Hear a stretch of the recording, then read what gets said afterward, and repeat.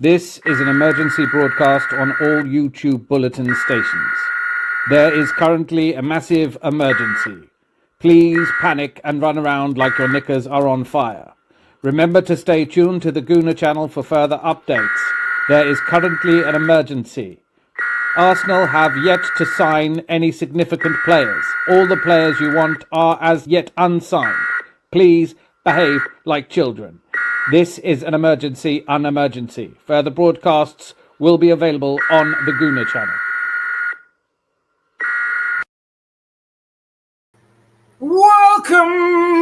Welcome to the Adams Arms. Welcome to Tuesday night. It is an important night for all Arsenal fans. It is also the 1st of July. You know what that means? They're flooding in.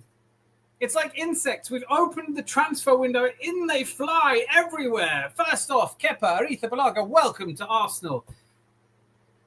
Just him. Okay, just him so far, but I think we all know that a literal flood of players is coming and we can all chill out. Everyone can calm down. It's hot, people. It is hot. How hot is it? We're going straight over to the weather. Gone too soon, but will always be remembered. Scorchio. It is. Any of you that know people, any of you in the UK, any of you know anyone in the UK, you know that this is the 2 to 3 days of the year where everybody bangs on about how hot it is. I love it. I absolutely love it. It's Cavossier weather. Cheers to you. Thank you for being here with me. We have lots to talk about. Been watching the World Club Cup. Brilliant. Talk about innovations. They're changing football again. Everything's exciting. There's going to be halftime interviews with players just subbed off. I can't wait for that. That's going to be so interesting. People with heavy amounts of media training desperately trying not to say anything while someone shoves a microphone in their face. And look, what are they going to say anyway? What do they ever say? So many of you here tonight. I'm so pleased to see you. It's been absolutely, it feels like only yesterday since we were here doing this together on Thursday night. Fresh drip art liked already. Why? Because I'm that kind of guy. Big up to Dan, Rosie, Miss Melina, and all. Brilliant to see you. Philip Randall's here. I'm on my own. No, you're not, sir. You're definitely not. Hawkwind. You know what happens when Hawkwind arrives. Hawkwind.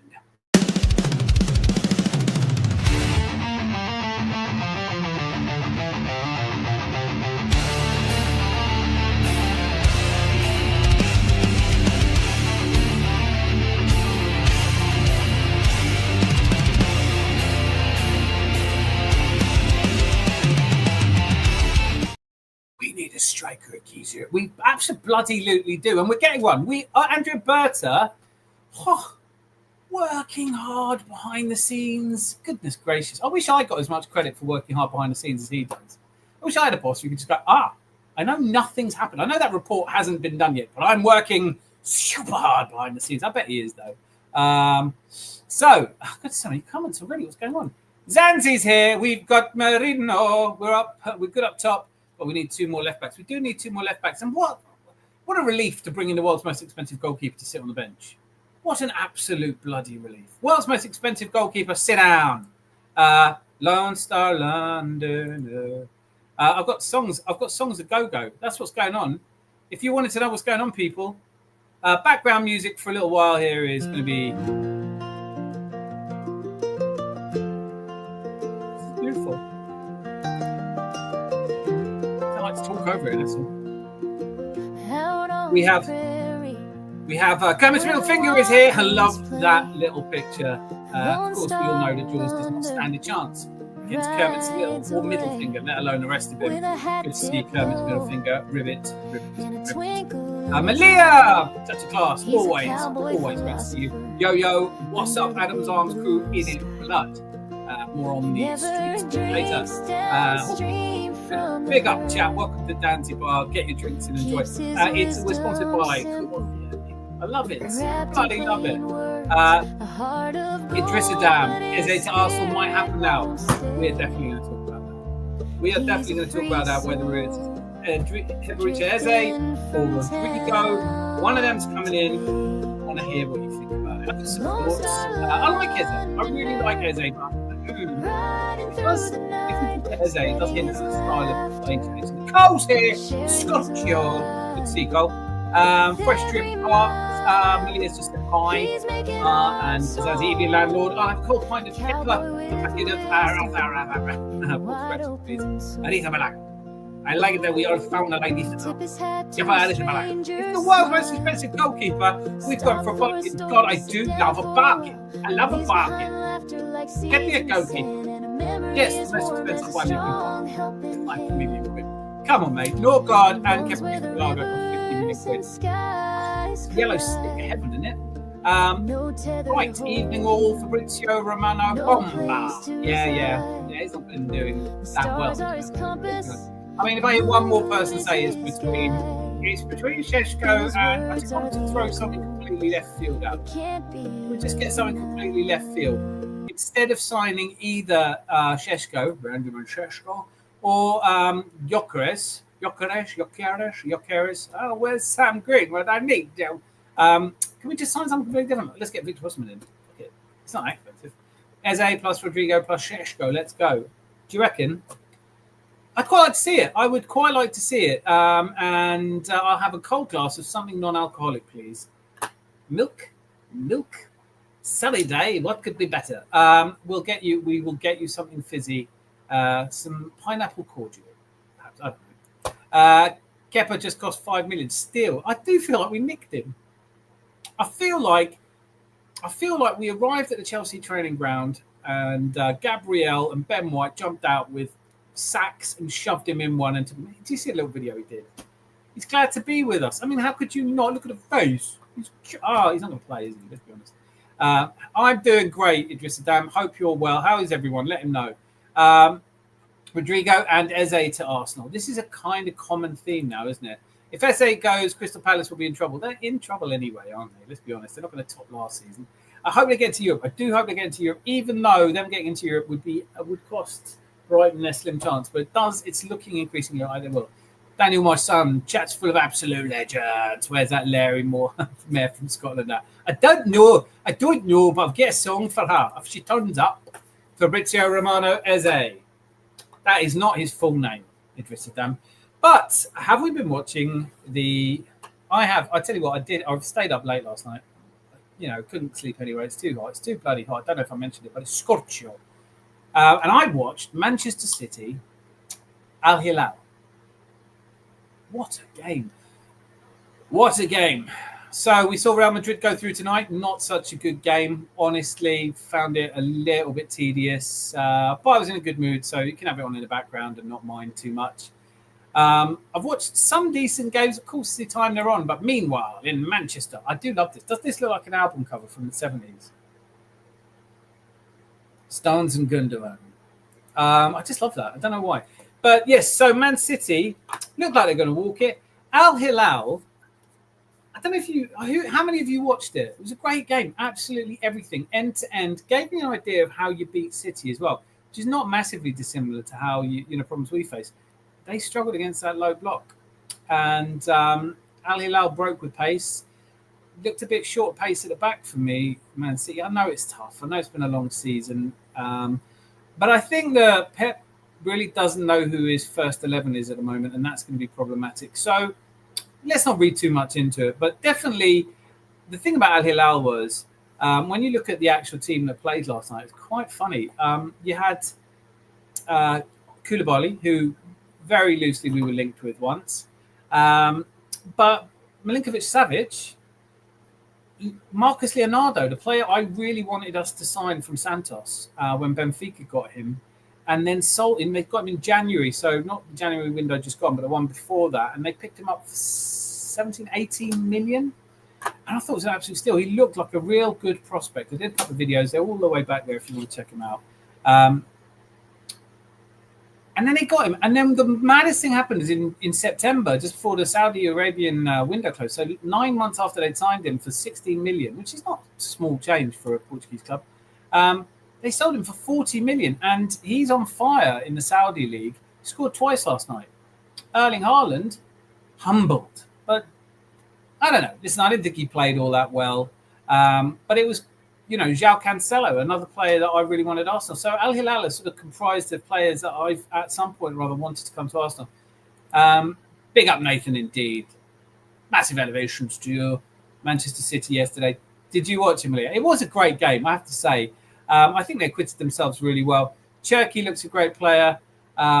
it really does look a great player. Foden scored pretty much his first touch. He looks decent, growing his hair out a little bit. Looks a little less thuggish. Not that that matters, but it was interesting to me because like when you're watching Arsenal at our worst and you're just shuffling the ball from side to side and don't seem to be able to penetrate. That was Man City last night, really.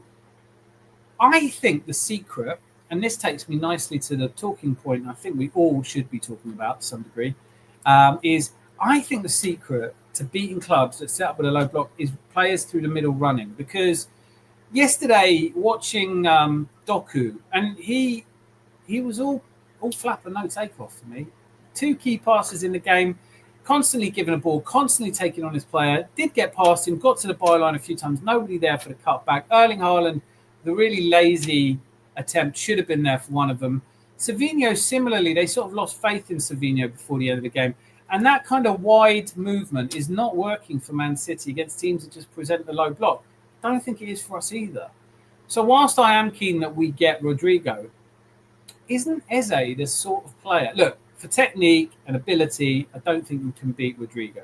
I think he's absolutely brilliant. I really want to see him come to Arsenal. Really, really want to see him come to Arsenal. But all of that said, Eberechi Eze is Premier League proven, has a good 3 years behind him. He's 27 years old. He's the right age, but he will take his player on.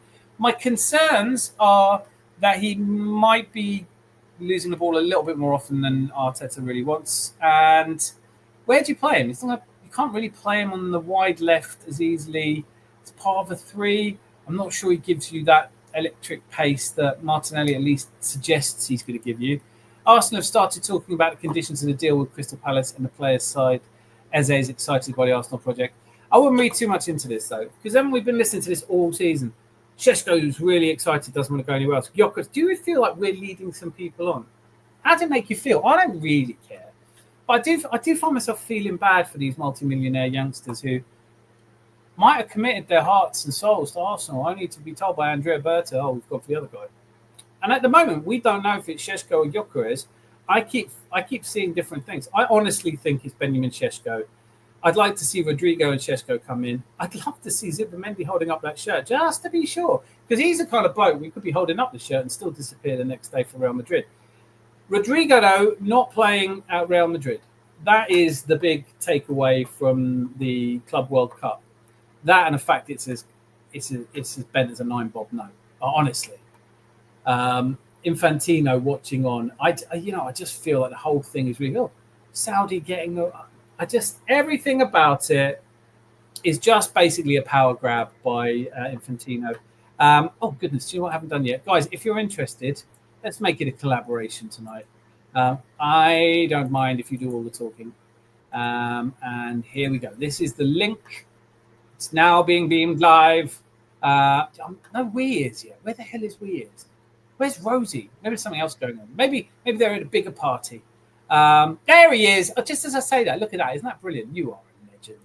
I watched it, gave me a headache because it was a roller coaster. I loved it. It's the best game I've seen. I've seen some decent games as well in the World Club Cup. I've seen some boring ones. By and through. Inter Milan. Oof. If you thought your weeks were getting worse and worse, they are. And of course, Simone Inzaghi is through with Al Hilal. He was on the sideline up and down. Transfer business cooking this month. Ribbit. That's the most I've ever seen you say, Kermit. Have you been drinking as well? Bloody good to hear from you. When Manchester going to be found guilty? Can you give us some pithy wisdom, some cowboy philosopher moments on that, please? Yoo-hoo. All right, chap.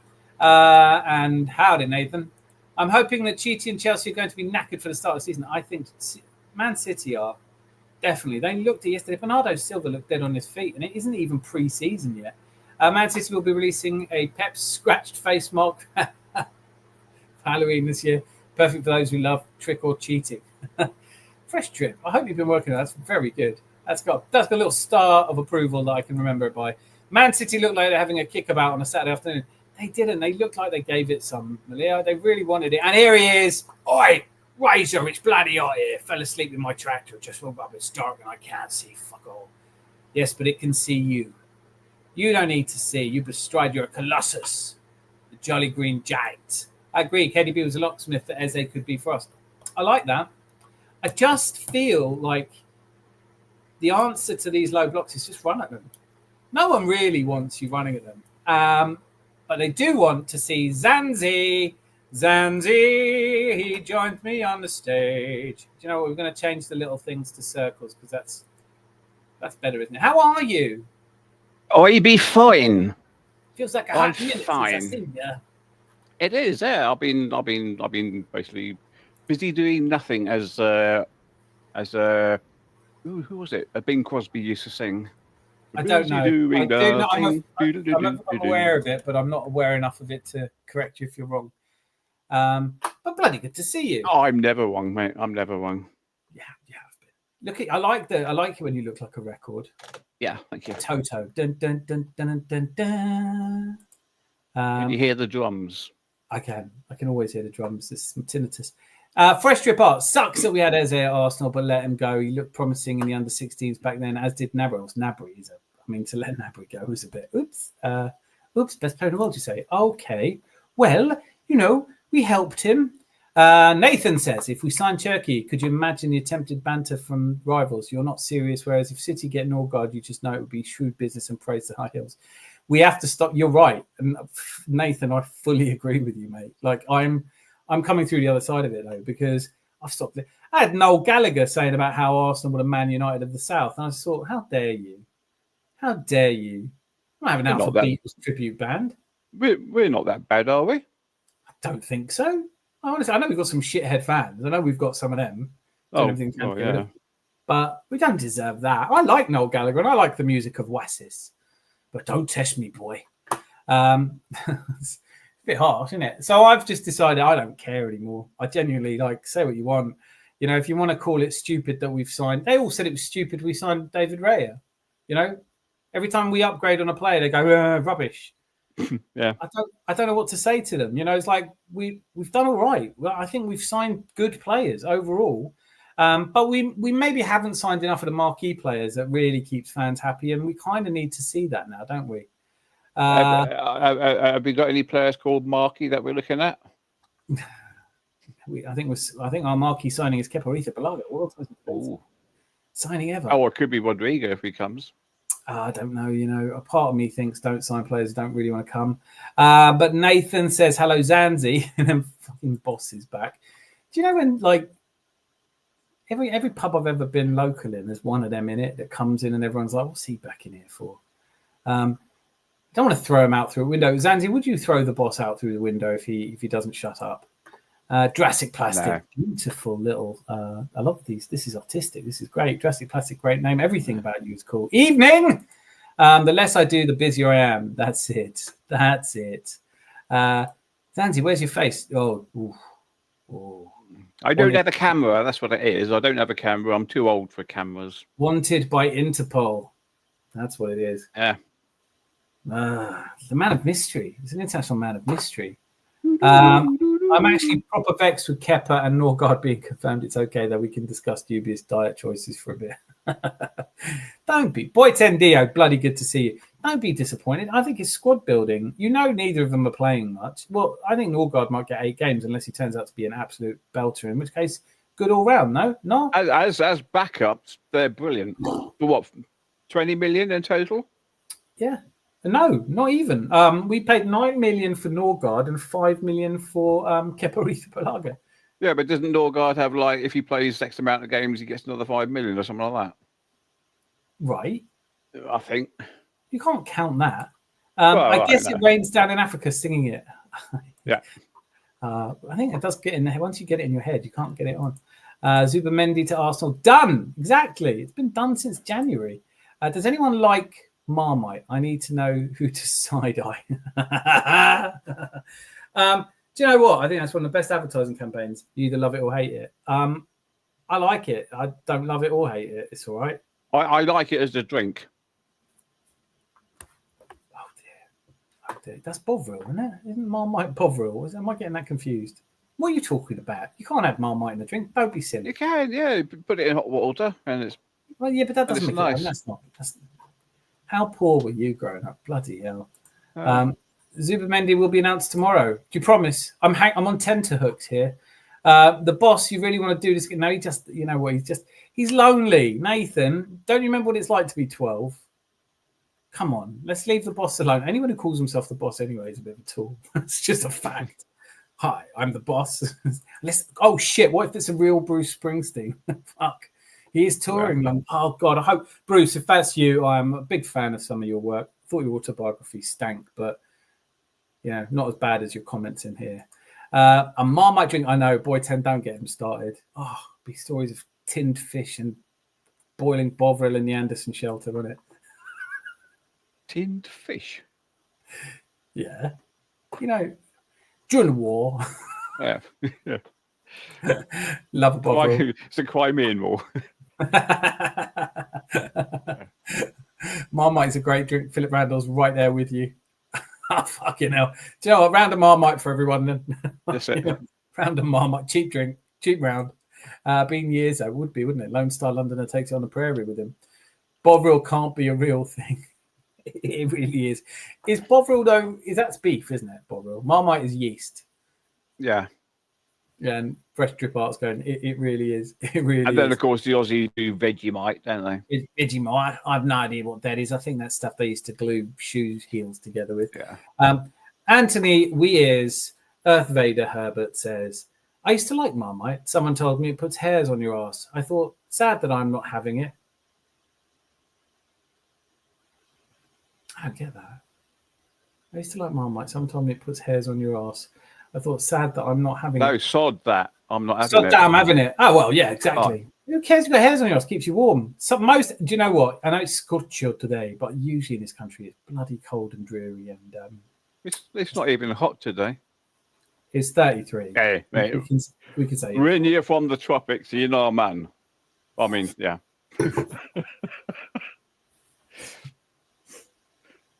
Don't do that when I'm drinking. That's like in Cool Runnings when John Candy does the Jamaican accent. Cool man, Irie. Terrible. Oh my god, just googled Bovril. That's proper war rations. It really, really is, man. It's terrible shit. Bovril was just wheat gravy. I guess it is, isn't it? It basically is. They sell Bovril at my local. No way. No way. We have to sell it here because obviously, you know, Zanzi's a face around here. No pun intended. Go, go, Gunnar! Retro music man.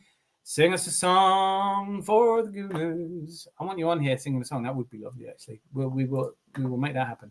You lot don't know what hot is. Lone Star Londoner. I bloody do. I lived in Dubai for 2 years and I was in Vegas when it had the hottest weather they've ever had. That was 49 degrees centigrade. I think I know what hot is. This isn't, to be fair. In England, when it gets this hot, though, you feel it. It's just, we're not cut out for it. No one's got aircon. Like, you open a window and it gets hotter. It is hot, and but I love it. I will not complain about the temperature. The hotter the better. If it's like this for 3 weeks, I'll be happy as big and pool. You know what? When I used to live in Zanzibar, to keep cool, I used to sit in the oven. Really? The sheer disappointment of waiting in queue for 20 minutes for a cup of Rosy Lee only to be given a Bovril, fuming, mate. Absolutely fucking fuming. It was such a football drink, wasn't it? Oh, boy Tendio. I love your question. I'm going Rodrygo. I'm not going to think about it too much. I do really like Eze, though. Zanzi, Eze or Rodrygo? As a left winger, it's got to be Rodrygo, but Eze is a good player as well. Yeah, it's a shame that because I think it feels like, I don't know about the rest of you, but to me, it honestly feels a little bit like Andrea Berta is doing good business, going out there, he's getting lots of plan Bs, but that we are leading some people up the path, aren't we? We're saying thing about Eze though. I mean, it's the old thing. He's Premier proven. He is Premier League proven, but that it doesn't always mean that much, does it? You can still join a new club and fall. I mean, Fernando Torres was Premier League proven. Alexis Sanchez was Premier League proven. It doesn't guarantee anything. I think my concerns around Rodrygo, I think Eze really wants to come to Arsenal. Rodrygo is in that zone at the moment where he's just realised he's not going to make it at Real Madrid, and that's hard. And I feel for him because it's, you know, it must feel like a step down, even though we're obviously a better team. But no one wants to leave unless they choose to leave, and he's clearly been kind of forced out. Didn't get on the game at all today. I think as much as Xabi Alonso puts his arm around him and says, "Hey, I really like you. If you're not playing, you're not playing," and he's not playing at the moment. Garcia's been playing really well, I think, but also there's no Mbappe in the squad at the moment, so he's not even getting a game. He's got no game time, and there's no Mbappe. Vinicius Junior Garcia played that kind of 3-5-2. I don't know. I think Rodrygo, if he's leaving, I want him. Retro, I am the music man. I came from Daniel. I am the music. Where do I know that song from? Arsenal might sign Gyökeres and Eze, then Rodrygo. I don't really want Gyökeres still. Nice, Nathan. Dan and Zanzi, what was the first Arsenal short you bought yourself, and who was the first name? I've never had a name on the back. Never had a name on the back. Neither have I, because I support the team, not a player. Yeah, I wouldn't do it. I just feel weird. I feel really weird having someone's name on my back. Listen, each to their own. It'd be someone cheap as well. It'd be 3 letters. Maybe Eze. No, my first ever. I never really went in for kits. I think we were a tiny bit the wrong generation for that. That's something that sort of really started in the 90s. Yeah. But I did have a 1971 FA Cup final, red and white. I think I was 16 when I bought my first kit. And that was typical red shirt, white collar, white sleeves with a red cuff. Yeah. I'm trying to remember. I had the away shorts from the 1983 season and the home top. And to this day, I can't explain why, but we used to play football in the playground and we'd put our shorts on over our jeans. Make any sense to me at all. But I used to walk around with shorts over my jeans. I was only 8 or 9, right? Fair enough. But and the red and white Arsenal kit, that sort of JVC, I used to love it. I wore it out so all the J and the V and the C fell off and what have you. But I think we're just a bit older than that shirt collecting generation. I kind of wish I had some now. I wish I had some of the kits that I really love the 1989 blue and yellow that looks like it's black. That one. My last kit I think I bought was the banana kit. Yeah, that's the one. I think that is probably my favourite at the moment. Bovril on a pie getting smashed into the barriers in the North Bank good old days. I never used to get why people would get a hot drink. It always used to spin me out a little bit. Just, you're spilling that. We might score, and then everyone might. Do you know what I mean? Like, what are you going to do? I can remember going back 90s when I used to follow Carlisle because the missus was a Carlisle fan. We went to an FA Cup third round game against Hereford, and at half time we had a Bovril. No, whatever soup it was. It wasn't Bovril. I got Bovril on the brain at the moment. It was the soup. And the more you drank, the hotter it got. Yeah. In one of them polystyrene cups. In one of those styrofoam cups, yeah. Yeah. They're horrible. Absolutely horrible. You sip it and your lips burn. Yep. You're standing there holding it, your fingers get... I know, I just don't get it. A pie, though, will surprise no one to learn that I love a pie. Weers has gone both Rodrygo on the left and Eze in the middle. Let's not be greedy. Actually, is that too greedy anyway? I know there are a lot of people sort of going, no, we're not getting... If we went out and got Rodrygo and Eze, it would make sense to me. That reminds me. Something you've said there, Herbert, has reminded me, and I'm very glad it has. Because for the first time, when we get linked with them, I've been looking at players I'd really like. And there's one that really stands out for me. I think he's one of the best players. Problem is his position. But we have today been linked, not by the boot room, which is not a terrible link, with Magnus Akiush, who's a French right winger, plays for Monaco. And he's brilliant. But trouble is, obviously, he plays in Bukayo Saka's position, same age as Bukayo Saka, not as good. But really talented player, someone that I'm really glad we're linked with. So we'll keep you updated on that and more happens. Obviously, we are expecting a flurry of transfers. But I've also been quite pleased. I think it's something to do with summer, people on their holidays, people chilling out. I haven't seen it so angry about, why we're getting left behind. I think people are just starting to go, do you know what? Be fine. And of course, I think for Arsenal especially, the end of the financial year is the today. 30th of June. Yeah. Yeah, well, we should be seeing. I mean, we're seeing players through the door. Thomas Partey, I haven't had it confirmed he's left, but it does look like he's gone, doesn't it? Oh, well, yes, 1st of June, he'll be gone now, won't he? But he was wanting 200 grand a year, a week. Yeah. And I don't know what Norgard's on about half of that at most, isn't he? So yeah, Norgard probably won't be even on 40, will he? I think he probably maybe. will. I think he's seen it as a bit of a payday, and I wouldn't mind him getting 60 or 70. I don't really care. Yeah. Money, but you can't have a player on 200 grand sitting on the bench, can you? I mean, it's just no. I ridiculous. mean, like, you know what? I don't see the value in it. I know you can't tell everything from stats, all right? Before people drag me across the coals.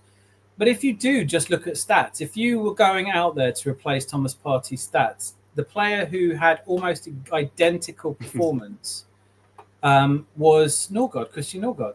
Yeah. So why is it not make perfect sense to get the exact same level of statistical output for possibly a quarter of the money from a player who's a year younger and doesn't have a history of injuries? I'm honestly a little bit surprised that people literally Christian Norgard. If you looked at goals scored, he scored 1 goal more. They played the same number of minutes. Christian Norgard spent 20 minutes longer on the pitch than Thomas Partey last season. Had more shots per game, more big chances missed, better conversion, everything about him just on the stats. Look, I can't say I watched him and thought, what a great player. I've never done that. But he isn't the sort of player that you'd expect to stand out, is he? I don't think Zubimendi's always going to stand out. I really like that piece of business, and people are really upset and say it's a step backwards. I think they're counting on things you can't count on with Thomas Partey. Yeah, if he stayed and he was as good as last season, didn't have a single injury, then yeah, where would you play Zubimendi? Well, yeah. And if you're not playing Zubimendi, why are you spending 100 million on him? We didn't spend 100 million. Whatever it was, 50 million, wasn't it? Yeah. 60 million. But yeah, I mean, and also we are going to play Zubimendi because he offers us, apparently, people who know their football say that he progresses the ball quickly. He's a line-breaking passer, and I'm really looking forward to seeing if he is or isn't. Fresh Strip Art says his first 3 shirts were Merson, then Bergkamp, then Henry. Bloody good choice. I didn't really get the names as players left up. My mate Sean got names. I try and think who he had. I think it was Edu was the first one he got. It's not that I didn't want them. I kind of grew. When I was first going to football, you didn't wear colours. That was the kind of rule of guys I used to go with. You wore Tashina, you wore Fila, you wore stuff like that. You didn't wear colours. I know it's a bit kind of like hooligan wannabe casual, but I just didn't. I never had the thing with colours. But yeah, I did wear I had the yellow JVC short with right on it, then Dreamcast home kit. That was good. I do like the kit. I'd quite like to have if I was really rich, I'd have a collection of them. Shirt, not shorts, sorry. Well, one thing you'd never do is wear your colours when you played away at Millwall. No, you didn't. Although, to be honest with you, if you got more trouble away wearing casual gear than you did colours. You used to do civilian then. I was never really into any of that. Philip Randall said the away shorts. Yeah, I used to wear the blue shorts and the red. That was a wrong one, but that was just stupid. Aren't we all stupid at 9? Way too expensive now. They are. I mean, what do they call them? Authentic replicas? Have a word with yourself. 120 quid for a shirt. Yeah. You could buy a 3-piece suit for that. Yeah. I could buy a 3-piece suite of furniture for that. Yeah. I could buy McDonald's for the family with that. Hi, lads. I might not be able to log on too much. Chelsea have just signed me to be 7th choice left winger. I've got to go and try and learn all the squad's names. Right. Officially my favourite comment of the day, Galvo. Well done, sir. Bloody good effort. That is really good. Revision notes. It was Keparan with Rambalag, and no, I don't know the names. I got a top. It says Earth Vader on the back. I hope you have, mate. I want to see it. You definitely need it. I'll get you one. Good old JVC. That was the year I started watching the Arsenal. Yeah, JVC. I thought it was always JVC, and then Dreamcast, Sega. Is it true that we no longer have Visit Rwanda on our shirts? I think I heard that somewhere. 1971 away kit is the best. That's the blue and yellow as well, isn't it? I just like the old-fashioned red and white, blue and yellow. Job done. Thanks, Scotty. Yeah, that was just purely a nice yellow shirt, blue collars, sleeves, edge of sleeve. Sorry. Simple. This one's for Philip Randall. Says I used to take my rattle, so count me out of this one. Yeah.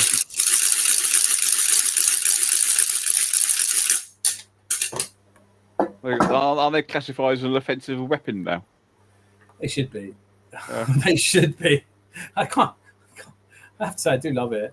But have you ever seen the old football matches? And everyone's got a rattle there, haven't they?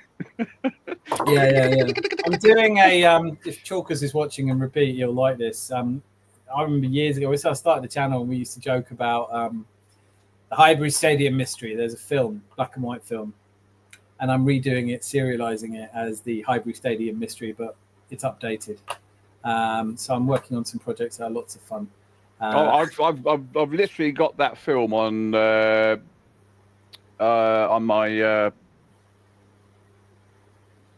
It's recorded from the TV, so I haven't watched that yet. It's on YouTube. You can watch it on YouTube. It's a silly film. I mean, it is, but it's got all the actual players on it. So you got, just for that. Mine was a 95 home shirt, no name or number. You think we made of money? That was the. Do you mean the? I'm trying to the home shirt because we played in blue that year in the away, didn't we? We've had that weird blue, light blue combo that Stefan Schwartz looked good in until he left. Carl, you're right, chap. Yes, simple, beautiful shirt. I do love them. Like the thing is, I mean, if I collecting shirts, I do see the beauty in it. Hey Nathan, nice call. Hello, Mr. Tom. Good to see you all. Mr. Tom, do you have any Leeds shirts from bygone eras? I'm thinking of the O'Leary semi-final era. It's good to see Mr. Tom here. It is. Mr. Tom. I know it's Mr. Soft. He's been making appearances on YouTube again. Watch has. out, world! Watch out, world! Good day indeed. It's okay, Dan. There are many confused fans out there, and the heat has clearly melted a lot of brain cells lately, so just nod and walk away. It glitches them out. Rosie gave you the advice, says, enjoy your evening, mate. That's always quite a good one for boss. Hello, Nathan.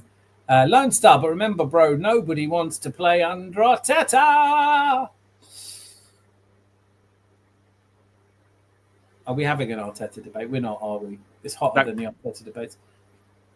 So, big up Dan, big up Zanzi, Jordan, Hyman, you'll never walk alone. Here we go. I've lost count of how many kits or shirts I've lost. Sadly, the ones I had as a kid, my mum and dad threw out, so I haven't got them anymore. Isn't that annoying when parents do that? Oh, we don't wear it anymore. I had fair enough. Isn't it? It's when you try and get them on and they're sort of not even covering your belly button. Try and get them on. Oh my God. This used to fit me 20 years ago. Oh God, are you fucking kidding? No chance. Yeah. Norgard has a bit of a malevolence about him. Oh, I love the word. Love that word. Oh.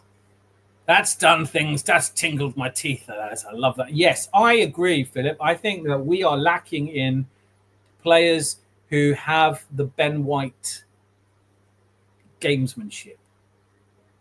Do you know what I mean? Like, absolutely. Love that. I think you need he's a bit. Someone said to me, "Oh, he's not very fast. He gets too many yellow cards." Because he is fast. He's definitely rapid. And so what? It's still on there. His defensive quality, I think, is better than Partey's, but Partey may be better going forwards. That's about it between him and Norgard. I would look at that. Let me just look from the. I'm only talking about stats now because I can't say I remember seeing a lot of Norgard play. Right, I'm not going to pretend I did. That's half the thing about footballers who do things quietly, and you suddenly think, "Oh, not everyone's." You're not going to notice. You're not supposed to notice fullbacks and centre mids, are you? That's the whole thing. You're not. With Marino, everyone's saying, "Oh, he's not very good, is he?" I said, "Just watch a match and just keep your eye on Marino, and just watch all the little things he does, and you realise exactly what he's doing."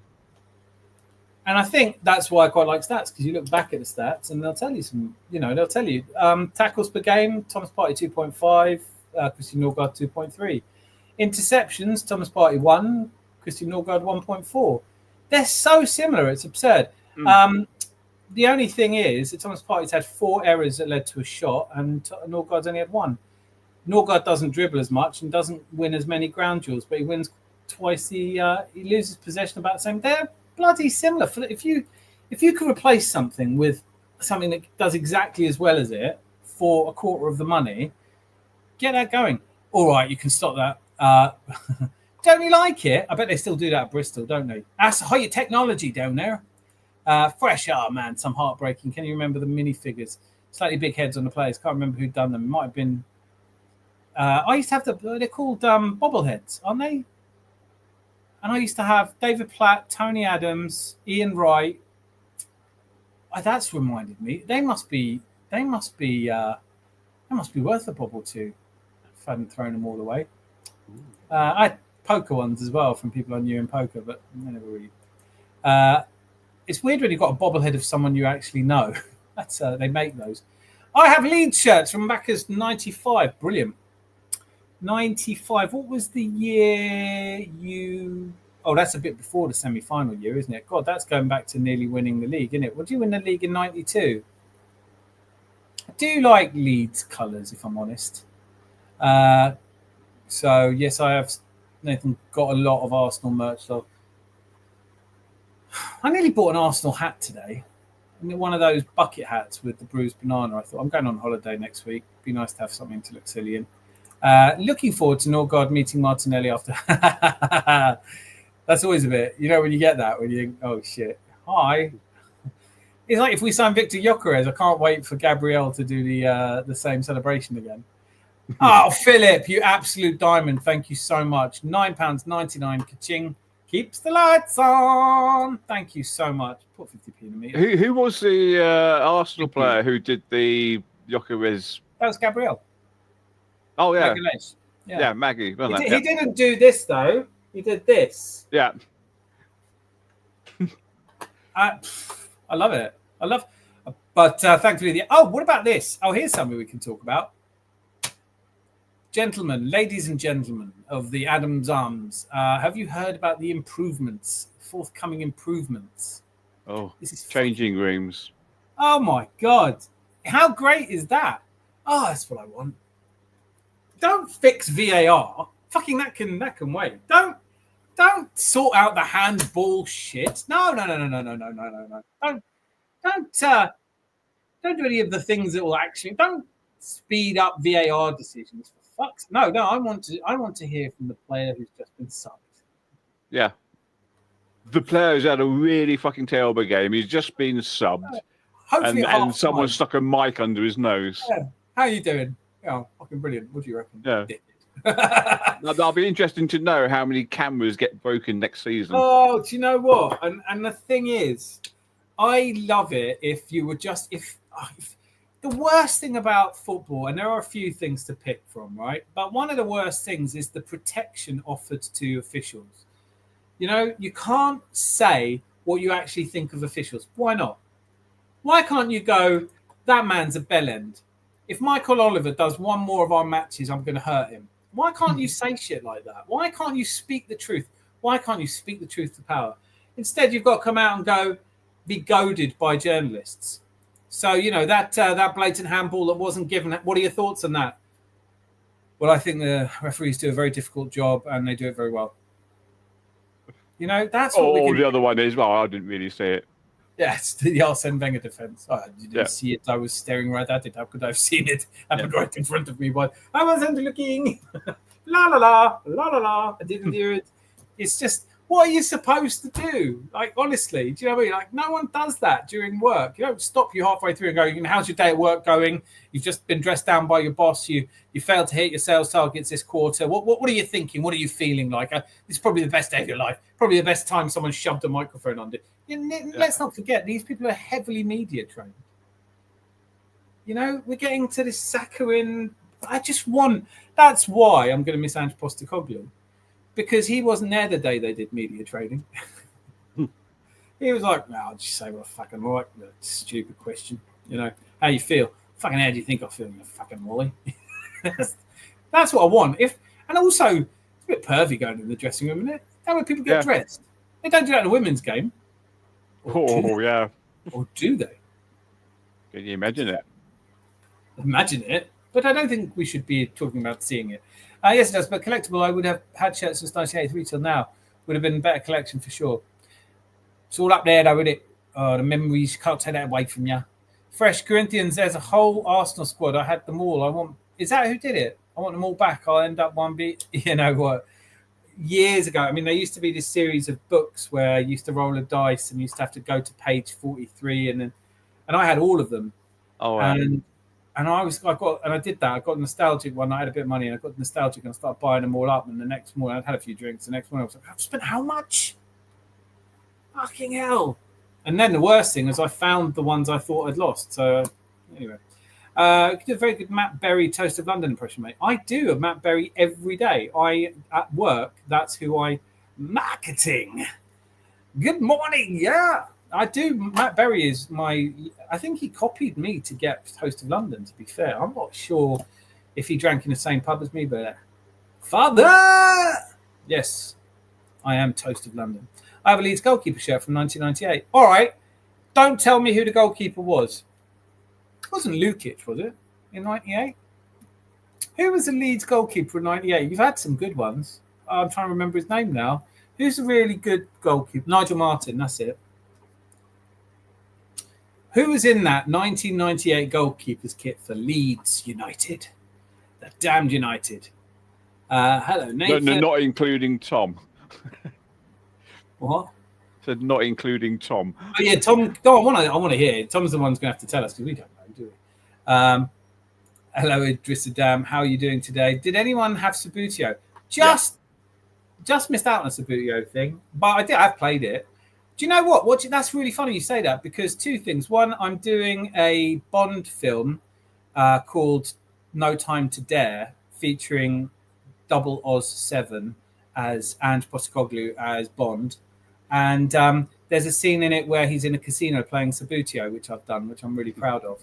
But also, yesterday, watching Man City play with that striped kit, and all I could remember was that was a Sabutio type thing. There were a few teams that had those. It was in QPR, had a stripe across the middle. There were a few teams, weren't there? I can remember going back to the 1970 World Cup. It was Peru used to have a kit like that. Is that right? But there was. I'm trying to think of the Premier First Division teams that did. Aston Villa. There's one of those. Crystal Palace, I think, had one as well. Oh, it could have been QPR's away kit. I think it might have been. It definitely wasn't a home kit. I don't think anyone had it on their home kit. But yeah, I really like it. I was like, I wouldn't want it for Arsenal, but I thought Man City looked absolutely spiffing yesterday as they were beaten out of the World Club Cup, and they will now go an entire season trophyless. Shame. It's tough. It is tough when you're all you've got is money. Zangi, what's your favourite music? Zangi, what's your favourite music? Electric Light Orchestra. Job done. Thank you very much. Thank you for coming. Razor, I bought a meal deal at M&S today. It was strawberry and a thick cream sandwich. Honestly, shut up. You're having me on. You did not have. I mean, I know I don't shop at Marks and Spencer's because I'm broke. But come on, Marks and Spencer's. Yeah, it's funny actually because me and the missus were talking about it. It's this strawberries and it's cream cheese. Is he for real? You're eating strawberries and cream cheese sandwiches? No, we're talking about it. Spookily enough. Yes. We are all connected telepathically. Oh. Daft. You can't just write daft. Although, it does apply most of the time. Norgard, Zubimendi to be announced soon. Yeah, no one's going to be super excited, are they? No one's jumping. Oh, we got Norgard! Yay! Zubimendi's finally here! Yay! I'm not looking forward to it. I'm not doing any welcome videos because you could be asked. I've been hearing about. Although, can I just take this moment? Kepa Arrizabalaga, welcome to the Arsenal. You're one of us now, and I love you. And I hope you do better in the League Cup games than Neto did. That's what I'm saying. At least you're not cup tied. Is basically what I'm saying. I've had worse Tuesdays recently. How are you? I bet you have. Did you see the news about Noni Madueke? Yeah, and I'm not taking it seriously. I'm just not taking it seriously. But it's another one of those ones where we've definitely apparently had talks with him. Do you believe any of that? I've said this from the start.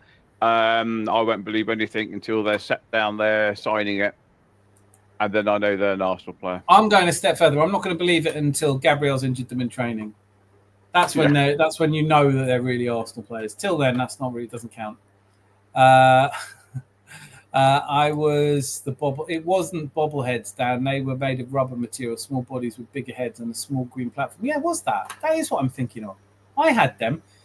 Yeah, I used to have those big head. I had them on my desk at work. There's one called Soccer Stars, and you can actually get them on Amazon still. They're about £6. That's probably what it was then. That's probably what it. Soccer Stars sounds right. Actually, is that what it was? That's what Amazon was selling anyway. Wow, Amazon sells everything. You can buy a soul on Amazon. It's brilliant. A soul? Yeah, I bought my because I lost mine in a game of cards. So I had to. Yeah, so I got one. All right. Right, got it on Prime as well. I have the Arsenal home shirt sponsored by O2, signed by Freddie Ljungberg. I got it framed. I bet Ljungberg fancied you. Did he offer to do more than sign your shirt? Mackie D, Big Archburger today. Oh, right. Yes, somebody else has had one. They're big, aren't they? Fucking hell. I've not had one yet. They're massive. They're basically I mean, I'm missing something. It just tasted like a massive Big Mac. I don't hate that, but it was bloody big. I mean, mind you, I suppose it's about £7. It wants to be, doesn't it? Alan Smith, one of the thing that Fresh Drip Art is describing. I have the Allens. Yeah. I had Ian Wright, Tony Adams, David Platt, and Dennis Bergkamp. Probably worth £1 million now. Probably more valuable than my bitcoins I lost. Mr. Tom, awesome, bro. Which one? I have a few of them in different kits. Corinthian figures, I think they're called. Well, quite possibly. It's a Leeds Champions League era Alan Smith. Oh, that Alan Smith. Blue-lipped Alan Smith. I never liked him. Good player, though. Good player. Did you, Mr. Tom, is he fondly remembered? Didn't he go, am I making this up? Did he go to Man United? He did, yeah. You can't do that. That's what Cantona did, that. Nathan mentioned him earlier. Gary's here. It's like a Gooner going to Spurs, isn't it? Or the other way around, going to Leeds. I mean, we've had it with Adebayor, and we've had it with William Gallas. Who else has done it? I can't think of any others. Yeah, but Gallas came from Chelsea, so Gallas doesn't count. I know Gallas was a shithead. Still is. Every time I see him talking about Arsenal, I want him to stop. Make him stop. Make the man stop. Gary! There you go. That's a bit of Matt Berry. Gary! Nigel Martin. That's the one. Big up, Gary DW2. You good, bro? Nigel Martin. Wee man! It would have been Martin, yeah. Called... Hi, DWT. Did you see the trailer for The Running Man? Did you see the trailer of The Running Man? No. What's that? Is that... They haven't remade another bloody Schwarzenegger film, have they? How do you get Rosa in the blower hand? Yeah, Zanzi, you're right. Palace, Peru, Guatemala stripe. It was Palace. Great, I was right. Palace, Peru, and Guatemala stripe. Yeah, Guatemala. I do like. Sabutio is a social game. People still play it, don't they? Philip says, I love Sabutio, kept standing while goalkeeper. I always stood on players. Always stood on players. People think Lego hurts. You've got no idea.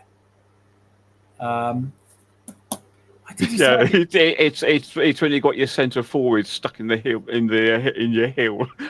In your platform. And I hope his head doesn't come off. It is fun. I mean, it was actually, yeah. Now that I think about it, I mean, the actual playing it was. I was never very good at it, obviously, but I don't remember anyone being very good at it. You just, it wasn't. I remember the goalkeeper and.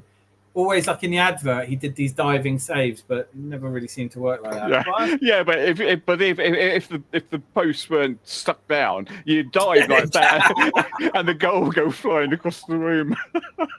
That's so true. Was there a rule as well? Yeah. If you lifted the goal up and it went in anyway, does that count? It's like, there's no precedent for this in the modern game. Yeah, do you know what I mean? Well, there wasn't goal line technology then, was there? Yeah. No, I love it. Do you know what? Sabutio, like I said, I was putting together AI clips of Ange Postecoglou in a casino playing Sabutio, and just made me think. I got all nostalgic. I was looking at it. And then yesterday, last night, watching Man City come out in their kit, looked so like one of the kits I used to have. Or I lived with, we moved in with some friends for a year or so, and they had Sabutio. They had loads of Sabutio. So I never really played it as much as I watched. And I used to do the commentary for them. That was good fun, man. No names on the back of the shirts or anything. You used to have to know. Sabutio's still got the bits and some stands too. Oh, mate, should we... Is there any way we can not? Is there a virtual way of doing Sabutio? You know, you could actually get little transfers with the numbers that you could stick on the backs of the shirts. Yeah, I mean, you're not good at it, are you? Oh, yeah, we did. So Did we you? knew who was there. Yeah. Did you? We did. Well, no, shirts didn't have names on the back. You were being controversial. No, numbers. Oh, numbers. Oh, yeah, Yeah. the numbers. Oh, yeah, I remember some of them had numbers on the back, didn't they? Am I making it up? Well, yeah, you know, did you ever do Airfix kits models? Yeah. You know the transfers for the roundels and stuff like that. But they used to do the same thing for the kits. Yeah, okay, little numbered ones to. I used to love Airfix airplanes. Are you kidding me? I was a total.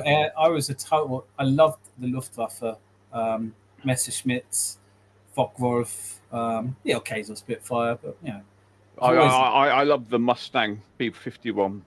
Yeah, isn't it? That is a great plane. That is a great plane with the shark teeth across the front. Oh God, yeah. Yeah. Oh, we're getting right into this now. Nasty. What was that about? Welcome to Arsenal. Meet Gabriel. Yeah. That's like a Bond villain thing, isn't it? He just goes, put him down, Gabriel. It's not in your position. Fucking hell, it's dark in it. Oh, he's off Zuckerberg's basement again. Don't let him touch you there. Madueke will go Aston Villa. Madueke's agent using Arsenal to get traction with his client. I hope so, because it's getting a lot of these players saying, I really hope Arsenal come through. And one of them's going to be disappointed across the board, isn't it? Like, we can't be signing all of them. I don't think, anyway.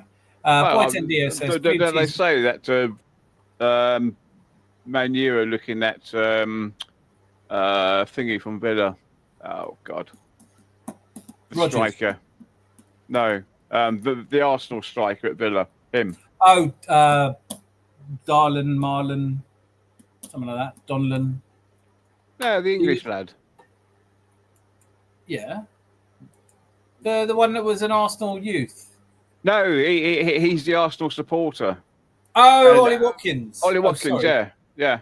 Ollie Watkins. Ollie Watkins. Cream cheese, icing sugar. Put it on my baked goods. Add some berries if you want colour and texture. More on that story as we get it. Today was a sad day. Junior Firpo left the club. He was my favourite. Oh. Remember the name. Don't really remember Junior Firpo. Tom. That's for you, Tom. That's Stop enough. it. Sounding not that music. It kills me. Remember Sabutio? Feels like I grew up in a different lifetime. It is. Come on, like, can you imagine young people today playing Sabutio? Although, you know, actually, I could. You know what's funny is like we were at a family birthday on the weekend, and we all played Wolves and Priest. You know, when one of you's got to be the wolf, and when you all close your eyes and you wake up, and we had the most fun doing that. We didn't have to play Wii or anything, because normally everyone wants to get on the Wii and Wii Fit and all that stuff. Young people would benefit from some Sabutio. I do like the idea of us all playing a Sabutio online somehow. How do we do this? I might start getting a Sabutio kit. You know that. Just like little men. Do you know what I mean? It's just to collect. Do you know what? Talk amongst yourself. I'm going to look that up. Can I buy Sabutio men? They still do it, don't they? They still sell it. Oh, God, mate. You can get stadiums, you can get floodlights, you can get the old lot now, can't you? And that's where you always had one mate who just took it a bit too far like that, didn't you? Not only that, but you can actually get someone now who's just a player that you put on the pitch to do a throw-in. Like Rory Delap. Yeah. Oh, I think I could do this. You know, the Arsenal, the Invincible Sabutio team hand-painted and decals. It is very tempting, is it not? Do we not think that might be a bit tempting? How much? Don't cheapen it by asking money. I haven't looked yet, but probably a lot. Probably. It's on Etsy. Let's see. Someone's hand painted. This is going to be. I don't go on Etsy a lot. For goodness sake, 180 quid. Yeah. I could buy McDonald's for that. Get out. What happened to money, eh? Do you remember when a pound was worth something? Big I don't understand that. Hogs are a nuisance. What? Lone Star. He said hogs are a nuisance. The message above. There. Yeah, I see that now. Well, they probably are. Yeah. Where's that from? Hmm? Why is he saying that? I don't know. It just seems totally random. Oh, Star London. Big Arch Burger looks legit. McDonald's serving proper food. I wouldn't go that far, but I can't remember we had it. I think it was maybe the weekend before last time. Me and the missus were alone, and we just like, I'll just have a dirty McDonald's, and I ordered a Big Arch Burger and chips, and I had the chicken selects because there was no way that's filling me up. And then I lifted it up, and it had a heft. I liked it. I love that word, heft. Yeah, certainly around a burger as well, you want it to have a little heft. Oh yeah. You know, around a lady, not so much, but a burger, yes. Behave, nasty. Anyone got the Big Tasty when their McDonald's had it? Yeah, I've had Big Tasty a few times. It's all right. It's a bit poncy. It tastes a bit. No, I'm not really. But the Big Arch all day. It is just a massive. Well, I don't know. Maybe I haven't looked into it. I just saw it and thought Big Arch. Fair enough. Did you ever have? I'm going back 25 years, something like that. You know, they do these specials every now and then, and one they did was like spare ribs. Mm. Yeah, McRib. McRib is one of the most famous. Yeah, they're really nice. Yeah, that's why they don't do them often, because they outsell everything. McRib's great. When they brought out the Mega Mac, I was like, at last. And I had a lot of them, and I was like, yeah, these are good. But it wasn't until I had the Mini Mac that's when I realized the ratio of the Mini Mac is perfect. Several of those rather than one big one every day of the week. Less mess as well. Anyone would think I love McDonald's. I'm not really a massive. Maybe I do. Big Tasty was great. I like them. I had them a few times. It's just also a good heft. Fresh Drip Art, bringing us back to sense. Gallus was a mistake. We don't talk about him anymore. Like ever. Seriously, never. I'm totally happy to stick with that. Yeah. I ate a piece of liver from a freshly killed sheep raw with some salt, very primal. I wanted more. He is the liver king. That and a shit ton of steroids is all I need. Right, Mr. Tom. Alan Smith said he'd never play for Man United. A week later, he was holding their shirt. Hate is a strong word, but I wouldn't piss on him if he was on fire. I feel like that about Adid Bayor. There are some players that just Sami Nasri, Adi Badbayor.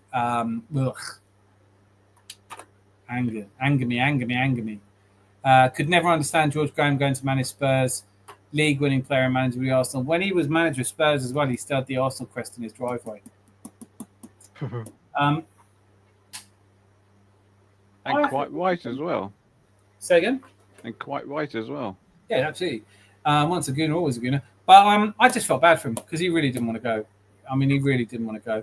And he's never been given the love that he deserves, really. Just a weird way to go, isn't it? He was my favourite player, though, in the 70s. George Stroller? George Graham, yeah. I could see it, definitely. I mean, again, it's before my time, but like looking back at the games, I love his... we could do with a play like that right now, huh? Yeah. Gallus wearing number 10 was a crime. Gallus wearing our shirt at all was a crime. Gallus being captain was a crime. Him and Fabregas never spoke to each other. We had a really bad dressing room at the time. Were Spurs the only ones offering George Graham a job? Probably not. But he did win them silverware. You know, that's how good that guy is. He could win silverware at Tottenham.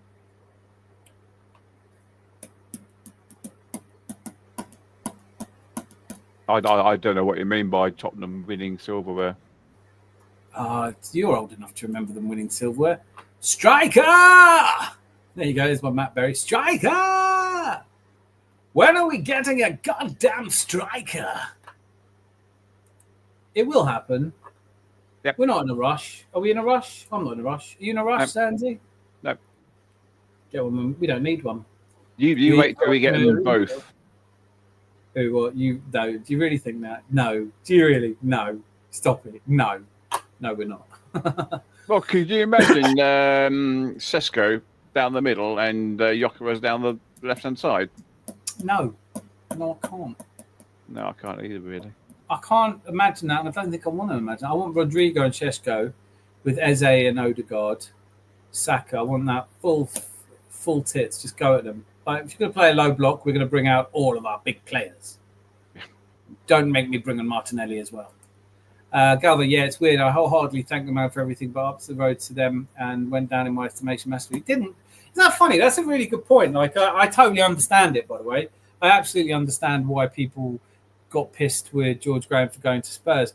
I think it's just the fact that imagine if you get kicked out by Arsenal, the only team you really love, the team that you've been the most successful manager since Herbert. Well, you have been the most successful manager since Herbert Chapman, and they sack you just for nicking money. Yeah, just for stealing a bit of money.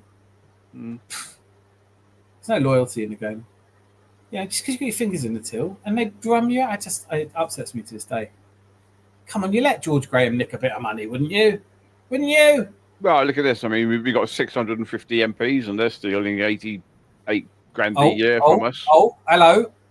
We need our MPs. They're the heartbeat of our government. Thank you. That'll be the last bit of politics we do here. Okay. I am launching a politics channel. You know that. You're more than welcome to come on and have politics thing. Yeah, I'm doing it's called Unthink. Called what? I wear many hats. All right. I tell you what it is. I think it's the last hope of freedom of speech. Just people listening to people's opinions. You don't have to agree. You just don't have to agree. But just listen. Just hear what people have to say and don't be a dick for a bit. You know? So, boss, you're not invited. But do you know what I mean? Like, just there's lots to talk about. And I think that people feel like they get shouted down when they have an opinion. And it's all right to have an opinion. It's absolutely okay to have an opinion. Who knows who's right? But, yeah, politics, I love a bit of politics. We don't talk about that guy. Who was it who said, I may not agree with what you say, but I'll defend your right to say it? It's just one of the funniest things that you should bring this up, because I am rereading a biography of Voltaire, and it's always credited to Voltaire, but he didn't say it. He never said it. He quoted it in a letter. It was actually a von Thonger, something like that. A guy who said it before him. But yeah, no, Voltaire never said it. But he is always credited with, I may not agree with what you say, but I shall defend. But I believe that it is tough when you believe in freedom of speech, because it makes the worst bedfellows. Like, I just go, everyone's allowed to say whatever they want, however insulting, rude, ridiculous, pathetic. But I find that often when people say they clamp down on free speech, go, well, it's all right for you, Dan, you're intelligent. You won't be swayed by hearing someone else say something stupid. I go, it's always protecting stupider people than ourselves, isn't it? And I can't do that. I don't get to decide what you say, and I don't get to... Listen, don't get me wrong. In the Adam's Arms, I do get to decide, because this is not society. This is a private place. We can have rules here. But in the wider society, this thing in Glastonbury where people are saying death to the IDF, that's an opinion they have. I don't think they're really calling people to visit violence upon the IDF. And I think if they were to, I think they could probably look after themselves, if I'm honest. I don't think they're quaking in their military boots because a couple of rappers said something about them at Glastonbury. But I just feel like the world deserves to say what it thinks, and you need to be able to do that, however abhorrent your opinion is. And so, I know it's not a Voltaire quote, but I will defend to the death your right to speak freely, even if I fucking hate what you're saying, and I most often do hate because I'm not a racist, and I'm not a misogynist, and I don't consider myself bigoted. But if someone wants to be, what right do I have to stop them? I can ask them to leave the Adam's Arms, definitely. I've heard that one about a few of the older boys. Lol. Pro Action Football is a Sabutio rival I was thinking of. Why don't I know that? Gabrielle, can you take Eze out of your mouth, please? We need him for the... Oh, look, I love this. Carl, I love you. Scare Electrics was also awesome. Yeah. My God, that was like the ultimate toy. I remember Christmas Day 1982. We were living at a friend's house, almost 83, and they got Dukes of Hazzard Scale Electrics. Oh, that was heaven. If there is a heaven. We had one of the old Monte Carlo scale electrics, and it had the two different minis in it. Oh, that would be good. Do you know what, Lone Star, man? Like, I think we're all in this. Do you know that? Put this Cockney Cowboy in a time machine, send me back to the 80s, simpler times. Comics, Cadbury's Cream Egg, and a comic for like 30p. Yeah, just kick about till it got dark, waiting to be called in, jumpers for goalposts. Oh, I loved it. Honestly, Scale Electrics, the highlight of your week. It's different, isn't it? Different now. And so just sitting down in the evening with maybe a card table out or something like that, doing a model. Oh, yeah. Yeah. Jigsaw puzzles as well. I used to love a jigsaw puzzle.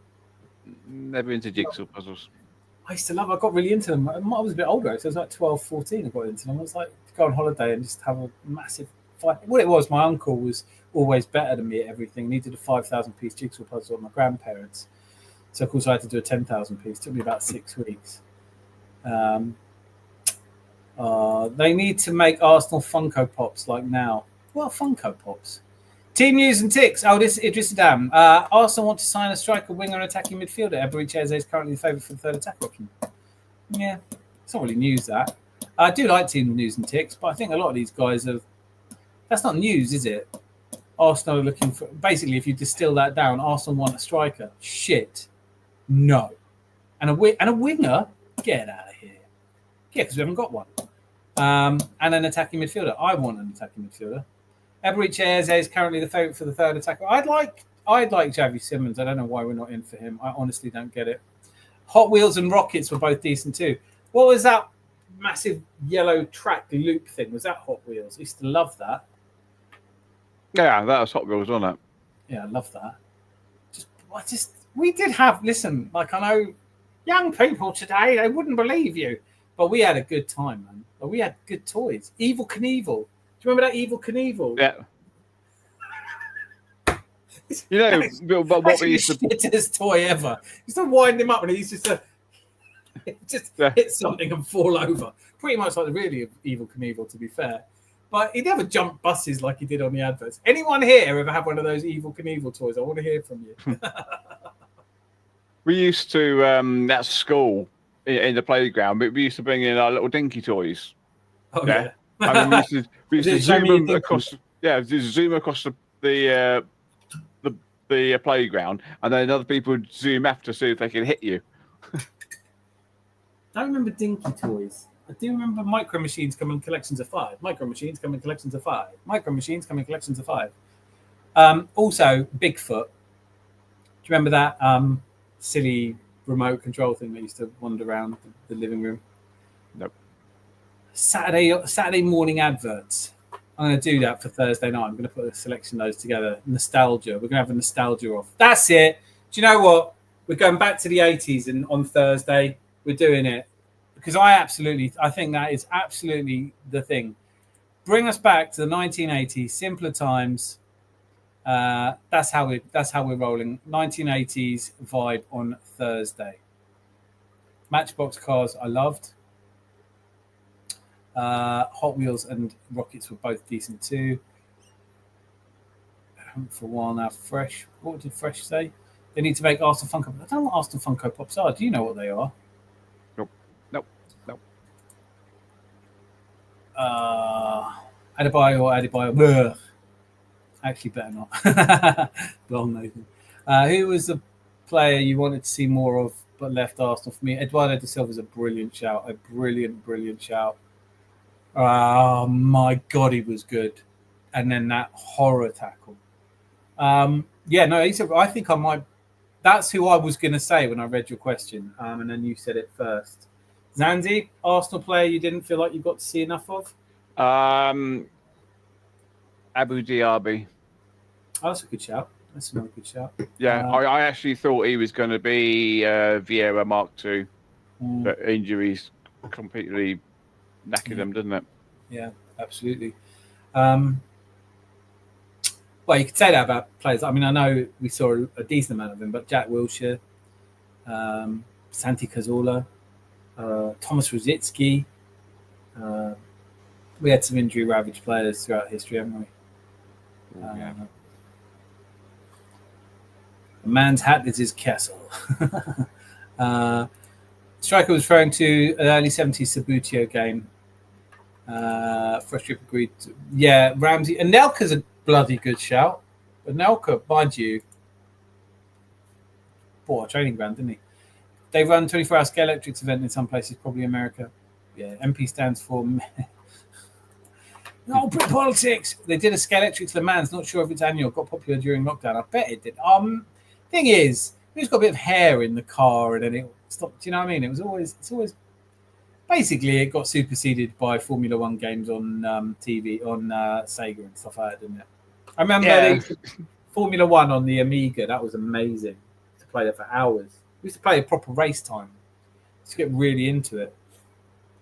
No, I can remember because we'd always have the Scale Electrics out, and then in the pits there'd be like a screwdriver and a bottle of WD or a can of WD-40 and a can of the 3-in-1. I had a really good set. It wasn't Scale Electrics, but it was similar, and the cars had little hooks in them so that you could actually move across the tracks. So you pushed so it came up. The hook came up. You crossed over, and then you put the hook down, and it magnetically went in, and you could cross over and overlap. It was. If I had up all the time I played that, I mean, what do people do like that now? What do young people do now? That's what I want to know. They would sell like hotcakes, brother. Again, so expensive now, Scale Electrics. I know. Even Beatrice Hall. Is that who said it first? That could well be right. Yes, that could well be right. I can't remember. I don't think that's who I thought it was, but yes, I know that Voltaire quotes somebody in a letter to a friend saying, as so and so said, I may not agree with what you say, but I defend you. The people. Voltaire is one of my favorite historic figures because he's such a contrarian. He's so difficult to understand, and just like me, he came to England and fell in love with it. Liz Hall said it. She was also my English teacher in high school. Well, she'll be pleased to see how you spell school. That's deliberate because that's brilliant. I'm going to assume that was deliberate. The added buyer of the 07-08 season would be worth 80 million now. He was amazing. No, he wasn't. He was an absolute tool. Don't you remember? Galvo, don't you remember he was an absolute tool? We've always hated him. Don't you remember? No one ever liked him. I never liked him. If you want to run across the pitch and celebrate on your knees in front of us this time, I'll be waiting. I was chuffed when I put 2 sets together, Colwyn. Oh, yeah. Do you know what? Like, I used to get... Planning sets was... Buying the extra bits was part of the Scale Electrics experience. My brother's 12 years younger than me. And when he was about 5, he got given a Scale Electric set. And guess how much time he got to spend on it? Yeah.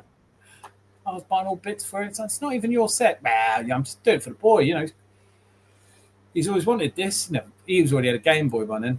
Fresh, do it. I just might, Nathan. Evil Knievel. Yeah, do you remember? But building Airfix Spitfires as a kid too. Everyone in England built the Spitfires. I had to be different. I had to have my first most memorable one was a Dornier, like a black bomber. Oh yeah. I see the player you wanted to see more of. Evelyn Beatrice Hall. That's right. Very good at the back. Anelka should have stayed with us. We paid for our training ground. Maybe he shouldn't, And we got Thierry Henry anyway. Thierry Henry, I think Thierry Henry just for his personality, right? No one would swap. No one would go back in history and replace Thierry Henry with. Although, arguably, pound for pound as a striker, Nick Anelka probably was a better striker. Brady broke my heart. Shout. Very good shout. Well, I mean, before my time, but yeah, I can definitely see that one. Diaby was looking great. Chippy Brady. See, he's got a few there. Is Idris Adam with Jack Wilshere? Makes a lot of sense. Lucky Singh, good to see you. Brentford bought Anthony Milambo. I don't know who that is. Should I know that? Is he good? Alexis Sanchez. Yep, got that one. Call Me Too plus the long ramp it came with. Yes. Pepe. No, we saw plenty of Pepe. Although There was that thing where Arteta just didn't play him enough, and I did for that. You know, maybe he should have done. It wasn't as bad as everyone makes out. People going about he's like the worst signing ever. He played all right. He won an FA Cup. He started off really good, and he scored some beautiful goals. And then he just sort of faded. He was good though. I mean, I've never had a problem with him. He's never upset me. Who's the worst signing we've ever made? We've had some bad signings, to be fair, haven't we? Guys, if there's 20 of you, there should be more than 16 likes. What? Is it because you're waiting for Rosie to come? Rosie might not come in tonight, you know? Doesn't have to come every night. Arsenal's number 9. Nathan, big up. Lucky and yourself, sir. Youngins doom scroll TikTok nowadays. So true. So true. Pepe and Umbrella with no handle was more productive. Oh, stop it. Stop it. His figures weren't even that bad, you know? Yep, I remember he actually looked a bit like Henry. I said, we printing these guys or what? It was so good and looked like Henry with more hair. I remember the Formula 1 game on the Atari. Yes. Great as a Glazers fan. Oh shit, you now remember that, Adam. Thank you. Did you see Wimbledon? Has Wimbledon started? Shit. Am I missing Wimbledon?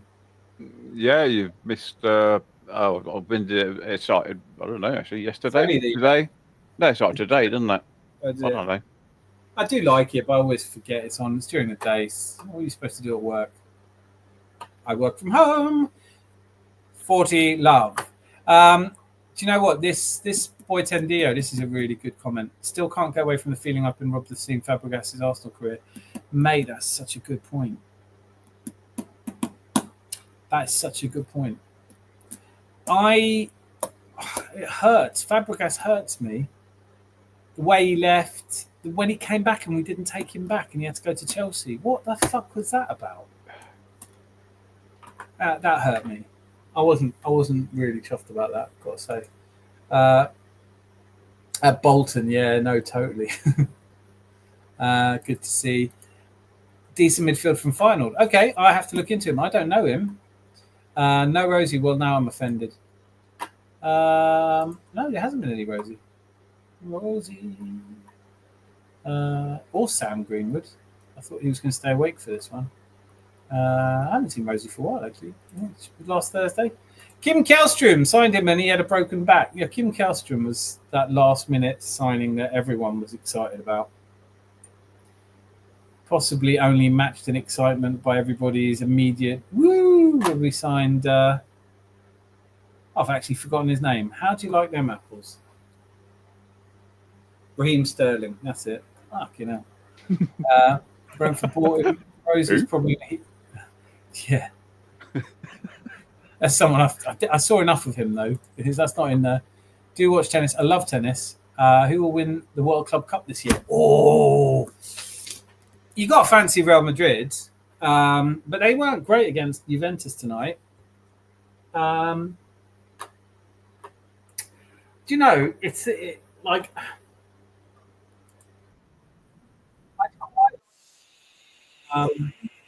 sorry about that. I'd quite like it to be Fluminense. Inter Milan are having an absolute mare, aren't they? They are absolutely toilet at the moment. Bless them. I mean, everything that can go wrong is going wrong for them. PSG, Bayern, you've got to fancy PSG. Real Madrid, Fluminense, I think, might lose to Al Hilal. Chelsea, God, imagine Chelsea win it. I think Real Madrid, Dortmund will be a good game. PSG, Bayern will be a good game. Palmeiras, Chelsea probably won't be. And Fluminense, Al Hilal is the one I would watch. It's 8:00 on Friday. You know what's funny? I was watching. I watched I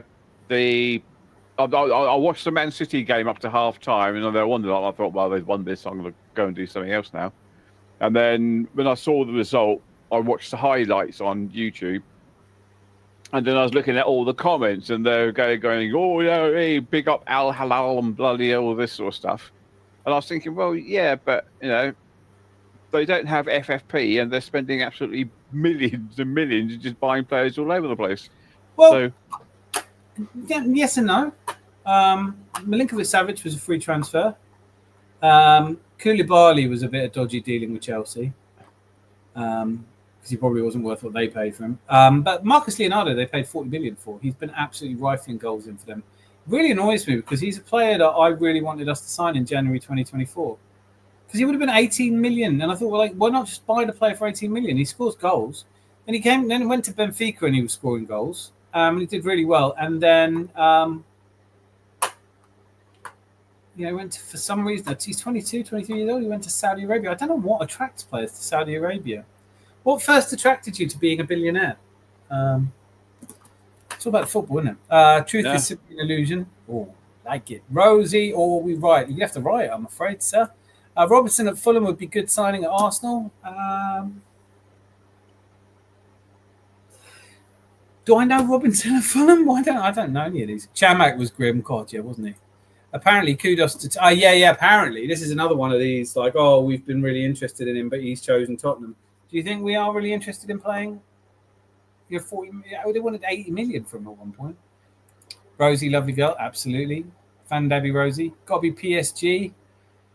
Yeah, I mean, I think, if you're betting, you probably go PSG to beat Bayern, definitely. And then it's PSG, Real Madrid. I think I fancy PSG in the final against Chelsea. I think, it's looking, but did anyone expect Man City to go out against Al Hilal? Not really. No. Especially not when they went 1-0 up.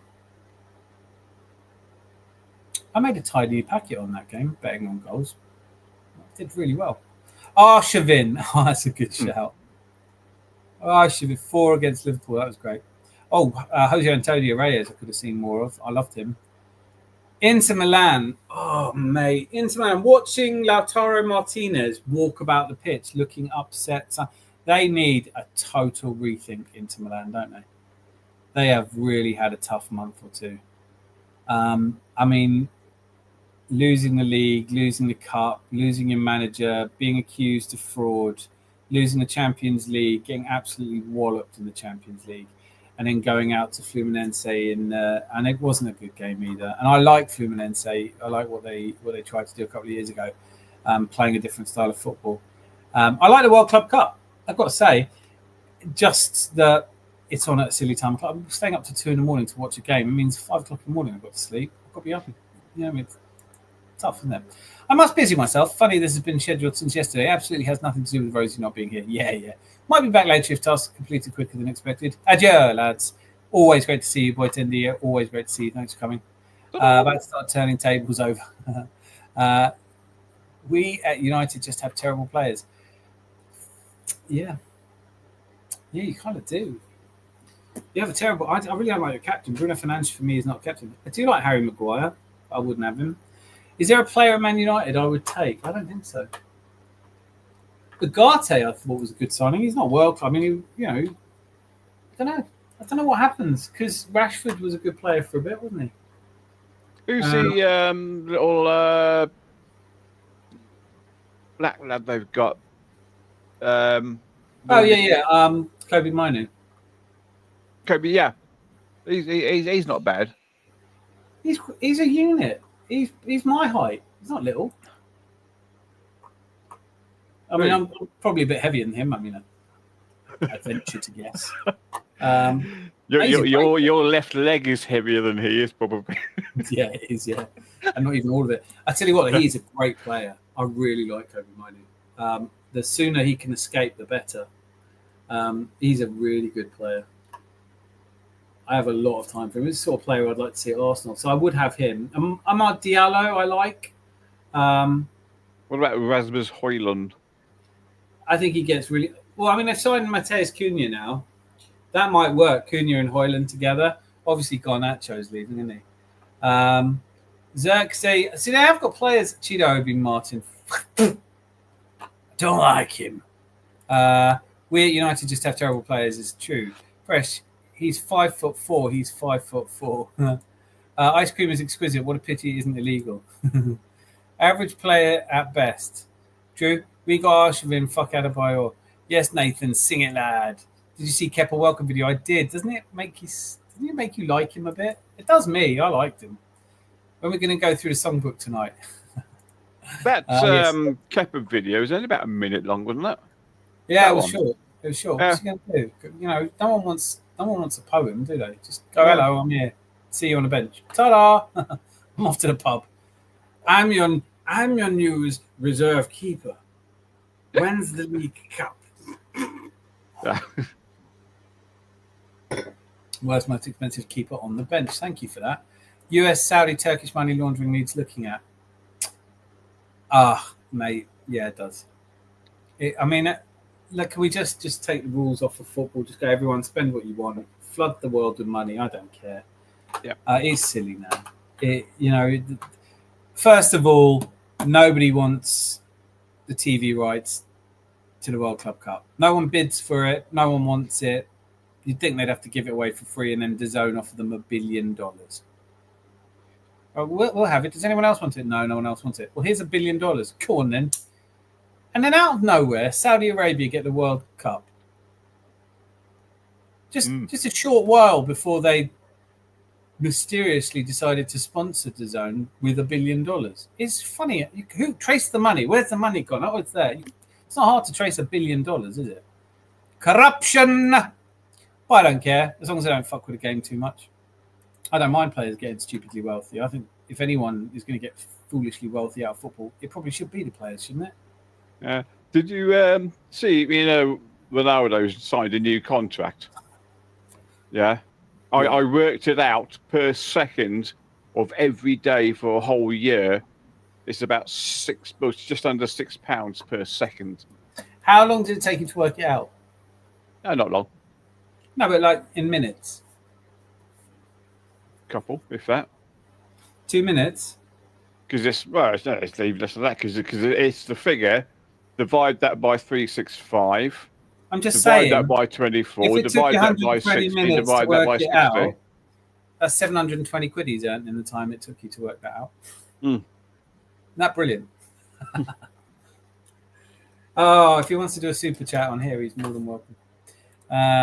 Lucky Singh, unfortunately, United are going through what Arsenal did 15 years ago. Team fell apart and must rebuild.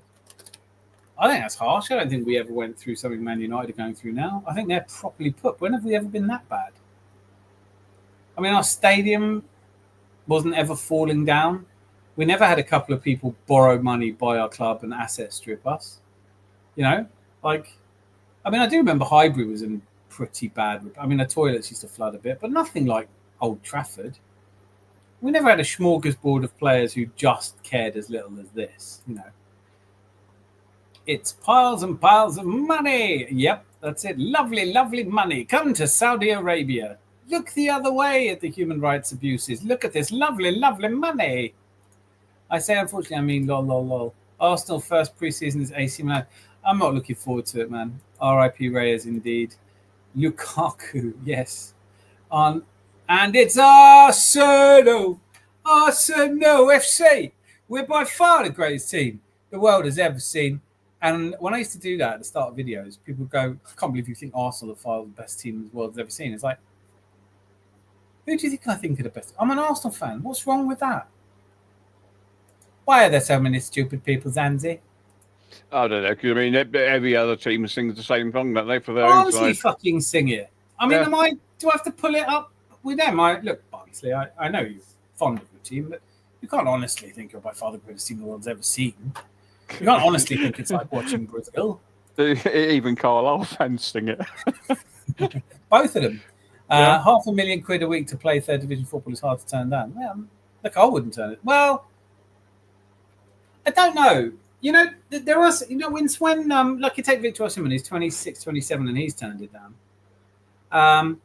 I think on a level when you're worth, at 27, he's probably thinking, do you know what? I can still play in Europe for 3 or 4 years. At 31, 32, I'll go to Saudi. But it is generational money. It is the kind of money that will fix your grandchildren's lives. Like if you're going to, I know they don't all earn what Ronaldo's earning or what Messi's earning. But if you're going to be earning 50 million a year, 100, it's good money, right? Well, it's like, who was the striker from Brentford who we were linked possibly with? Ivan Toney. I mean, he's gone over there because he's not paying tax, is he? No, you don't pay taxes, have you? Yeah. So, I mean, if you give you like £50 million a year, it was £1 million a week. can spend that on whatever you like. Spend it in here if you want. Buy everyone a drink. Yep. If you want to. Or just give everyone open twice a week. 10,000 quid. If we're open twice a week, I'll put the good stuff out, sandwiches and everything. Cream cheese and strawberry if you want. We love Antonio Reyes. That Chelsea goal still giving me goosebumps, 100%. Well said, Fresh Drip. Rashford, Lucky Singh, Cole. Yes, we have an average to good players at United. You do have Kobe Mainu who hardly plays. Why is that? Was he injured or something? He must have. All I can imagine is he must have been injured. Because he's comfortably, he had a bit of an injury problem, but not that much. Actually, he did make 25 appearances in the league last year. No goals, no assists. He needs to leave. Kobe Mainu is 20 years old now. He was 20 in April, only 19. Aha, you're wrong. He's 20. Ha, pedant strikes again. Nathan knows his chance. Respect.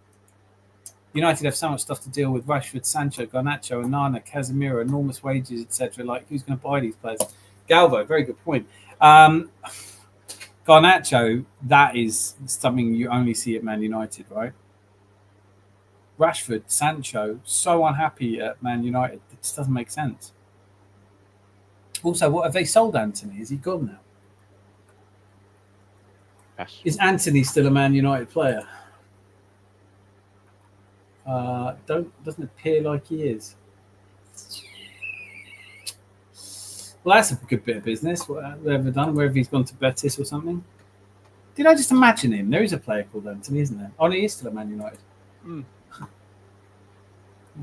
see at Betis. When is he going back to United? Oh, yeah, he's going back on.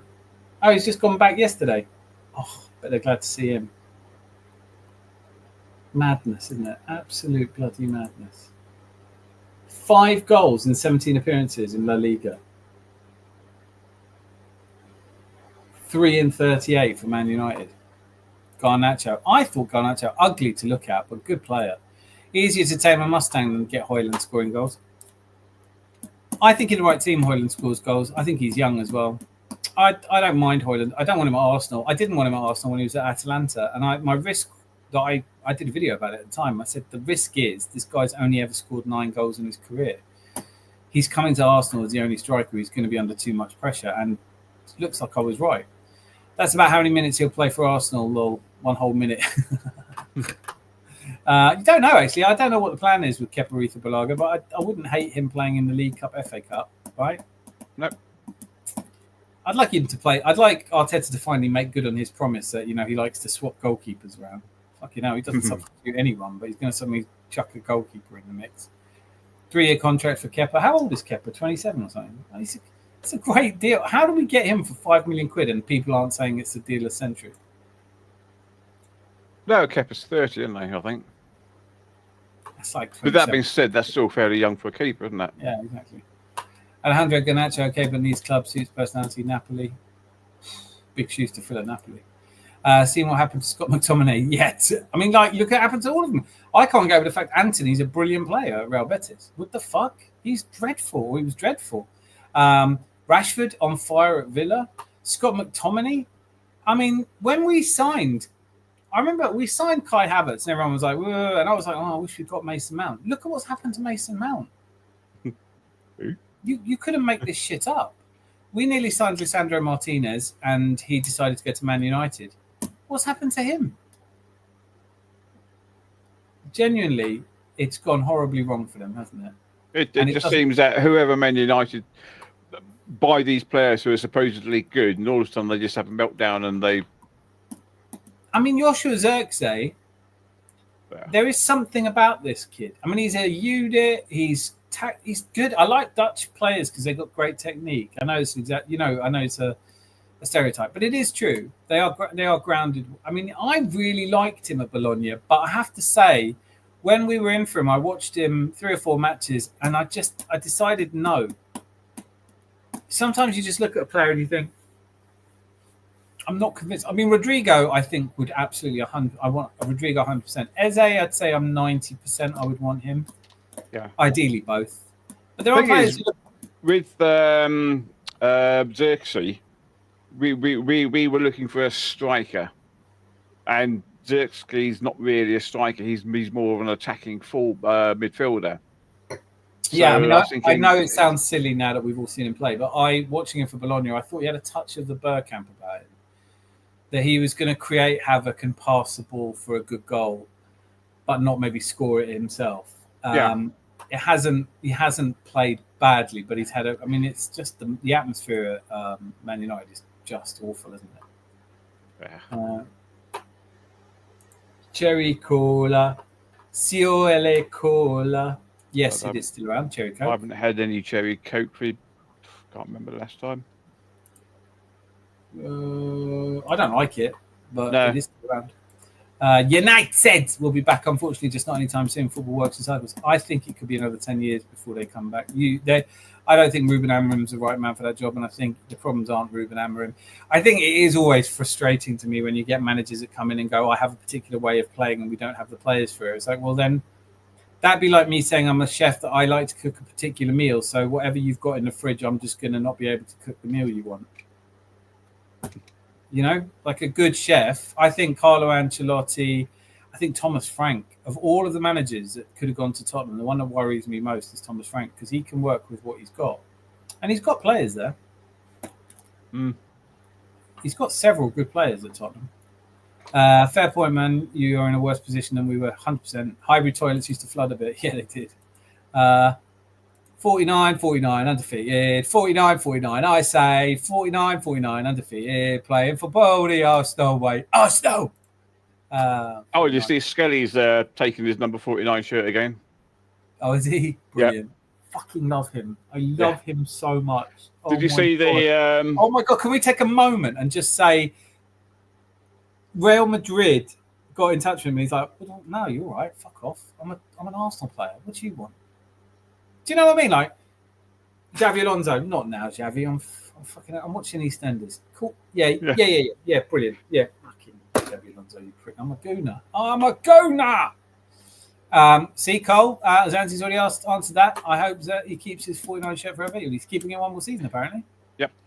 Yeah, that's the thing I was going to say. You know, we got Man United first game of the season. I was watching or reading Teddy Sheringham, and he was saying that he can just see Arsenal drubbing Man United 4-0 first game of the season. I've got it down as a Arsenal draw. on such a high, and Man United is so low at the moment. I've got it as a draw. I've got to be honest. I've got it as a draw, and it really is going to. We need to, and that takes me beautifully to Mob Bose or Boss. I don't know. Should it be Bose or Boss? You've never told me. It's the 1st of July. No more excuses. Expect signing after signing. I think we all do. I think we expect. I don't care if you're pro the current setup or against it. We all want to see people coming in. We all need to see people coming in. Fabio Vieira won't be going to Porto, so he's coming back. God knows what we're doing with him. Yeah. I am delighted Lewis Skelly signed a new contract. There's a couple of others that need to be done. But let's all admit the reality of the situation is we need to see some forwards coming in. And signing a keeper is great. We need one. Well done. The next player to be announced will be Christian Norgard. Good. That's okay. I want another defensive midfielder. Lovely. If we're working on, I just think from an optics point of view, from the PR point of view, Arsenal really aren't helping themselves, are they? They know everyone's desperate for a fucking striker. And we've been hanging on for weeks now for them to do a deal. And I'm not necessarily scared or worried, but I do just think, wouldn't it make everybody's life easier if you just announced Victor Gyökeres or Benjamin Šeško? Like, just announce one now, you know? Yeah. No one's going to be excited. It's not fair on Kepa either, because he's like, hey, I've signed everyone. I go, yeah. Do you play up front? No, shut up then. Do you know what I mean? Like, sit down. Like, there's your bench. Fuck off. 5 million quid. We paid more than that for Dennis Bergkamp 30 years ago. Like, just fuck off for a minute. Do you think that Marino is sat at home at the moment thinking, oh, maybe next season I can wear the number 9 shirt for Arsenal? I think he wants a 14, doesn't he? Can you remember the club shop? You mean the Armoury? Yeah. What about World of Sport? Arsenal World of Sport? Is that the one you mean? The one I met Ian Wright in, where he'd show my book, and then fucking dickhead Jimmy Carter went, you want me to sign that as well? And before I could say no, he'd signed it. Who does that? No, you want me to sign that as well, will you? Why? You're Jimmy Carter. I've just had it signed by Ian Wright. It was on a page all by itself, and now there's a Jimmy Carter next to it. It just looks stupid. You're not even the American president. Fuck off. I know. Even if it was the American president, I'd go, can you do it on the other page, please? I want a page just for Ian. Jacobs, Ben, Arsenal view Rodrygo as a perfect fit. He will hold talks with Alonso once back from it. This is nonsense. Sorry, Idris Adam. This is all just... This isn't any kind of news. This is pure speculation. I mean, we've known since before the start of the World Club Cup that Rodrygo was going to talk to Xavi Alonso. He was going to talk to Xavi Alonso before Xavi Alonso arrived. They've spoken. It doesn't matter what Xavi Alonso says to him. Real Madrid will take 80 million for Rodrygo because they're not playing it. Anthony was never there, even when his body was there. That roundabout thing he did, well, that pirouette, fucking nonsense. Such nonsense. Prepared to sanction an exit for around 90 million. I just realised what he's talking about. Yeah, the pirouette. Just a damn saying that Real are prepared to sanction an exit for around 90 million. We just don't know. And also, there is a problem in the sense that he might not want to come and play for Arsenal. I don't know why he wouldn't, but he might not. Halfway strip, that was funny. Silky skills. What the fucking hell was that? What the fucking hell was that? Ha ha, the mighty Tottenham Hotspur went to Rome to see the Pope, and this is what he said. Fuck off. Exactly why Nacho wouldn't be worth a gamble for somebody to take him out. He was excellent. Garnacho, what are we talking about?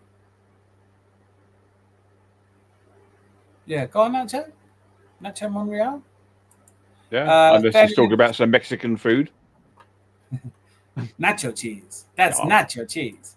Joshua Zirkzee, Ahmad Diallo, Patrick Duru, Bruno Durgu. Durgu, is it? Bruno Fernandes, okay. I don't like him, sorry. I do rate his football, though. Got no fans. You want some? Look, if you want some, I'll give it you. You fucking want some, then, or what? Got no fans. You know. If you know, you know, you know. What's happening with Gyökeres? Eze excited by Arsenal. Everyone's excited by Arsenal, but no one wants to play for Arsenal because Arteta's such a shit. Has an offer been made for Madueke? No. Zubimendi and Norgard announced this week? Yes. Kepa signing confirmed. It was confirmed today by Arsenal Club. I got a message from Kepa. I love the way they do that. Kepa sent you a message. Oh, bless. I'm busy. Tell him I'm busy. Never cook without a sharp knife. Never cook without. You hurt yourself far more often on a blunt knife. With a blunt knife. Yep. 100%, man. Never mess around with. Always start of work. Always sharpen your blades. Teddy. Went to Man United and he won fuck all, and then he won the treble. So we had a year of that. That was 1 year we got to sing that. Oh well. Oh, Teddy, and then he went to Man United and he's still that was quite good. We had many years of singing that. I know how you feel. Lucky dog. We love you, Scarely. He wears a 49. He's true. He's Arsenal. Scarely, we love you. Sorry, absolutely that. But sorry about that. About what? What is your favourite pudding? Random. I like black pudding, to be honest with you. I do like that in a sandwich, on a breakfast. I like that on its own. Bit of mash, perhaps a fried potato. Yeah, black pudding, I'd say. Profiterole rolls. Huh? Profiterole rolls. You're so posh. No, it's got to be profiteroles, and it's got to be normal cream, not chocolate cream or something stupid like that. Do you mean chantilly or a creme patisserie? I don't know. Normal. Now you're talking posh, aren't you? I'm not. I'm trying to live up to you. That's what it is. Nah, just profiteroles with normal single cream. God, you're so posh.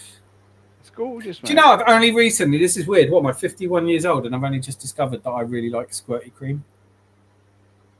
Have you ever got it out of the fridge, shaking it up and squirting it straight in your mouth? No, but it's because, you know what it is, the missus... You haven't? No, I'm not going to either. I just don't like cream that much. You will though, mate. I can see there's a glint in your eye thinking, No, but I know Dominique's dad does. He's famous for loving squirty cream. He puts more squirty cream on his pudding than he has pudding. What it is, they buy this particular brand. I won't name them because we're not sponsored. but it's got a touch of vanilla in it, and it's bloody gorgeous. It is really nice. Squirty cream. I can't remember the brand now, but it's one you've all heard of. Pig Scabs. What the fuck? AJ's here, thank God. Bit of sense. Oh, big up. Massive elevations to you, AJ. Pig Scabs. Cole, come on. What the fuck? Kelly Brook. Do you know what? If you're just going to chuck names in, that's a good one to start with. Kelly Brook. Yeah. What was a Real Madrid score? Real Madrid beat Juventus 1-0. Very boring match. Thankfully, lots of corners, so I made a couple of quid. But New York cheesecake. Holy Jesus, yes. Oh, yes, Cole. I'm putting a star in that. It's my favourite comment of the last hour. Yes, baked New York cheesecake. When I owned a restaurant, we used to import it from New York every day. It was flown in. God, they make a mean cheesecake, the New Yorkers. Oh, Kepa, goosebumps. Going to win the Premier League. Can we just be that? Can we, for July, can we just be foolishly optimistic and happy? Can we just be that? Can we annoy every other fan base by being ridiculously happy all the time? Because we're not that at the moment, are we? I think we are. I think everyone in here is. But I just want everyone in the Arsenal fan community just to be like, it's brilliant. We've got Kepa, world's most expensive player. We paid $5 million for him. Yeah, I'm made up at the moment because we've got Kepa. We're getting another central defensive midfielder in. Norgard. He's a man. He's a Viking. Zubimendi probably is coming. Definitely not sure. Probably, definitely, maybe. Yep. Not only that, but everyone wanted him. Barcelona wanted him. Real Madrid wanted him. Man City wanted him. Liverpool wanted him. And he went, no, I'm going to Arsenal. Shut up. Yep. And we got Marino in attack. So Marino? Yeah. Our number 9. Yeah. Marino? Watch out. Kai Havertz is back. Get in. Yes. Saka, our star boy on the right. Martinelli might get a game. Who knows? We are set up. Look, our back 4. Miles Lewis-Skelly, left back for England. Take that. Yep. Right back, Timber, or White, depending on who wants it enough. They'll arm wrestle before every game, and whoever wins gets out there. It's going to be White then. Yeah, exactly. I don't know, actually. You can never tell, can you? But our wall at the back is Gabriel. He'll give you hell. Fucking love him. Absolutely love Gabriel Magalhaes. Love him. All those pricks he used to talk about is Bozo Gene. Where are you now? I've heard nothing from you lot. And then William Saliba, the most cultured centre-back. Do you know what? I have to say, Houston from Real Madrid, he looks good as well. And Gerald Hatto, who we have been linked with, it's gone a bit quiet. But even though England did really well in winning the... what a game. I loved watching England beat Germany. Come on, I didn't even mention that yet. What a game. What game that was. Harvey Elliott could be on his way to Brighton. I really hope he does. He was outstanding this tournament. 2 times in a row, Lee Carsley has won the England has won the Euros under 21s. That is incredible. He's a brilliant manager for the way he brought the players on the right time. Ethan Wanyeri didn't have a great tournament, but he didn't pander to him. I think it was an absolutely brilliant game. And watching the Germans just hopelessly outclassed by England is something I will never tire of. Brilliant stuff. Did we all watch it? What a fabulous game that was on Saturday. Neil Webb used to train my youth team in the 80s. Great bloke. We're doing the 80s on Thursday, don't forget, Lone Star. So maybe invite Neil. Maybe come as Neil. What is your favourite cocktail? Margarita. Philip agree. Lone Star, Alabama Slammer. Oh, nice. From the fridge or the woman? From the fridge. Fresh drip. Banoffee pie. Nah, not that. Arsenal forever. Exactly. North London forever. Whatever the weather. And it's bloody hot. Best cocktail is Long Beach iced tea. I've had a Long Island iced tea. She wore. We haven't sung that in a while, have we? She wore a yellow ribbon. She wore a yellow ribbon in the merry month of January. That was Red Velvet Cake. It's a little bit. I do like Red Velvet Cake. Yes, it is a good choice. Black Forest Gatto. Black Forest Gatto is so 70s. Yeah, it's nice though. Schwarzwälder Kirschtorte, as we would call it, of course. Alex Scott. Jawohl. B-52 is a nice. Oh yeah, damn, 1,000 years. I remember that would always start the evening off. Jaeger bombs. Oh, England. Don't start me on Jaeger bombs. Oh, when you start the Jaeger bombs, the night is about to go a whole different direction. Whatever way you thought it was going, it's going elsewhere. I got absolutely slobbered at my nephew's wedding in Liverpool. Mm-hmm. I got into the taxi and he says, "Where are you?" I said, "It's up the road down there, and it's at the whichever place it is down the hotel thing by the beach." By what do you call it? Oh gosh, what do you call them places where you can go in and get a quick meal? Fast food place. That's the one. Yeah, up there. So I know where you live. So I got up there. I staggered into the hotel. I don't know how I got to my room, but apparently the missus said that the person on the desk was there to make sure I got into the room. And she said the amazing thing about it is you got into the room and you took off your suit and you neatly folded everything and all hung it up, and then you crashed out on the bed. And that's it. You didn't say another word. I thought it was going to be something involving weeing in a cupboard or something. Oh, You've done very well there. Yeah, but I don't remember the trip from the taxi. I don't remember getting out of the taxi into the car. But the only thing I can remember is folding everything and putting it all away. That's a good sign. Now that's a well brought up young man. Yeah. No, I've had some nights. I've had some celebrating the '98 double. I nearly had exactly that.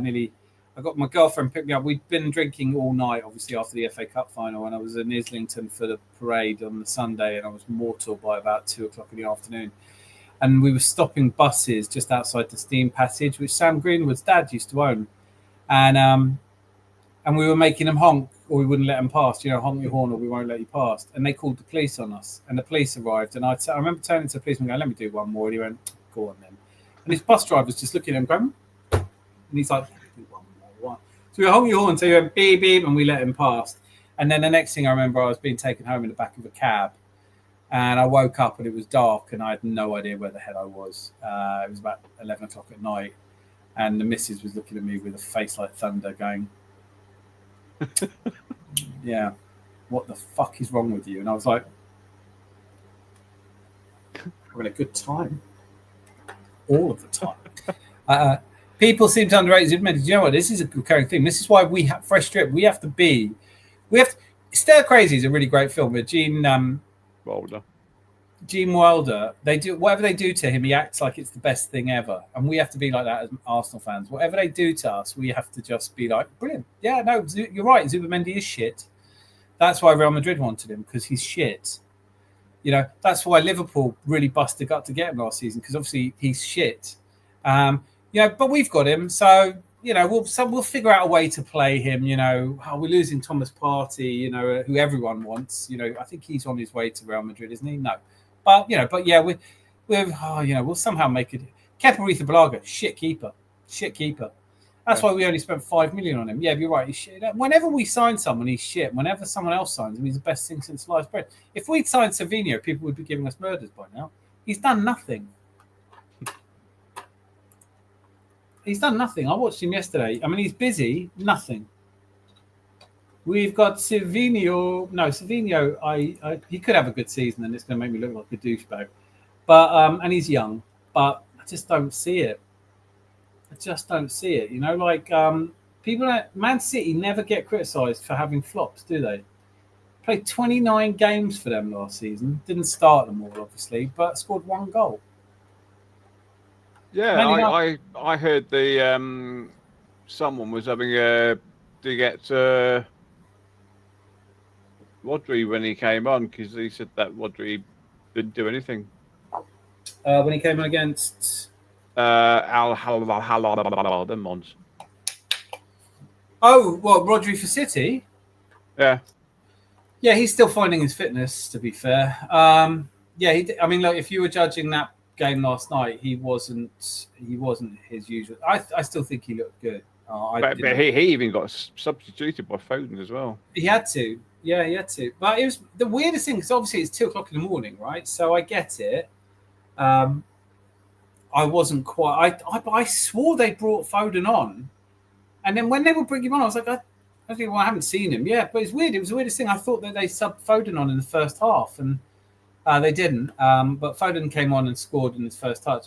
But yeah, so basically, Rodrygo came on for Gundogan in the second half, but had to be subbed off. So he'd done about 50 minutes, which is, you don't want. It's a lot. He's coming back from injury. There's no point, is there? But it was just an amazing, exciting game of football because just when you thought it was going to be Man City, first of all, they take the lead. Then Al Hilal come out in the second half and bang in 2 goals. And I had money on 2.5 goals at that point. So I was all happy and cheerful at minute 52. So then I loaded up over 4.5 goals and I was happy by minute 90. And then I did another 2. So I did really well out yesterday. But in terms of Savinho, he's attractive on the ball. Him and Doku, the way that City are playing at the moment, they need to figure out a way to get their best players on the pitch because I think Foden, Doku, Savinho, Reinders, Cherky, I really like the look of Cherky, and Mamouche looks good as well. They've got too many players. I see why Pep just wants to slim the squad down. We told him get moved. Alejandro Garnacho, 50k wages. We told him get moved Villa or Tottenham. Yeah, I see that. Idrissa Dami excited for the season. Nathan.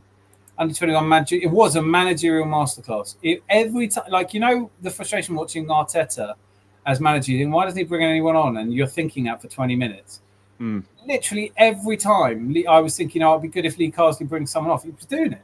He was totally on top of it. The players played for him. He played the right players in the right positions. Tactical masterclass, absolutely right. He lost to Germany the first time and totally transformed the game for the second one. I loved it. It was a really good game to watch. And you go 2-0 up, and when they come to 2-2, you start thinking, no, it needs character. And your manager has to put that into you. And Lee Carsley, I love it. I love what he did.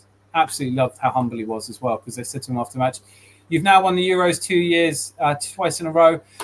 And he goes, not me, it's the players. And you think, well, there's none of the players are the same. Must be something to do with you. Love it. Long Island iced tea, but swap Coke for cranberry juice. Oh, okay. I would definitely drink that. I would definitely drink that. Harvey Elliott, very good energy. I loved watching Harvey Elliott. He was comfortably the best player of the tournament for me. I was disappointed at Ethan Nwaneri's performance, but we just want to see a team do well, don't you? And there were some great players in that team. Twisted Teas, can't get him over here. Would you take Ramsey from Aston Villa for Arsenal? No, wouldn't. Don't know about you. Would you, Zanzi? Livramento, he was a great player. What have I said now that made you laugh, Fresh? I'm sorry, I'm catching up with you. 12:28. That was 6 minutes ago. I must have been funny 6 minutes ago. Of all the teams that wanted him, fans were hyped up. As soon as we signed him, he's nothing at all. It's mad, isn't it? It's like Lee Gunner, he's shit. Yeah, all right, Lee. Cheers. Do you know what? Lee Gunner. Good luck with everything. I can't remember what's in it, but it's super strong with 5 different shots plus Coke or cranberry juice. Can't remember what's in it. Can't remember how many of them you had either when you've had it. Nathan, we don't talk about a dehydrated horse. He's shit. True that.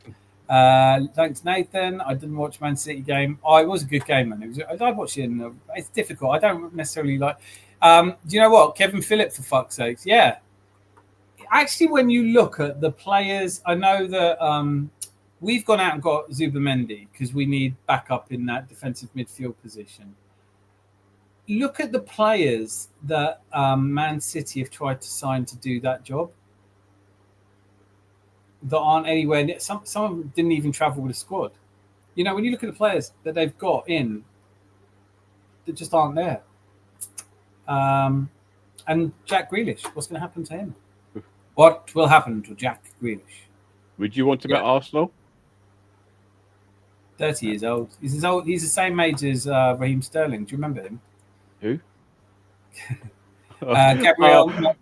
I'm just having a nightmare. I'm thinking that last day of the transfer season, we haven't signed a striker. Oh, guess what? We've got Raheem Sterling as a loan. Oh yeah, and Chelsea going to pay us some of the wages. Yeah. Yeah, fuck off. I would riot. That would do me in. Part of me just wants to see the world burn, though. So I'd quite like to see Arsenal fans in meltdown because we haven't signed anyone. It's July the 31st. You know. We'll have a little plaque on the Arsenal subs bench with Sterling sat here.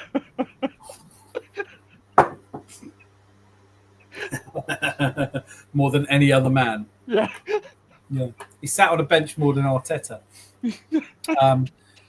Would you take Rafael Leao? This came up quite a lot. It's been discussed quite a lot. I don't know. I think I might. It depends on if we can't get Rodrygo. We obviously aren't getting Jamie Gittins now. I don't think Jamie Gittins is the one, to be honest, but I just want to see him play. Some players just look exciting, don't they? It's a bit like how I felt about Joshua Zirkzee. I don't really want him, but at the same time, I want to see him play. So it's good that he's gone to Chelsea. Rafael Leao, yeah, I mean, there are times where he looks sensational, aren't there? But I don't know. I don't, certainly not as my first choice, no. Happy to hear the operation on Rosicki's heart went well. Wishing him speedy recovery. Full on. Well said. Well said indeed. Did you try a Coke float with ice cream before? Fuck yeah. Mate, we're from the 80s. Well, 70s, isn't it? Coke float. You've had a Coke float, Zanzi. I can't remember. You would know. Shush. You've had a scoop of vanilla ice cream in a glass of Coca-Cola. You must have had a Coke float. I probably did, but I don't know. I can't remember that far back now. Mr. Tom, I see a video Ellen Road made a fan singing I Predict a Riot class. Emergency stream. You know how I feel about emergency streams. This is an emergency stream. What do you mean? This is an emergency. This is an emergency broadcast on all YouTube bulletin stations. There is currently a massive emergency. Please panic and run around like your knickers are on fire.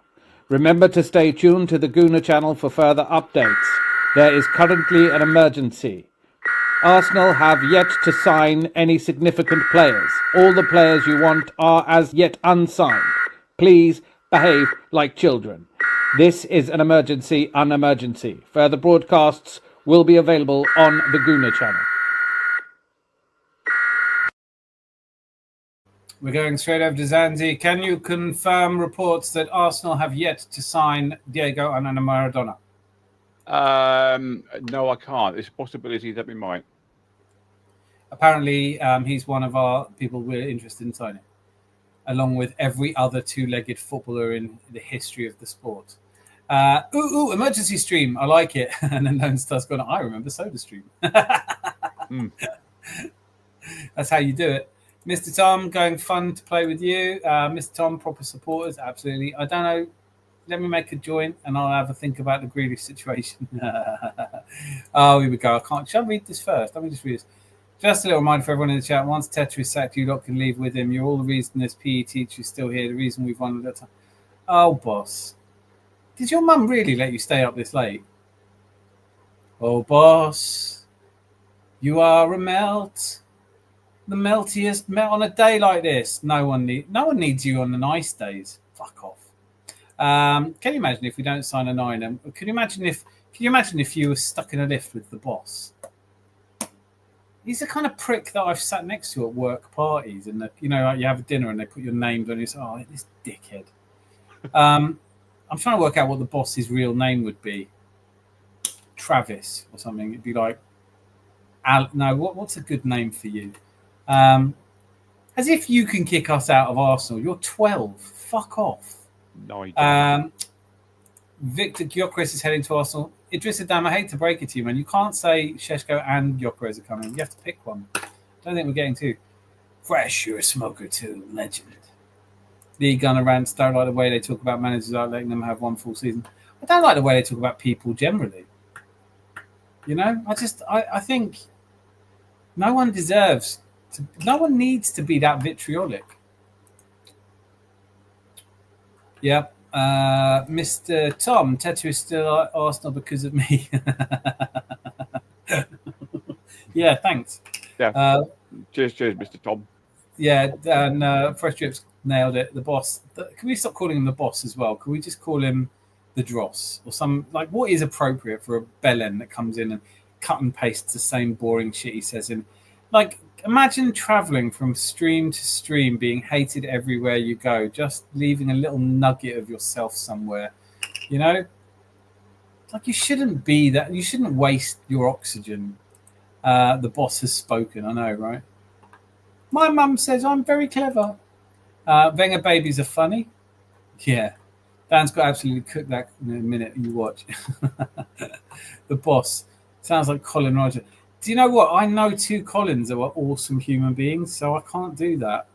Nigel Martin? Just... Ugh. No, it's got to be something like... It's got to be something... He's a modern. He's like 14, so his mum would call him Travis or something, or Chardonnay. He's probably called Chardonnay because she doesn't know it's a girl's name. Come call me a cancer to my face at the boss. Yeah, just come and call me anything to my face. Come and get a stepladder and come up face to face and call me anything, just so I can pity you. And oh, here we go. Trust me, you Arteta fans are finished once he's sacked. Yeah, we're doomed, absolutely doomed. Yeah, you're so clever. I don't know why you didn't get your GCSEs. Can you resit them next year? Oi, Lone Star, nothing wrong with exactly. I forgot that we had a Colin there as well. Yeah, so is Col short for Colin? Yeah, no, there's nothing wrong with Colin. No, one of my friends, Colin, passed away sadly. It's you know when you know someone that's really wicked, or several people that are really wicked, they're called Colin. You just changes your opinion of it. I apologise if it turns out I'm the reason you're legalist since 2004. Are you sorry? Let's give Man City a chance. Got to give them a chance. Chucky or Halloween movie. I call him Thrush because he's irritating all the time. Yeah, I'm just going to call him Itchy. What about Lenny? Lenny's not bad. Squid Game season 3 is really good. I'm watching Walking Dead and I've just got to season 7 and I'm thinking, why am I watching this? It's horrible. It's literally like going around to dinner at the boss's house and his mum's cooked his favourite like spaghetti hoops on toast. But he has to have all the hoops separated and they can't be touching. And his mum's like, I'm sorry, I couldn't get them all separated. And he has a little meltdown. That's what I think of you. Fresh, my opinion, just like you have one. No, you don't have an opinion. You have somebody else's opinion. Like, if you had an opinion, I could take you seriously. You don't have an opinion. You have the ability to cut and paste other people's opinions. You're basically the human equivalent of dead skin. You're basically Lee Gunner's dead skin, and that's why you're so unappealing. That's all right. He will clarify. Have you seen Gogglebox before? Isn't that where people watch telly, where you're watching people watch telly? Oh, Rodders is a good one. I quite like Rodders. Oliver.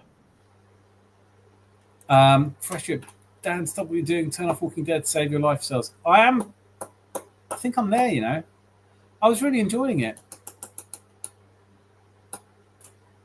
Yeah, don't why lot content creators don't even smile, face like a zombie, rants like Lee Gunner. It's true, actually. They don't look happy, do they?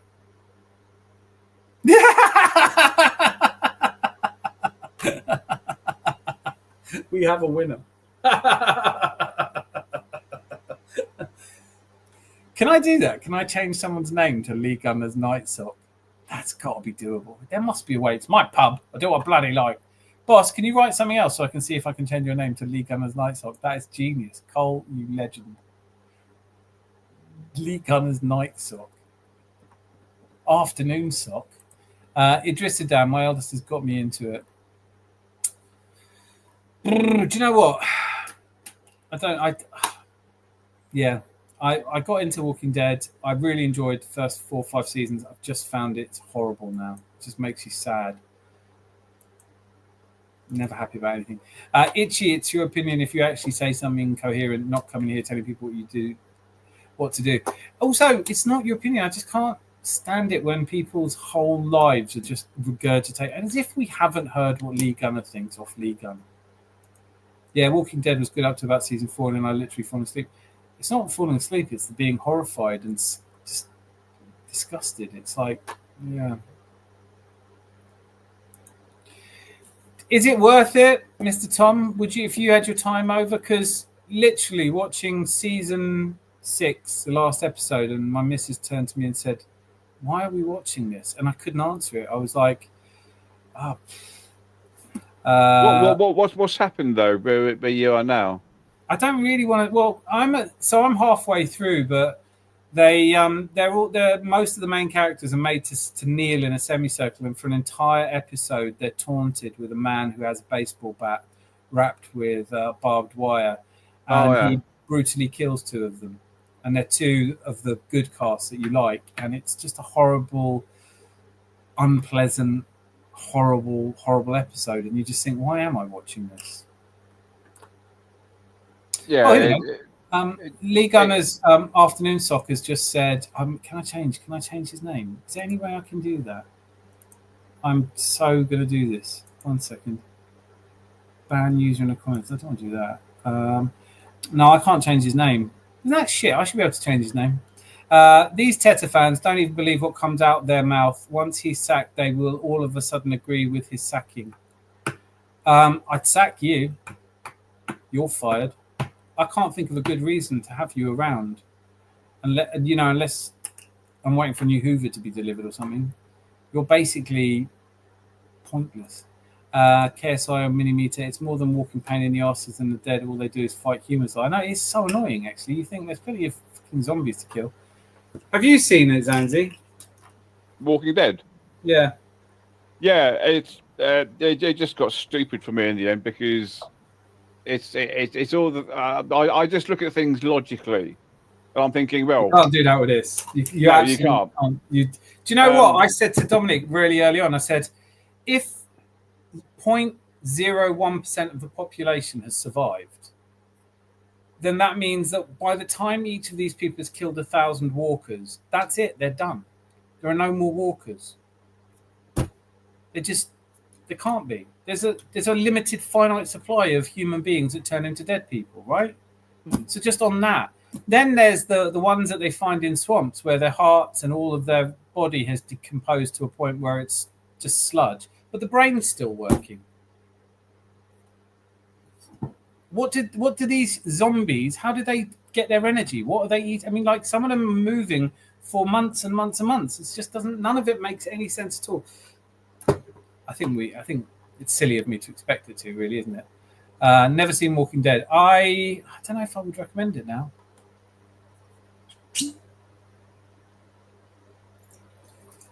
Oh, I'm accidentally on the Glenlivet now.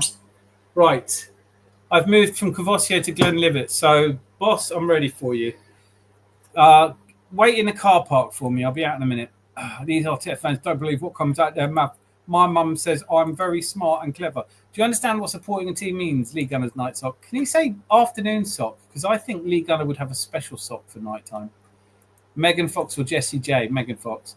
You keep saying Arteta fans. We support Arsenal, not Arteta. He's not going to understand that fresh drip. Draw him a picture. Do I have a picture that would suit him?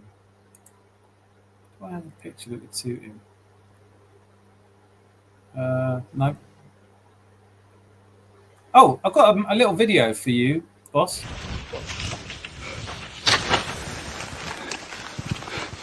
Shit.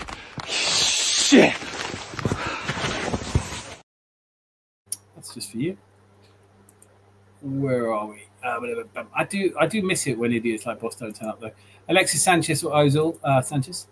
The boss couldn't wait for Mikel back in 95. You've nailed it. Cole, I support the team, not a 5-year-old failed manager. Do you support the team?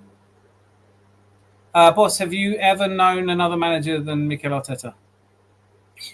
Just out of interest. Who's your favourite manager been? Bruce Rioch. I started watching See It's Awesome. What are we talking about? Are we talking about Walking Dead? I started watching See It's Awesome. Hang on. What are you talking about? Are you talking about anyway, actors get sick of it and then asked to leave. It's that for about 12 seasons. Apparently they lost 4 million viewers on that episode that I'm discussing, because my friend at work, Joe, she was like, I liked Walking Dead up until the end of it. She didn't tell me what happened, and it was just horrible. It's just a horrible episode, and it makes you think, why am I watching this? This isn't improving my life. Countdown on Prime is really good. Don't know it. James Bond new person might be Tom Holland. No, you can't have Tom Holland as James Bond. But yeah, actually, do you know what? Can you imagine him saying this shit in Holloway Road? Zombies make no sense. They're supposed to be dead, yet something tells them to move. There is a brilliant book called The Girl with All the Gifts about how I'm going to hide, what's it called? Cordyceps, which is a fungus which invades insects and it goes into the brain. So it invades them, occupies the brain and forces them against their will to climb to very high places. And when they're at a very high place, the fungus will actually erupt out of their skulls and pollinate from there downwards. So in The Girl with All the Gifts, they postulate that this fungus is adapted to mammals. And so in that sense, zombies as animals do happen. But obviously, look, something like Walking Dead it's a comic, isn't it? It's meant to be comical, but it is just unrelentingly icky. Apparently, the new James Bond characters might be... No, it's not going to be Tom Holland. Behave yourself. Did you see the new trailer for Superman? I don't know if I did, actually. I can't put into words how utterly detached from reality you are. It's laughable, very sad. Get back under your bridge, boss. Fucking honestly. I like James Bond films. Do you know what? I'm literally doing as I said earlier, I'm doing No Time to Dare, which is a Bond spoof about Ange Postecoglou. So many. It writes itself, like Spectre, the brown eye laser. Anyway. So I've recently watched loads of Bond films. I didn't realize how many I hadn't seen. There's some poop Bond films. Zanzi, how are you feeling about Bond films? Yeah. It's. I just can't believe it because we're going to kill you, Mr. Bond. I said, well, why don't you just put a bullet in his fucking head? I know, it's so silly. They have him. They have him at gunpoint. Then they put him somewhere, and then he escapes. So they lead him by gunpoint to another place, and they put him. And just literally at some point, you just go, "I'll just shoot the prick," but they never do. No, but I mean, there's a classic one where he's strapped down on this table, and there's a laser coming towards him. That's one of the best ones. That's gold. I think that's Goldfinger. Yeah, or something. I don't know. It is mad because I've never watched a Pierce Brosnan Bond until the weekend, and now I've watched two of them. I started watching Casino Royale. I have my own problems with Casino Royale because I used to play poker for a living. It's such a silly poker scene, and it's 25 minutes, and it just irritates me every time I watch it. But a lot of the films are just pretty poor. I mean, there's the Christmas Jones. The character's called Christmas Jones. You know, I thought you only came once a year. The whole thing is just a setup for that bad pun at the end. It's like, all right. Season 3 is showing Apple Momoa. Everyone's blind after a pandemic. Oh wow! I'm going to do a Lee Gunner now. There's a baby bat in here.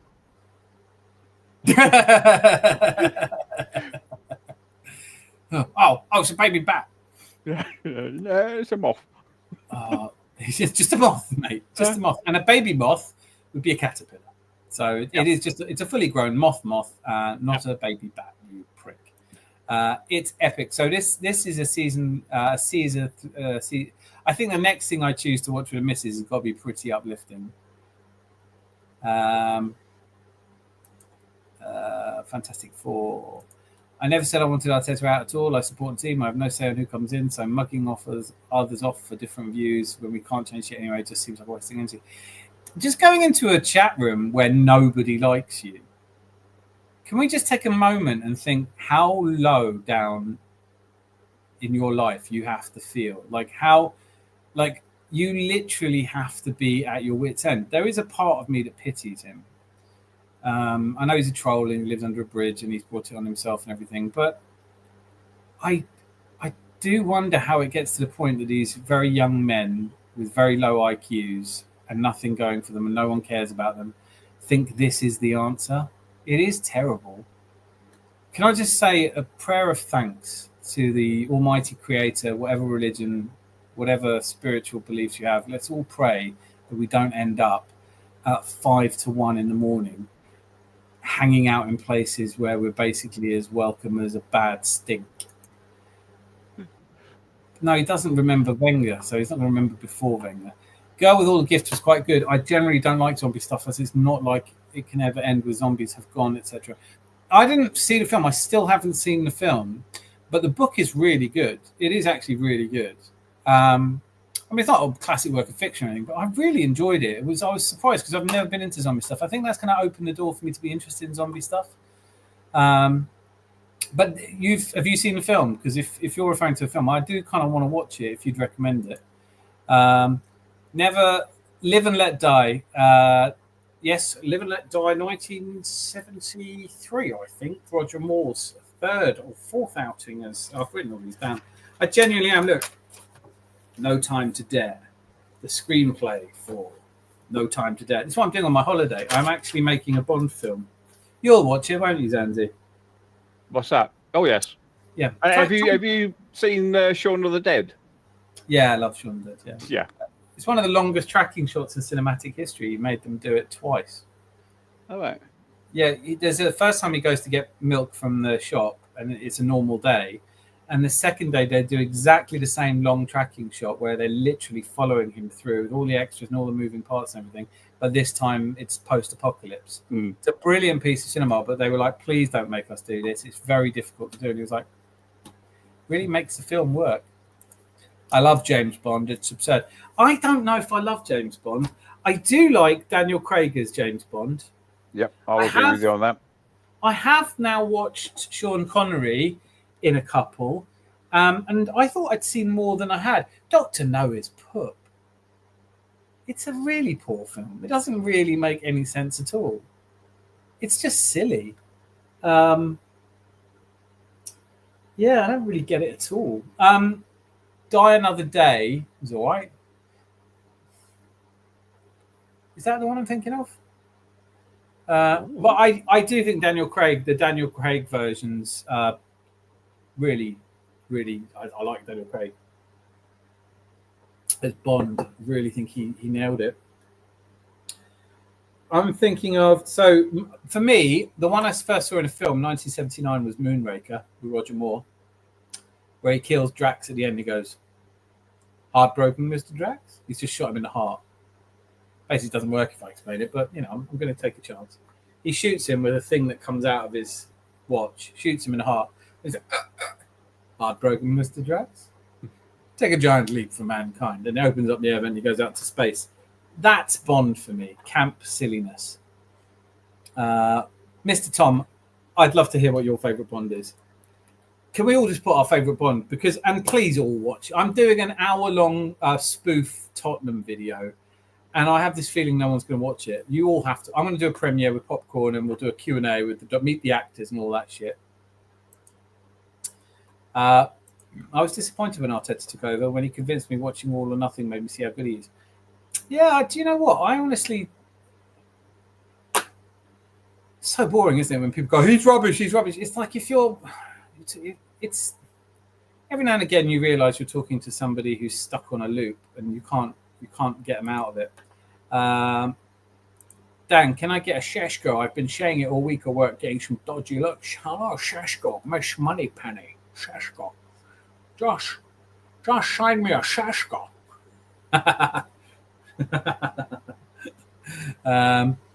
I enjoy Criminal Minds. What's that? Is that another series? 100% agree with that. He's proved his right to be there. Yeah. Zombieland films. Zombieland are hilarious movies. I haven't seen those. I'd certainly not dissuade anyone from the movie The Girl with All the Gifts. It's not groundbreaking, but I've had worse Fridays. Isn't there another film? They've definitely written a sequel to the book. I don't know if they've made any other films, but I really wanted to watch it. It came across really well. Obviously, ruins it a little bit when you know the ending, but it had a very believable ending as well. I can't get into zombie movies. Get my fill watching EastEnders. I have not watched EastEnders in 20 years. I watched it religiously for 20 years, and then I was like, no, that's me done. There was a serial killer plot, and I saw that. not for me anymore. He must like it, so we're going to let him crack on. Jaws was the best ever baddie. Yes. Howard Keel. Yes, Yep. I agree with that. Oh, I thought he was talking about the shark. No, the shark. Jaws does not feature in the James Bond film sequences. No. That is, I think, one of my favorite bad movies of all time. Jaws 3. Having experienced the nightmare of Jaws 1, you'd think this family would never go back in the water, but they do. And that gives us Jaws 2, where Jaws' child or mother or some relation of the shark visits upon the same family another set of tragedies. And at this point, Jaws 3, the premise is this family decides, fuck this, we're gonna live in California. Not like Ohio, where I'd live if I was scared of sharks, or Coventry, but fucking, Los Angeles. Fair enough, though. You're thinking, do you know what? It's the other coast, so we're not going to run into the same shark. But the shark not only somehow gets hold of their travel itinerary and knows they're going to California, but he actually beats them to it, even though they're in a 737. The fucking shark gets to Los Angeles before the family and visits another terror upon them. And Richard Jenny, who's one of my favorite comedians, who sadly took his own life years ago, but he was absolutely brilliant, and he does a whole bit about it. And he goes, it's a film that's so bad that if you were just a brainstem, your brainstem would still be sitting there watching this film going, nah, come on. So stupid. Did you ever watch Jaws 3D? Yeah. Jaws 3D? Yeah. Saw it in cinema with the 3D glasses. Yeah. I only saw it on TV, but of course they tried to change the 3D into 2D, and it just didn't quite work. There are some scenes that you can see which are still meant to be 3D. Yeah. 3D was shit. There was that period in the 80s where you used to get 3D glasses on the cover of the Radio Times and be excited and watch a film in very poor colour. Shaun of the Dead, epic. Americans love it so much they put it in Universal Studios Cinemas and has Disney. Oh, really? The thing with James Bond is if they showed a lot of locations, you generally never really got to see at the time. Yeah, I get that. It just annoys me. Even as a kid, Moonraker used to annoy me because they end up having a kendo fight in a glass museum. Just go outside. These are priceless works of art. You don't have to try and smash these as well, Just everything was so... Just doesn't care, does he? Roger Moore. Happy Gilmore too. Gilmore. Happy Gilmore. Nathan Law, maybe it's kink shudders. Personally, my favourite Bond is The Spy Who Loved Me, saved the franchise, and has one of the best Bond themes. Okay, I haven't seen that one. That's a 77. That's a Roger Moore. Okay. I don't like Roger Moore as Bond anymore. He used to be my favourite, but now I've seen a few others. I just don't like him. Dr. No with Sean Connery, just don't rate it. Tomorrow Never Dies. Hang on a minute. Tomorrow Never Dies. Oh, yeah, that's the second Pierce Brosnan. So I don't think I've seen that one. Is that the one with the news where the newspaper, they're trying to make news? Is that it? Help me out. Richard Keel, R.I.P. Yeah, he didn't die that long ago, did he? Shark or Snake? The Meg. The Meg, I can't bring myself to watch that, sorry. Criminal Minds is a series in the UK available on Disney Plus, which gets into psychology of serial killers, but ultimately is a police procedural. I find myself drawn to those programs too much. Up in 3D film. People in the swim in the ocean and get bit tell their story. I was swimming in the ocean and out of nowhere a shark bit me. No, lad, you was the one who came out of nowhere to the shark.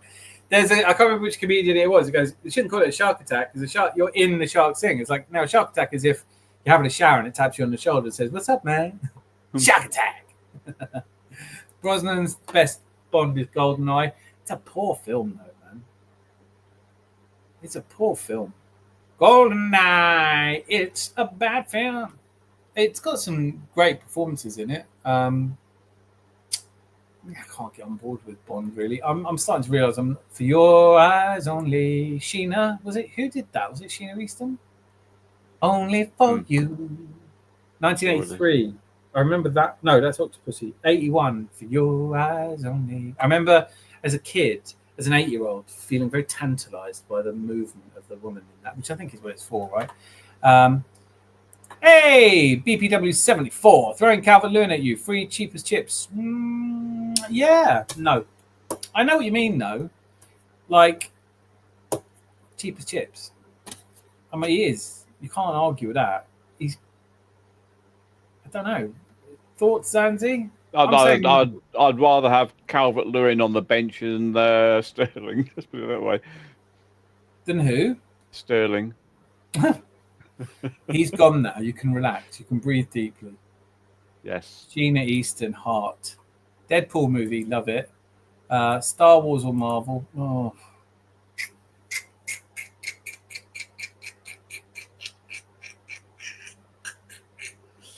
Oh, it's hard, that. That is hard. Wait, Star Wars or Marvel? Somebody answer that. I can't do this. If they'd only ever made the 3 Star Wars films I like, then I'd be like, Star Wars, what are you talking about? Don't be silly. But there's so many of them now, and I just don't like any of them. I don't like the ones they remade either. Attack of the Clones. I think I watched the first 2 Star Wars, and I can't think I've watched one after that. Did you not watch Return of the Jedi? Was it one of the first 2? No, it was the third one. Probably not then. I like Return of the Jedi. It's the one with the Ewoks in it. No. Mr. Tom, this is an excellent point. Denise Richards is a nuclear scientist. It is the worst acting, even in Bond films, which, you know, you can pick bad performances in almost every Bond film I've ever seen. But Denise Richards as a nuclear scientist, I mean, she's hot, but just her dialogue, every time she says something, it's so bad, and you think they've spent millions on this film. All I can imagine is the person goes, but she's lovely to look at. She is lovely to look at. Does she need to be able to act? She is lovely to. She's a nuclear scientist. She's not convincing as a nuclear scientist. It's hilarious. Not like they opened the fridge door and out of nowhere a shark bit them, was it? Yeah, exactly. Amazon Prime on Netflix. Nathan. GoldenEye is a classic. It's not a classic. GoldenEye. It's not a classic. I haven't seen License to Kill, but it's filmed like a cheap TV movie compared to the other Bonds. Yeah, most shark attacks occur in shallow water. Yeah, that's where the food is. It's when people, as he does the thing, it goes, a woman lost her arm to surfing, and she's going, isn't going to stop me getting in the water. And you're like, it would definitely stop me. That would be, no, I'm done. Thanks. So bad it's good. Lol, Zanzi. The only person I don't blame for Denise Richards playing a nuclear scientist is Denise Richards. Yeah, no, you should take the gig, wouldn't you? And she hasn't been unsuccessful in later life. She married a Sheen, didn't she? But yeah, it was the worst. I've seen some bad acting. Oh God, I've seen some bad acting. Golden Gun, Man with a Golden Gun. I saw Return of the Jedi in a similar as a double feature with Empire Strikes Back. Oh, that would have been good. That was one of my highlights of my young life, watching Return of the Jedi in the cinema. In fact, Empire is the only one I didn't see in the cinema until they did the secret cinema of it, and me and a friend got kicked out for being too alcoholically boisterous. The reason is, I don't know if you've ever been to a secret cinema, but the premise is that they put you in surroundings which mirror the surroundings of the film, so you feel like you're in the film, right? So they have Tatooine, you walk around it, and then some Imperial troopers take you onto the Death Star, from which there is a bar next to the cinema screen, and you can watch whilst paying for expensive drinks and having them brought to you, and they're quite happy to serve you the alcohol. But me and my mate were like, all the people were cheering, because it's quite an interactive experience, were cheering when the Rebel Alliance was blowing up the Death Star, and we were like, we're fucking on the Death Star. Stop cheering. And people around us were laughing, and that's the worst thing you do, because obviously it goaded me on. And we had a guy come over and goes, we're going to have to ask you to leave. I was like, why? It's because you've been drinking too much. I go, well, do you think it's anything to do with the bar that you've been serving me alcohol from? Yes, I'm pissed. I've spent 120 quid on booze. If I wasn't pissed, I'd sue you fuckers. And they were like, okay, well, can you just stand? You've seen this film before. And I was like, there were people at the Empire Strikes Back Secret Cinema. I'd never seen Empire Strikes Back before. Have a word with yourselves. You've got to have seen Empire Strikes Back. It's like when people say, I haven't seen The Godfather. And you just think, oh, nothing else to say to you. Sorry. We're done. Okay. Thanks for coming. Who here has not seen Godfather 1 or 2? And don't anyone tell me they made a third one, because they didn't, and that's a lie. Russian for Love. that's not the title of the film, but that's the title of a website I think people frequent.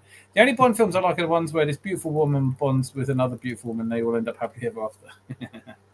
Hey, the Millet's here. Thank God we stayed awake. In the sea, the shark wins every time. On land, I can outrun a shark, so it all comes down to the bike race. I loved it. I love it. I absolutely love it. Yeah, unfortunately for me, that's still more often than not goes away, the shark. American Horror Story or Riverdale. American Horror Story, I used to like that. Kicked out of a cinema, Jesus Christ. It wasn't a cinema, it was a secret cinema. It was in Docklands, and it was in a warehouse, but they'd done it up to look like you were in a Star Destroyer, not the Death Star. But it was good fun. I got to go into the bar at Tatooine and have all the actors pretending to be Luke Skywalker. They have the actors pretending to be Imperial Guards, and the two guys in the bar. And there's a scene where Luke Skywalker says, my friend doesn't like you. So I went up to the guy playing Luke Skywalker and said, my mate quite likes you. He went, you mean he doesn't like you? And I was like, no, you're all right. What's wrong with you? And I just thought everything I did was just trying to subvert the films. I went up to Chewbacca and I bet your hair stinks when it rains. And the guy in it laughed. And I went, aren't you supposed to laugh like Chewbacca? And he was like, I got one of the stormtroopers to let me put his helmet on. That was fun. Because obviously they're actors, right? Yeah, surprise. And he's like, I'm not supposed to let you. And I was like, let me put it. I've never had one. Oh, come and let me do it. Come on. And then I ran away, and I was like, look at that back. And he looked genuinely like shit. And I was like, no, you can have it back. Honestly, Secret Cinema is an absolute ball. I recommend it to anyone. I'm not allowed anymore, but it's good. From Russia with Love is such an upgrade on Dr. No, but it's quite surprising they made it a year apart. They did all those first films a year apart, didn't they? That was quite the theme. And then it's interesting to me because I don't know very much I'm learning about Bond, because I kind of wanted to make this spoof, and I wanted to follow the way they make actual Bond films. But you've got 62, 63, 64, 65, and then You Only Live Twice is 2 years. Then Majesty's Secret Service with George Lazenby, whose director talked him out of doing any more Bond films. Thanks. Not that I think he was going to get offered them. But Sean Connery comes back for Diamonds Forever. But there was this kind of theme. And then in 1989, they made License to Kill. And it was 6 years before they made another one. So I'm guessing Timothy Dalton didn't shine. But I don't remember really liking it. I've never seen Living Daylights or License to Kill. I saw GoldenEye for the first time on Saturday. The World Is Not Enough on Sunday. They're all right. When's your manager deciding the striker? Do you know what? I don't think the manager decides the striker. Just saying. It's probably worth putting out there. We've got this bloke called Andrea Berta, and we're paying him a fucking fortune. We're paying him an absolute fortune. Anyone here earning more than him, you're getting the next round. We pay him an absolute fortune. Imagine that. Imagine your job is to go and sign the players, and everyone goes, fucking hell, Dan hasn't signed a player yet. And you're like, oh no, what a prick. No, it's not actually Arteta that signs the managers. A lot of people know that. I've seen Godfather, but not the sequels.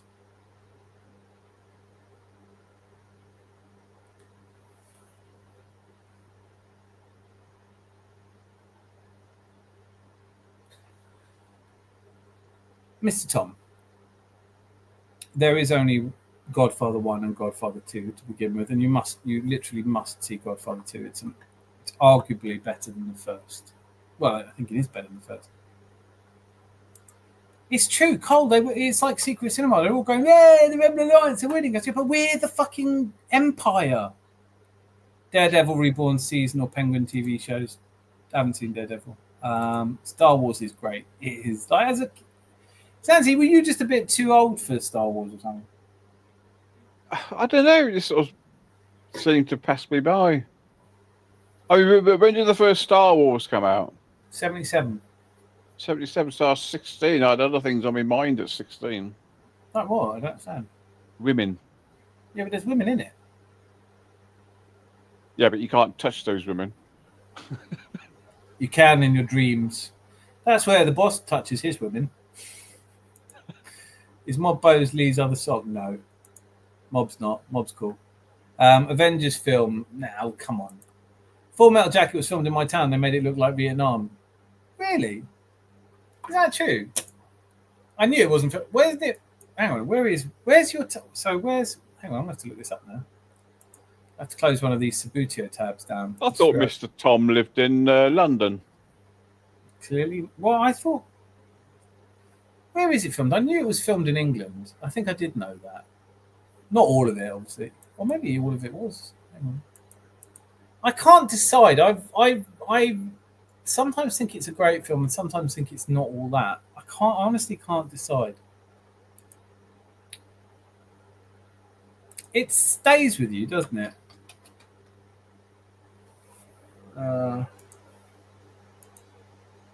Only two things come from Texas: steers and big steaks. And you don't look like a steer to me, so you must be a big steak. They don't let me write screenplays anymore. All right, so Tom's an East Londoner.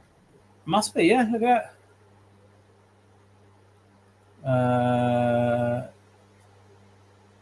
that. I wish they'd filmed it in Dagenham. That would have been brilliant. The Nam. Where does it say? Where have you got it? The Vietnam Series film that says building Yankee the exact spots. Move your detail below. Cambridgeshire, London, Norfolk, Buckinghamshire. I'm doing the same accent for everywhere now. Where are you from, Tom? Where's your town then? Big up. Are you jealous of Lee? Lee who? Lee Gunner. Yeah, I am. I'm on a. I would have to starve myself for weeks to get arms that skinny. How do you do it? Docklands was great back in the day. Went some great raves there, mate. I'm sure I've told this story before, but you get a loop of stories from me. My best mate's dad, worked for Docklands Development Corporation, and one grim April Sunday afternoon, he drove us. And he had us stand, and he goes, "This is exact spot you're standing. We're going to build one of the tallest buildings in Europe, Canary Wharf." And we're like, brilliant. And now you look at it and go, shit. Full Metal Jacket, great film, one of the Kubrick's best works. I don't know, I kind of go between liking it and not liking it. I wouldn't put it on again. We've got you were here. We've got that you were here. Mob boss, he's such a genius. They intended on making third Dalton film Property of a Lady, but eventually he got tired of waiting, so dropped out. Well, it's good because it would have held his career back, wouldn't it? Look at what he's gone on to do. Goodfellas, 100% one of my favourite films of all time. I watch that regularly once a year. Cole, there's an emergency meeting going on. Emergency! Emergency! Emergency! Nothing has happened. Please stay in your homes. Please do not go into the sunshine. Do not smile. Who was the greatest villain of all time? Margaret Thatcher. Oh, bit of politics. No, greatest villain of all time is the Joker. Mob Bows, I better attend. That sounds important. Why do they keep having emergency meetings? Mob, do they work? Are these emergency meetings helping? Are they like emergency meetings of AA where you just turn up and say the same? I don't know. They filmed some of Full Metal Jacket in East London, some in Cambridgeshire. I think we've gone through the list. Full Metal Jacket was filmed on the Isle of Dogs. Yes, that is East London. I love it there. As, of course, was Long Good Friday, which is a very underrated gangster film.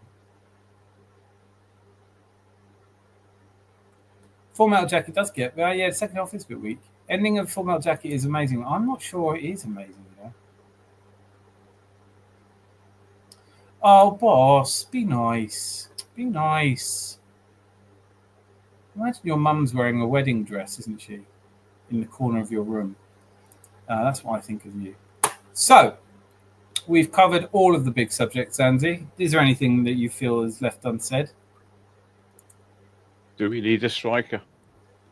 Nope. I've spoken to Arteta, and he's comfortable that we don't need a striker. Because we've got Marino. We've got Marino. Actually, do you know what? This occurs to me, boss. You're so weird. I've got a huge amount of people watching you. Yeah, you are. Why don't if you fuck off? I'll have one fewer, and I'll be happy, mate. I was making a joke about your dead mother. That's what I'm doing. That's why I said that the wedding dress, is a reference to Norman Bates and Psycho. I'm calling you a psychopath. You don't have to come back, by the way. So, on that, on that psychopathic bombshell, Zandy has led with "We need a striker." To 120, 171. Hang on, I'm just doing some maths now. 171 times 60 times 6. Cristiano Ronaldo's earned 61,500. So it's less than me for this stream. I might send him something. He's a pauper, isn't he? He is. I mean, you can never have enough money, can you? No. He can't be that rich because, I mean, look how skinny he is. He just needs some food, doesn't he? He does need a feed. I mean, if he went to my grandmother's, she would definitely give him a sandwich. You know, she's like, well, you know, what's wrong with you? Big up, Dad and Zanzi in chat. See you all soon. It's Thursday night. Doing it all over again. Boss, please make sure to be here. Unless your wife or girlfriend needs you for something. 1980s, Thursday night. 1980s. We're doing 1980s. Don't let me forget, Zanzi. 1980s. Yep, I shall... sleeves rolled up to here, blazer, sleeves rolled up. I want the full Miami Vice look, right? Maybe change your profile pic to something very 80s. Oh, boss, if you really, I've got an idea. I just suddenly occurred to me, you could fuck off. If that's okay, you could just fuck off, and never ever come back, and then you don't have to hear our abuse, because I promise you I won't follow you to your bridge. I'm not going to fight the nurse to get to you. You're fine. Someone should take your phone off you. That's what I'm saying. Is there a quiz coming anytime soon? Should we do a 1980s quiz? Can we fit everything into a Thursday night? I have Friday off work, so I can go full tits on Thursday. Quiz / should we do movies from the 80s? We do movies from the 80s, and I'll put 80s music on, and we're just gonna have cocktails. I'm gonna actually, do you know what? I want to try some of the cocktails Cole was talking about. I'm gonna look some of them up. I don't drink spirits really, because I just don't. You can pretend, for fuck's sake. You don't have to. Well, no. But I'll always have a gin and tonic. Yes, that's not spirits. Or that's to prevent against malaria in the colonies, isn't it? Yep. Take care, all of you, man. God, fucking hell, he won't go away. Do you know what? For your own good, because it's getting pointless. Can everyone just say goodbye to the 12-year-old boss? He's been banned and deleted and will not be invited back. It's getting silly. 45 plus 4 equals undefeated.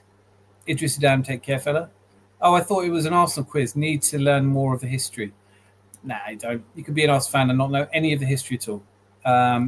In fact, you can just say. There's like a little handbook of things you can find to say where everyone will just assume you're an Arsenal fan. Just go, we need a striker. And they'll go, oh, yeah, that's definitely an Arsenal fan. Sorry, boss. We just love Arsenal here. No apologies. Yeah, and you know what? And it's silly, isn't it? He's not enjoying us, and I don't think I was enjoying him. Boss will be over Arsenal for Leeds game. Why don't you come down and say this to my face? Yeah, he's not doing that. Bye, boss. I quickly bust in because I think it is Idris asked a question probably 2 hours ago, and he said to me, he said, "Who's your favourite players?"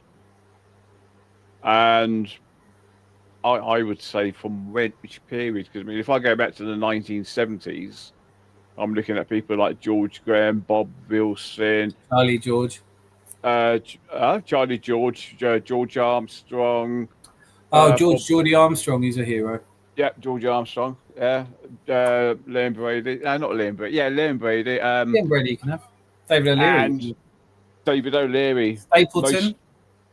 Well, yeah, apart from when he went to Man United. Yeah. Yeah. And then Did you see that? Who was? You've just reminded me. I was going to talk about this. Sorry for going a bit longer. Peter Marinello. God, that goes. Peter Marinello. He died, didn't he? I think. Yeah, but they were saying that. Oh, it was Jerome Anderson, the super agent, being interviewed by Robbie Lyle on AFTV, and he said the reason that Michael Thomas, because remember Michael Thomas got sold in '92, might have been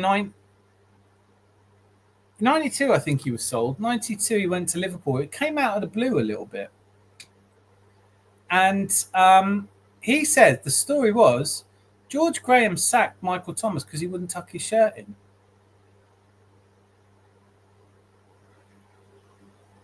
Is that mad? Don't you think that's mad? Like Michael Thomas, hero of 89. We sold him to Liverpool because Michael Thomas in training wouldn't tuck his shirt in.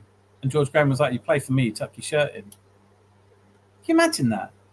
At the time, I was like, oh, well, he must have had different plans on the wing. And, no, it wasn't that. It was just, no, don't tuck your shirt in. That's fucking messed up. That's a bit off the park, isn't it? I'm still a bit fuzzy over the 50s, early 90s, missed some of our cup doubles. I'm still a bit fuzzy over the 50s to early 90s. I missed some of our cup doubles. We only had 71 was the only cup double. 93, 71, 98. Only 2002. They're the only doubles. 93 is not a perfect double, obviously. It's a league and FA Cup double. 71 proper double. Yep. We didn't miss that many doubles. I mean, like, I know that modern Arsenal fans would be horrified to hear this, but there hasn't been like a consistent period where we've always finished in the top two. Yeah. Mid 70s, we were fucking useless. Yeah. Early 80s, we were fucking useless. We were fucking hopeless between 19, like say what, 77, 78, 79 and 80. So what were the cup final years? 78, 79, 80, right? Ipswich, Liverpool, West Ham. 81, 82, fuck all. 83, fuck all. 84, fuck all. 85, fuck all. 86, fuck all. But we did hire George Graham. And in 87, he did win us a League Cup at a packed Wembley. Even though Liverpool had gone ahead. What's the name of the fucker? Ian Rush scored. Had never lost a game where Ian Rush had put them ahead. Yeah. And Perry Groves was like Diego Maradona that day. Someone wrote Perry Groves' name a little minute ago, didn't it? Oh yeah, we are Coles, but we all live in a Perry Groves world. I don't want to end up like that one guy who couldn't answer any questions on the overlap. I don't care, man. Like if I don't know the answer to something, I just don't know the answer to it. I mean, like there is a bit of a pissing contest amongst Arsenal fans. Who's the biggest Arsenal fan? Not me. I'm not the biggest Arsenal fan. I'm not obsessive. But I did used to go to all the games, and I do love them passionately, and I want to see them win the league. And that doesn't mean I want to sack everyone, just so we're on the same page. Ian Wright. I do love Ian Wright. I do have a statue of Ian Wright pending. Jens Lehmann, I brilliant keeper. Love in a different way. I'll be back more in future as my health seems to be improving. That's fucking brilliant news, Mr. Tom. It is. Love to have you on, mate. Always love to see you here. Where do you stand on Bertie Mee versus George Graham versus Arsene Wenger debate? No, it's not debate. If you had an entire show about that, you're missing the point a little bit, aren't you? I know that Jez gets really upset when people don't know Bertie Mee, but Bertie Mee would have been nothing without Don Howe. He was a physiotherapist, for fuck's sakes. Bertie Mee delivered arguably our finest moments, but Arsene Wenger for longevity, no? Moved us to a steady. I think for Herbert Chapman, built the club. He built more than the team. I think George Graham built the team more than the club. But Arsene Wenger took us to a new level and paid the price for it because we weren't in the conversation. As soon as Roman Abramovich comes along, I'd like in an alternate reality to have seen what might have happened if Arsene Wenger had money, if he hadn't had to sell all his best players. Yeah, I was thinking that a few weeks ago. If Wenger didn't have the Emirates Stadium hanging over his head. Yeah. I mean, you think about it: Sami Nasri, Van Persie, Thierry Henry, Patrick Vieira. I mean, look at all the players that left. The only thing I would say, is that it became quite obvious by the end of the Wenger regime that he was out of touch, that football had moved on. But that was 22 years. You know, that's a long time to be in any job. And I think his best years at Arsenal were taken from him by the financial obligations of the stadium. And so when it comes to it, George Graham versus Arsene Wenger is the debate. You can't be putting Bertie Mee in the same category as George Graham and Arsene Wenger. I just don't think that's fair. George Graham was tactically brilliant. And the thing with George Graham is that nostalgia is remembered this way. It's remembered slightly out of context. So with George Graham, what people forget is by the end of the George Graham era, which lasted from 1986 to 1995, was a great 9 years. But the last 2 or 3 years of it, we were hopeless in the league. And that wasn't anyone's doing. That was he had lost the dressing room. He had lost the support of the dressing room. They didn't like him anymore. And even if he hadn't been caught with his hand in the till or taking money he shouldn't have, he probably wouldn't have survived a great deal longer. And I think that's a reality. You know, I think the reality is that George Graham had achieved amazing things. And I think of George Graham a lot in transfer windows because when we're signing players like Christian Norgard and they're going, he's not good enough for us. And we go, well, look at George Graham. When he brought in Steve Bold, Lee Dixon, Nigel Winterburn, none of us were going, oh, at last. You know, he was buying these players from Stoke, from fuck knows where, Wimbledon, Nigel Winterburn. You know, no one thought these were good players. Like George Graham's best ever signing was Ian Wright, and he didn't want him. It's a David Dean signing. He explicitly told David Dean not to sign him if he was going to cost $2.5 million. So David Dean lied about it. The Arsene Wenger signings, some of them were spectacular. Bringing in a £500,000 Nick Anelka because there was this rule in France that you could sign. They couldn't sell under 18 players or offer them contracts, but other teams could come and buy them. We nicked Nick Anelka from Paris Saint-Germain. We nicked him. It couldn't happen today. Patrick Vieira, we nicked from AC Milan because Wenger knew people in France, and these players did not arrive at Arsenal to some great fanfare. But by the time they left, fuck me, they changed English football. Thierry Henry, when he signed him, would be the equivalent of, you know, like, I mean, Thierry Henry did not arrive to great fanfare. No one wanted him because he'd flopped, quote unquote, flopped at Juventus. He hadn't really. He'd been played out of position. Robert Pires wasn't some. We didn't all get to go down to the Emirates and celebrate Pires' arrival. Highbury and celebrate Pires' arrival. Pires was just like, first season Pires played, he was like, oh, he's never going to be good enough for English football. Get rid. There is this. People look back and think, oh, why aren't we signing the big players? And you go, because we never have. We signed Mark Overmars because he'd been injured for about a year. And Manu Petit, no one had heard of. Had you heard of Manu Petit when we signed him? He was on his way to Tottenham and we hijacked him and the cab that he was in to go to Arsenal and sign for us instead. Arsenal fans back then, like all these people come in and tell me that we're ruining Arsenal because our standards aren't high enough. We've seen it before. We've seen players that people didn't fancy and they come in and they set the world on fire. So I don't know. I don't think that Christian Norgard is going to be the next Manu Petit. But I also don't think that Thomas Partey was necessarily going to be that great. No, or even Gabriel, really. No. I mean, no. I don't know. William Saliba, there was that whole thing about like has he ruined it? Has he made the player want to leave? I don't know if Arteta's done the right thing or the wrong thing by Saliba, but I do know we've had 3 incredible seasons out of him. I'll give him some credit for that. Henry, Saka, Martial, front 3 in FIFA. Oh, not for me. I can't think of some players' names without the Arsblog swear filter. I miss the days when the captain chose long, short. I do that as well. I'd love to see that back. Mobbo's got it ironed out. Chat shit, get banged. Bertie Mee is a legend. Mm-hmm. Yeah, of course he is, because he won us our first ever double 10 years after Spurs had done it. You can't not like Bertie Mee. But I don't think Bertie Mee puts himself in the same category as Arsenal, if obviously he's not around. But he would have gotten us back in the Champions League if he stayed. Who would have? Arsene Wenger? Do you mean Arsene Wenger would have got us back in the Champions League if he stayed? Did you want to see Arsene Wenger stay? There's a lot of people that really didn't, and they were quite vocal and fucking irritating about it, frankly. And now here we are. Now they don't want this one either. And it's just like having a kid that doesn't eat its vegetables.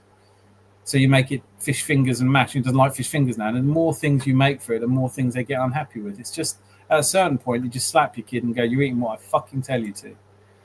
Arteta, Rice, Zubimendi in midfield. Yeah, no, look, we've got Declan Rice, who Man City desperately wanted. We've got Zubimendi, that everybody wanted. But we're shit and we never buy good players. If you're an Arsenal fan, then great. Just don't come in here making out you're better than other fans or question others' opinions. We are fans together. We all have different views and get on. Exactly. Yep. Do you think George Graham deserves a statue outside the Emirates? Mob, that's a really good question. And I'm really torn because I lived through it and I just don't know. I think, on reflection, do you know what? But I'd love to hear what you think, Zanzi. I do think George Graham deserves a statue. He was so important to us, and he did put us back on the map. And come on, man, for 89, for 91. 91, people forget.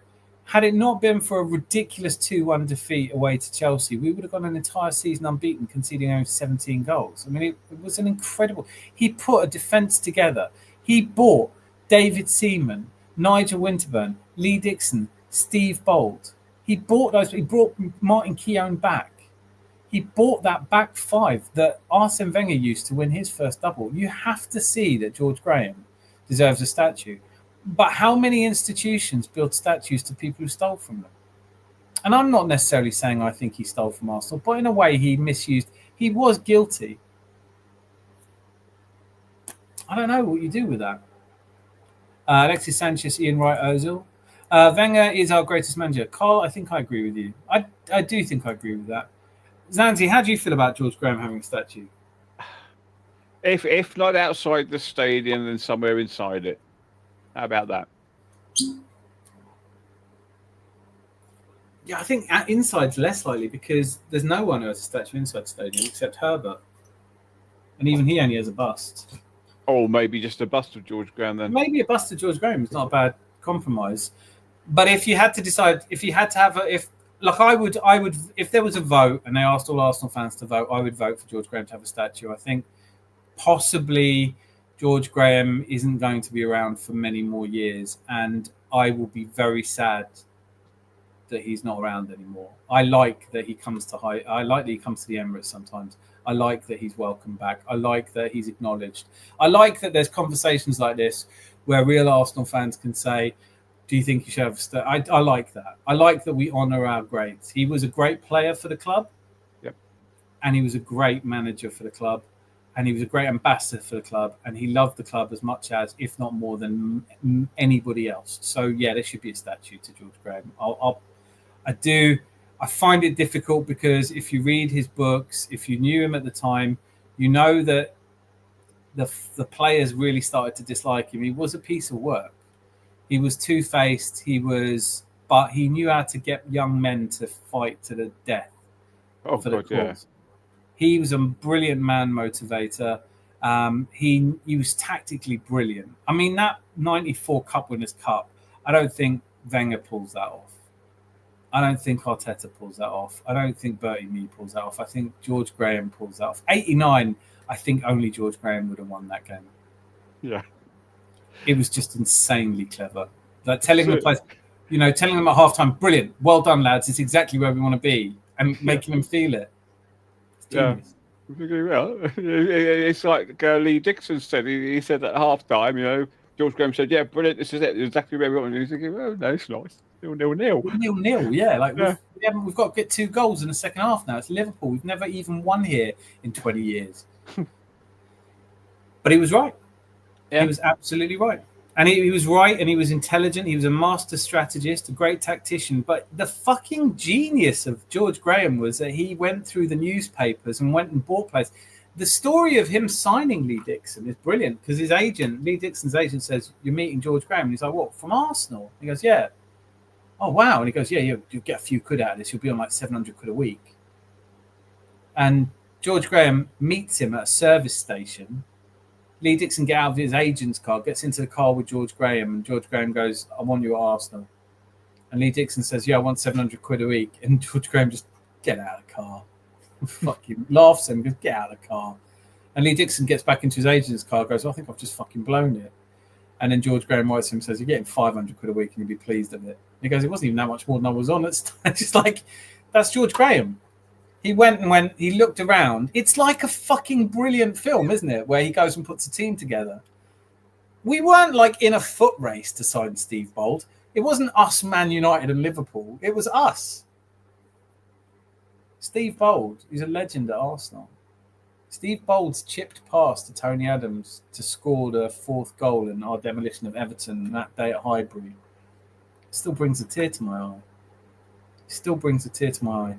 Seeing Tony Adams tip his head back and drink in the sunshine that beautiful day in 98, like, my fucking God, would you believe it? What else do you have to do? Like, if George Graham gave me 89, he gave me 87, 89, 91, he gave me 93, 94, and in large part, we got to the final in 95 because of him. If you do all that for us, you have to have a statue, don't you? 80, 89 would do it, really, for me. Just that on its own is worth a statue. Yeah. Just that on its own is worth a statue. But when you add to it that he won the League Cup, he's the only Arsenal manager ever to win the League Cup. We've been playing it for like 80 years. We like 60 years. We only ever won twice. 87, 93. 2 cup finals against Sheffield Wednesday. They weren't that shit. They had Mark Bright with his fucking elbow. Andy Linegan breaking his nose, and he still scores a header. I don't think many people can motivate a team like that anymore. George Graham, Mob, for the amount of time I've given you a question, you can see how much I loved it.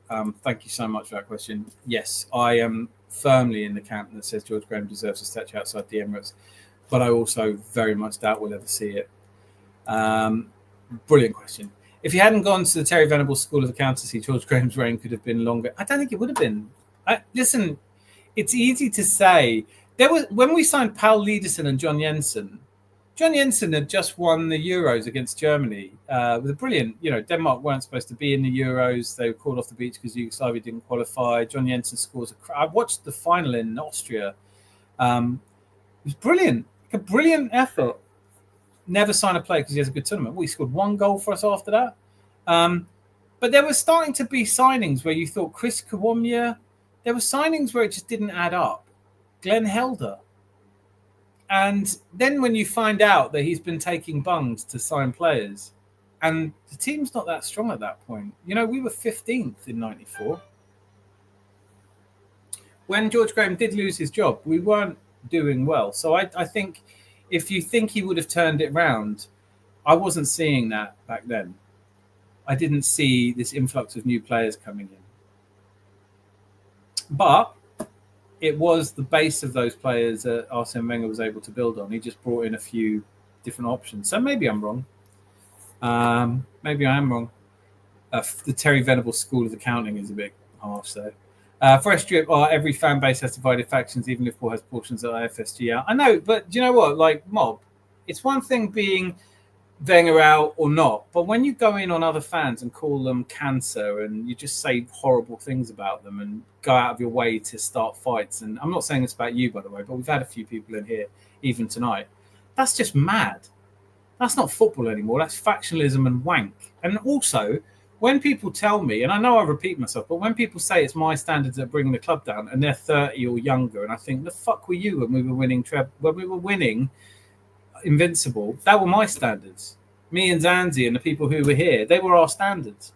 So where were your standards, and what have your standards ever done for us? If you're under 30 telling me my standards are the problem and I'm a cancer, I don't need it. No one needs it. You're not, I'm not talking about you, Mob. I'm talking, and because you mentioned it, that's why I'm saying. I'm not accusing you of it. But I am saying we have people in here who go, you need to leave this club, and they've been at the club 5 minutes. Being in a club is about supporting the club, whether it's winning or losing. Anyone seen the Henry interview with his kids where he won't walk into Highbury? No, I haven't seen that. Why won't he walk into Highbury? Ask him why he got beat up by a 15-year-old. Who's that? Nathan, come on, getting knifed ain't a joke. Nope, definitely isn't. Arsene and Dean was the real deal. When Dean left, Arsene lost that spark within the club. Dean knew what Arsene needed before Arsene knew what he needed. That's a brilliant point. Yeah, I think there is 100% that combination worked really well. But Arsene also lost some support in the board, and you saw that play out. But then Dean was the product. He actually brought the Cronkies to the club, and it was not. I mean, it was going to happen anyway. But no knives. That's a lie, Mob. I don't know what you guys are talking about, but let's not talk about knives. There should be a rollerblading statue of Ian Wright inside. Or a motorcycle, him on a motorbike. Mobbo seems like a waste anyway. None of us can change what happens within the club. Say your views, disagree or disagree, but please be chill. Totally agree with that. He got attacked at dinner with his wife over his opinions about Arteta. He got knifed. Who did? Nathan? Who got attacked at dinner? Like, no one needs to stab someone because of their football opinion. Fuck's sakes. He needed more money. Mob, morale of the story, don't chat utter bollocks online, giving it the big one about how hard you are, then get beaten up by a teenager. Who's getting beaten up? Someone tell me. I need to know. Who got knifed, says Cole. The kid was lucky he wasn't prosecuted. Yeah, I think if you stab someone, you should be prosecuted. George Graham should get a statue outside my house for getting Leeds in Europe within 2 seasons. That's brilliant, isn't it? Mr. Tom, I love that. Let's share a statue. How's that? I think we could all do with that. We'll just have a statue and wheel it between the two. George Jean, you had to shut up shop after getting that vital game. Arsenal would turn from attack to defensive. They love the challenge of keeping goals out, hence a solid back line. Did see remnants of that in the Arteta approach last season, and I wasn't enjoying it. Nathan, he had an entire video about it. Did you not see it? Do you know what they're talking about, Zanzi? No. Adams drunk, crashes his car on the way to Highbury, scores a winning goal, got arrested. Oh, mate. Went to prison for 3 months or 2 months of the 91 campaign. Came out, won the league. Have that.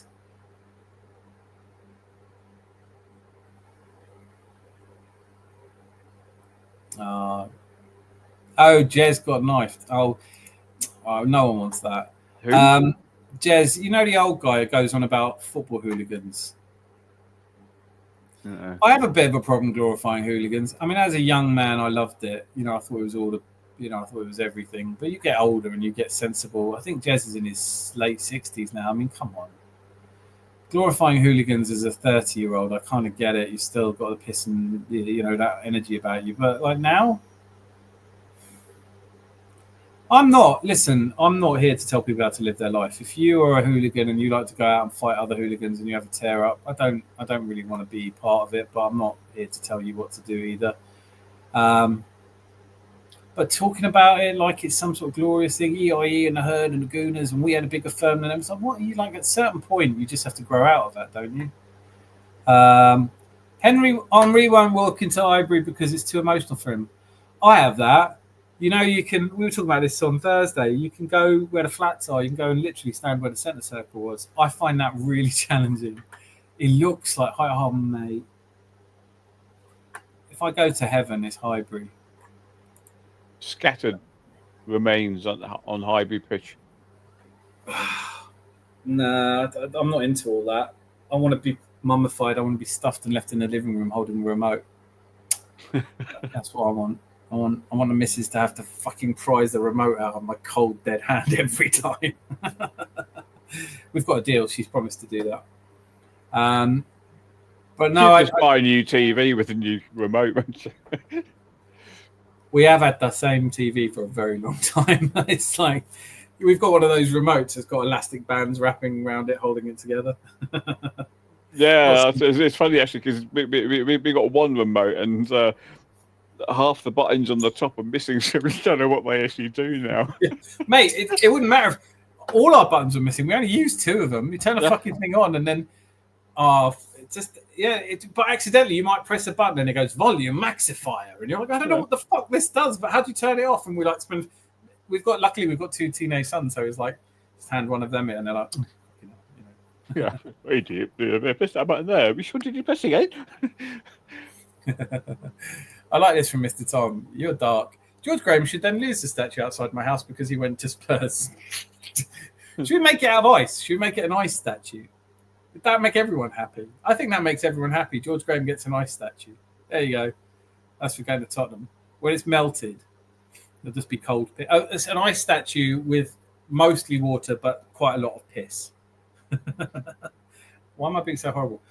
Do you know what it is? George Graham is a sort of bloke I don't think you'd want to have a pint with.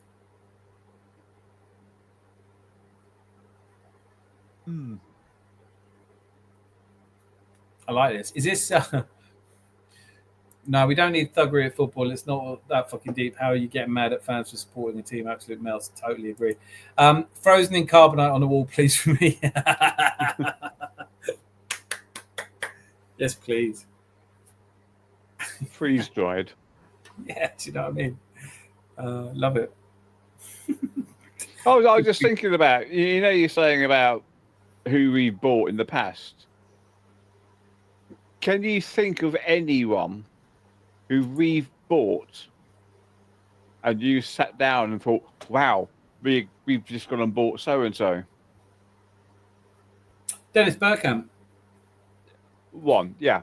Dennis Bergkamp was the game changer. I'd never known anything like... Ian Wright would be in there for me as well. Yeah. Ian Wright would... Ian Wright, Dennis Bergkamp, maybe even because it happened and I was high and euphoric, David Platt, because he was England captain. Yeah. Malcolm MacDonald for me as well. Yeah. It didn't really... I don't remember Malcolm MacDonald. Yeah. But there is one. Declan Rice is another one. Oh, Declan Rice, yeah. But there is one, that striker, I can't remember what his name is, but you used to love him. Marouane Chamakh. No, before that. Nicky Bentner. No, fuck off. No, Oh, yeah, it's a no-go. No, earlier. Oh, Tony Woodcock. Yeah. Tony Woodcock. Yeah, that's a big one. But it's funny. Do you know what? That's a really good point because he was my hero. And in those days, you didn't sign players from Europe, and he had done well in Germany. Obviously, he'd had a good pedigree before that as well, Forrest. But but there wasn't he just was a player. I don't remember because I wasn't reading newspapers. I was 9 or 10 years old. I just remember being at a game, and I don't think I knew him really. It wasn't like I knew of him. I had a Panini. I just used to watch him, and he'd score the goals. Yeah. And I liked him for that, I liked him for that. It's still some years before Alan Smith was banging them in for fun. You forget as well, Alan Smith was obviously wasn't a signing that I was ecstatic about, but very quickly he became one that I was excited about. Yeah. But maybe another one who sort of raised your eyebrows and thought, that's a good signing, Davor Suker. Oh, yeah. And then, yes, 100%. But then why he never fucking played him? He never played him. It was he never, ever played him. I mean, he had... How many games did he actually ever play? 20?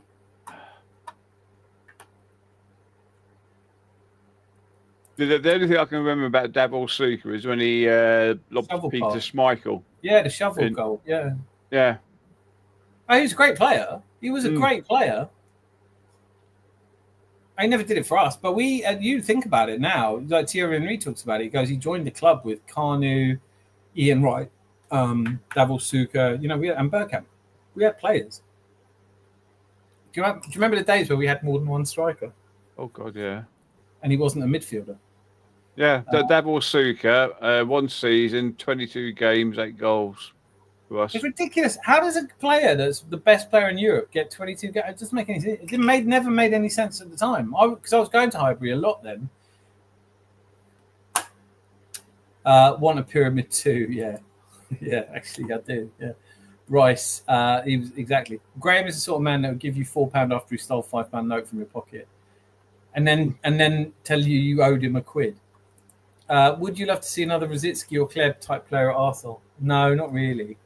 I know what you mean, though. That's why I quite want to see Xavi Simons or Eze, because it's that running through the middle. I honestly think the future of, if we're going to be successful, and it is an if, because we're Arsenal fans, that we can want to win the league, but it doesn't mean we're going to. And you blame who you want if we don't. You could say maybe there are better teams out there. Maybe it's all Arteta's fault and he should stop trying to destroy the club, whatever you feel. But yeah, we are desperately short of the flair players. Maybe Ethan Wanyeri comes through and he is that. Maybe Max Dalman the next couple of years comes through and he is that. But wouldn't it be nice to go and buy one? Yes, Xavi Simons is perfect for me. I like Jamie Gittins for the same reason. I do like players that pick up the ball and run with it through the middle, because I think that's the only way you can beat a low block. I would almost have Xavi Simons and just say, look, get the ball, run into the area, or pass the ball into the area. And basically, Declan, you just follow around near him. So if someone tackles him, that you pick up the second ball and just have a shot with it. I think that's how we win against the low block. I don't think that we're going to pass it out to the wings, and it's just not working. It didn't work for Man City yesterday either against Al Hilal. I think teams just don't lose to that anymore. I think Eze would be still good at that, though. Yeah, I 100% agree. I do think he'd be good at that. It's the worry is, would Arteta find a way to play him and Odegaard and Zubimendi and Rice and Saka and so I think that's the problem. But I think there's an evolution coming. I think that Arteta has signed Zubimendi to play a different type of football. I don't think he's going to put him in as Thomas Partey. I don't think we're going to play the same football next season, which is why I think we definitely need to get some players in. Potentially Rodrygo, I'd love that. Suker, fresh drip would be an exciting signing. Yeah, Rodrygo would be. Luis Boamorte, yeah. Bergkamp. See, people forget, we always had squad players. Sylvain Wiltord, no one was that excited about, but he ended up winning us the league, right? Henry, all strikers at Arsenal at one time. We don't even have one now. I know it's a different time. We don't play 4-4-2. No one does. And no one, lots of teams don't have lots of strikers anymore, when they all would have had at least two. Everyone would have played a Beardsley Lineker type situation. Everyone had Sutton and Shearer, or, Sheringham and Cole, or York and Cole. There's always a two up front, wasn't there? Now, a lot of teams just don't do it at all. A lot of teams, that period of Barcelona not playing with any strikers and the false nines and things. I'll take Boamorte and raise you Frenny Jeffers. The fox in the box. I love it. We'll find out pre-season kicks off. Hopefully new players get well. Yeah, hopefully Gabriel hasn't eaten anyone. Didn't Cesc Fabregas say that Alexander Kleb was a player that made, because he defended more, which made that he was able to push forwards more? I mean, sometimes we don't. I mean, I say we. You might. I'm not tactically that astute. When I watch football, I watch it on telly as well, so you don't always see everything that you'd see at a match. So I don't see. But when you hear football, what I do, I read a lot of autobiographies. I listen to a lot of footballers, and when they say things like playing with Ray Parlour made me better because he did all the hard work, he did all the fetching and carrying, and I could just bomb forward. That famous, kind of the famously good midfielders like Scholes and Butt, where Butt would drop deep and Scholes could do what he wanted. You need that tandem kind of midfield. Manu Petit and Patrick Vieira was very much built on this understanding between the two of them, where they didn't both find themselves out of position. It was incredible. But, as the great mass of Arsenal fans, which I'm proud to belong, we don't always know what the fuck we're talking about. Not to get overly philosophical here, but it's Plato's Fool's Ship, where the captain of the ship can choose between listening to the navigator, who's trained in nautical navigation and knows where they're going or where they're trying to go, or he can listen to the sailors who are angry that they're going through rough seas and they'd rather go the easy way around. And I think in Stan Kroenke, if he's the captain, he has to listen to the experts, because as much as all of us fans think we know what the fuck we're talking about, and we may, within Arsenal circles, we might know more than you could expect us to, or anything like that. Still, the reality is we know fuck all. We look at players and go, I want Balotelli because he's a brilliant player at Inter Milan, and he comes and it doesn't work. I think people go, no, God, he's not a big name, I don't want him. Like they would have said, I don't want Steve Bold, and they would have said, I don't want Lee Dixon. And like I said, I don't want Dave Seaman. We've got John Lukic. Why the hell would we sign Dave Seaman? It's stupid. I was wrong. We're often wrong because we don't understand what they're cooking. It's like you and I can go and have a Michelin quality meal, and complain about what we think, this souffle is overbaked. We don't know how to do it. We can just judge the results, and sometimes it breaks my heart because I think of what Arteta managed to do in getting to 89 points. The number of defeats he's had in the last 3 years is phenomenal. It just hasn't worked into silverware. Getting us to a semi-final of the Champions League. I mean, if everyone was really pro Arteta and everyone liked him, they'd all say, well, that's a hell of an achievement. For some reason, he's criticised for it.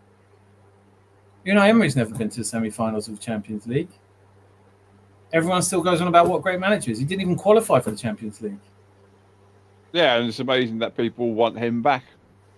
It beggars belief. But like the one thing I've learned is that there's nothing you can't expect out of people. They will say and do things that shock you every time. I'm surprised that Arteta is as vilified as he is, because whether you like him or not is secondary.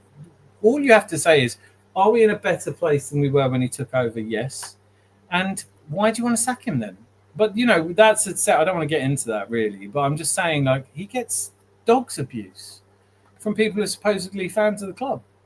Yeah. Have we got a better team now than when Thingamajig was in charge? At Villa. I can't remember what his fucking name is now. Steve Gerrard? Our manager. Unai Emery. Emery, yeah.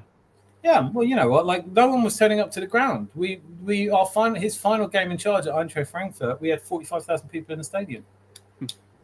That's how you change a manager. If all these league gunners really want him out, don't go.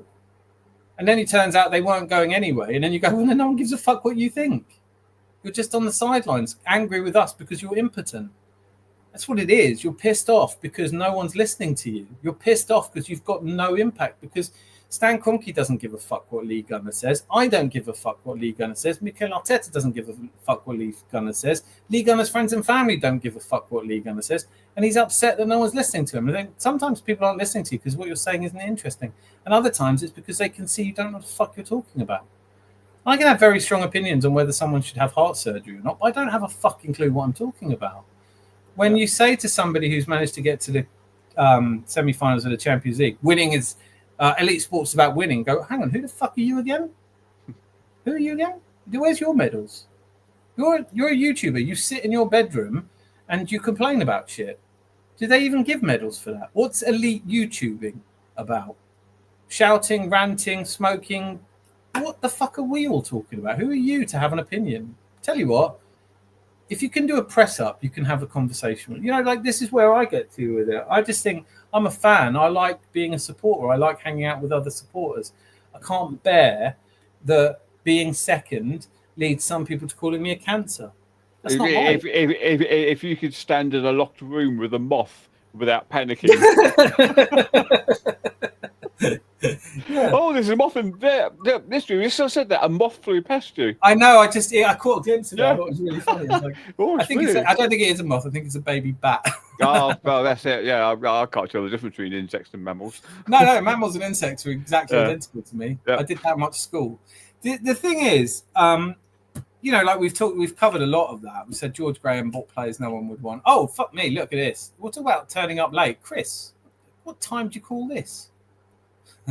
Hi ho, Seven Wiltord. Kleb was really such a quality player. I know, but I hate him for leaving, so let's not talk about Kleb. Hey, darlings, Chris Nix is here. Sup, Chris. I was going to go a bit ago. Reminds me of McEnroe telling reporters they don't know what they're talking about because they don't do it. That's it. They don't. Like those who can do, and those who can't criticize. What do you want? What do you want me to respect you? Because like you can see that Arteta should be signing a player, and you go, first of all, it's hard to respect you because you don't even know Andrea Berta is the guy who does that. Second of all, why would anyone listen to who you want to sign? You don't have an analytics company. You're not a scout. You don't own a team of scouts. You've never played football. You've never coached football. And you probably wouldn't go on a training pitch if it was anywhere near a... I mean, this is just silliness that people get so angry that people aren't listening to their opinion. There's a reason no one's listening to your opinion. It's because you don't know what the fuck you're talking about. He's a baller. Kieran Tierney's the best left back in the country. Kieran Tierney's the best left back in the world. Oh, yeah. Because he was a free agent and Celtic ended up with him. How did Celtic beat off Juventus and Inter Milan and AC Milan and every other massive team? How did he end up in Scotland? When he went to Sociedad, why didn't they play him? He's a baller. He's He's so much better than Zinchenko. Okay, in your opinion, what if, and I'm just putting it out there, what if I could just one time in my life before I die hear Lee Gunner say, I could be wrong. Just once in my life, just hear him go, I think Kieran Tierney's a better player than Zinchenko. But do you know what? I could be wrong. That's all I'm expecting because I do it every day. I go, do you know what? I would sign Rodrygo, but I have a tiny amount of information compared to what Andrea Berta has, Mikel Arteta has, the scouting team, the Stat DNA company. Like, if I went into the meeting saying, I really think we should sign Rodrygo, and they went down, here's his Opta stats for the last 2 years, they're just not good enough. I'd go, he looks really good. It's like, well, when did you watch him play? Well, I watched him play a couple of times. All right, well, we've had people watching him every game for the last 2 years. So do you want to talk to one of them? Not really. No, I think you're doing a great job. Thanks, guys. Thanks, though. I mean, I'm good at what I do, right? If some prick walked in off the street because he'd been watching it and went, I think you should run a campaign like this, I'd be like, have you done one before? No. Okay, well, why don't you shut up for a minute or longer? And we'll come to you if we need your opinion on something. When would you ever, in a professional capacity, ask somebody who's never done it their opinion? If I go to the doctor and it's Lee Gunner, I'm not sticking around for his diagnosis. Do you know what I mean? Like, you wouldn't, would you? Look, I've had chest pains. Right, well, fucking, this is what I think. Sorry. You look a lot like Lee Gunner off YouTube. Yeah, that's me. Have you been to medical school? Medical school. Wang. No, I'll be all right. Okay, well, this is going to be a world's shortest conversation. A bit like, you talking to your missus. I don't fucking want to hear the opinions of people who don't know what the fuck they're talking about. How am I a radical? You got chest pains, have you? Best give you a suppository then. Yeah, better man up. Yeah. Like, if I had chest pains, I'd just fucking fight them and punch them in the nose. And, it's like, everyone's such a tough guy as well these days. You noticed? Everyone's like fucking, if I saw that Kai Havertz, I'd want to punch him. Yeah, the thing is, though, let me put it to you this way, Lee. If you saw Kai Havertz and felt like you wanted to punch him, I would recommend you do it. But then I quite like to see you get punched back. Anyone who likes you, and I'm sure there aren't that many of those, would probably recommend you don't do it because he's about 6 inches taller than you and he's a professional athlete. He's done things you can't even dream of, like a single press up. So let's just leave the whole conversation of you punching the professional athlete in the face. All right? Like Kai Havertz has walked onto a football pitch. Yeah, like Kai Havertz, he should have put his head in there. Why? Well, you should have put your head in something. Very like a pillow. Honestly, it's just absurd. It's absurd. And people will come up with this bollocks all the time. I'm entitled to my opinion. You're entitled to your opinion, but you're not qualified to have an opinion. I can't stop you thinking something. I can't stop you thinking that the earth is flat. I can't stop you thinking anything you choose to think. But I don't have to listen to you. Your opinion isn't worth anything if you just had it and you're not even sure why you had it. I just think Kieran Tierney's brilliant. I've watched him play. I mean, look at the way everyone went on about Gyökeres. People I respect. I have a lot of time for Turkey. She's going, look, I just think Gyökeres is right for us. I mean, I haven't seen him play, but he's right for our club. And you go, if it was my 70 million quid, that would put me off asking you your opinion. I'm thinking of spending 70 million quid on this Gyökeres. Is he any good? Yeah, he's perfect for us. Oh, right. Okay. So what do you like about him when you've watched him? Oh, I haven't watched him. What do you like about him then? I like the stuff that you see on Wikipedia, his numbers. Oh, you fucking idiot. I can look at those. Yeah, his numbers are good. But what does 50 goals in Portugal equate to in England? Well, he's bound to score 50 goals in England. Okay, so why didn't he score them at Coventry? Oh, I don't know. I want the shiny new thing. Yeah, you can't have the shiny new thing and win leagues. That's not how people win leagues. Yeah, it is. No, it isn't. Yeah, it is. No, it isn't. How do you form your opinion? I don't know. I'm not even sure. I just have them. They just pop into my head, and I'm angry when people don't listen to me. Didn't like you, and I still don't. We was going absolutely nowhere under him. Ground was dead. Football was dead. Players was dead. Amen. Yeah, let's be honest. No, do you know what? It fucks me off more than anything. When people go, I can't believe that. Where were the protests? Why didn't Unai Emery get like people going down to the Emirates going, how can you sack him? They didn't. Everyone was like, yeah. I had reached the point where every time he said good evening, I wanted to turn the television off. It used to annoy me. I was like, none of this good evening shit. Just please put a team together that don't fucking walk around aimlessly just for a bit, you know? Let's not have our captain throw the armband down. That's a pretty bad start, right? Wow, you still live. You're still alive. Boy, Ted Dio's back. I don't get the Tierney glaze myself either. Like, just explain to me how only Lee Gunner can see that Kieran Tierney is a baller and that none of the world's best managers agree with him enough to sign him on a free transfer. That's pretty damning, isn't it? The guy goes to Sociedad and they're not playing him. I mean, I can admit when I was wrong. I've thought the players who left Arsenal looked really good. You know, Cozy Dewberry, I banged on about him long enough. I said, I can't believe we've let him go on a free transfer. He's a really good player. Guy can't get into the Blackburn team in the Championship. Maybe I'm wrong. Lee Gunner, there's a phrase. Just use it once before I die. Do you know what? Could be wrong. I think Kieran Tierney is the fucking best left back in the world. But actually, now that I think about it, I've never played football. I've never managed football. I've never coached football. I've never scouted football. I've watched a lot of football, but then I've watched a lot of fucking Bake Off as well, and I still can't make a sponge cake. So maybe I should shut the fuck up. Maybe I should just shut the fuck up. Do you know, I've eaten a lot of fried chicken, but I haven't ever made chicken. Like, just shut up for a bit. You know, I can honestly not understand how we get to this cultural situation where people are listening to a person who doesn't know what the fuck they're talking about, is never wrong about anything, and is vitriolic about anyone who disagrees with him. Be one or the other. Be like, look, it really annoys me that Zanzi disagrees with me, but he might be right. How many times in this pub, the Adams Arms, have we all just agreed, look, you could be right. I don't know. Personally, I'd like us to sign Rodrygo. I've never had a conversation with Rodrygo.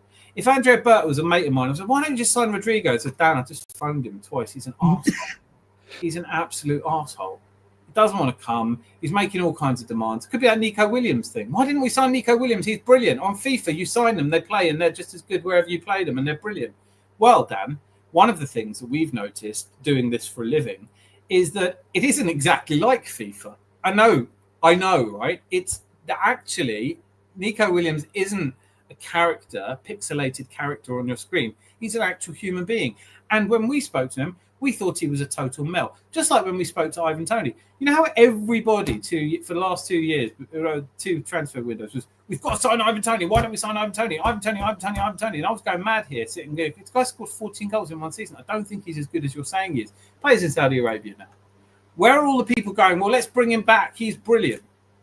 Where are the people going, do you know what? On reflection, I might have been wrong about Ivan Toney. Maybe he wasn't the best football player in the world after all. Maybe he wouldn't have won Arsenal the league. But they never say it. No one ever says, might have got that wrong. Might have got that wrong. Alexander Isak, Lee Gunner says, not a good player. We shouldn't sign him. He's not worth it. He hasn't scored many goals in Spain. 2 years later, the guy's worth 150 million quid. Would it hurt Lee Gunner to go, drop the ball on that one a bit? Because I've said it. I was in favour of Jesus over Alexander Isak. I think I was wrong now. But it's not the only time I think I've been wrong. It's not bad to be wrong. It's bad to not know that you're ever wrong. It just, facts. As you can see, Zanzi, I am busily spitting facts. Oh, yeah. That's another thing as well. Gabriel Jesus and Zinchenko are 2 players you'd think, oh, great, yeah, they're coming to Arsenal. But can I just say this? Because you're right, and I did. I was really happy we signed more Jesus and Zinchenko. Yeah. But the season before that transfer window, we'd failed to finish in the top 4. The season after we signed Zinchenko and Jesus, we challenged for the title for the last 4 games. Can we not all agree that they helped lift the mood or at least the performances of the club? Yeah, I'm dead with you on the Alexander Isak and Jesus. Out of the 2 at the time, I was thinking, Jesus, easy. Every day. Yeah. Every day, because he scored like 4 goals the season before in a Premier League game. And you're like, I can't believe they're selling him. Maybe it works out brilliantly because they've bought this big lump up front and Jesus is going to have to play on the wing and he doesn't really want to, but he wants to play down the middle and he's good enough to play down the middle in the Premier League and win titles. Let's have him. It didn't work out, but the reason it didn't work out is because he got injured.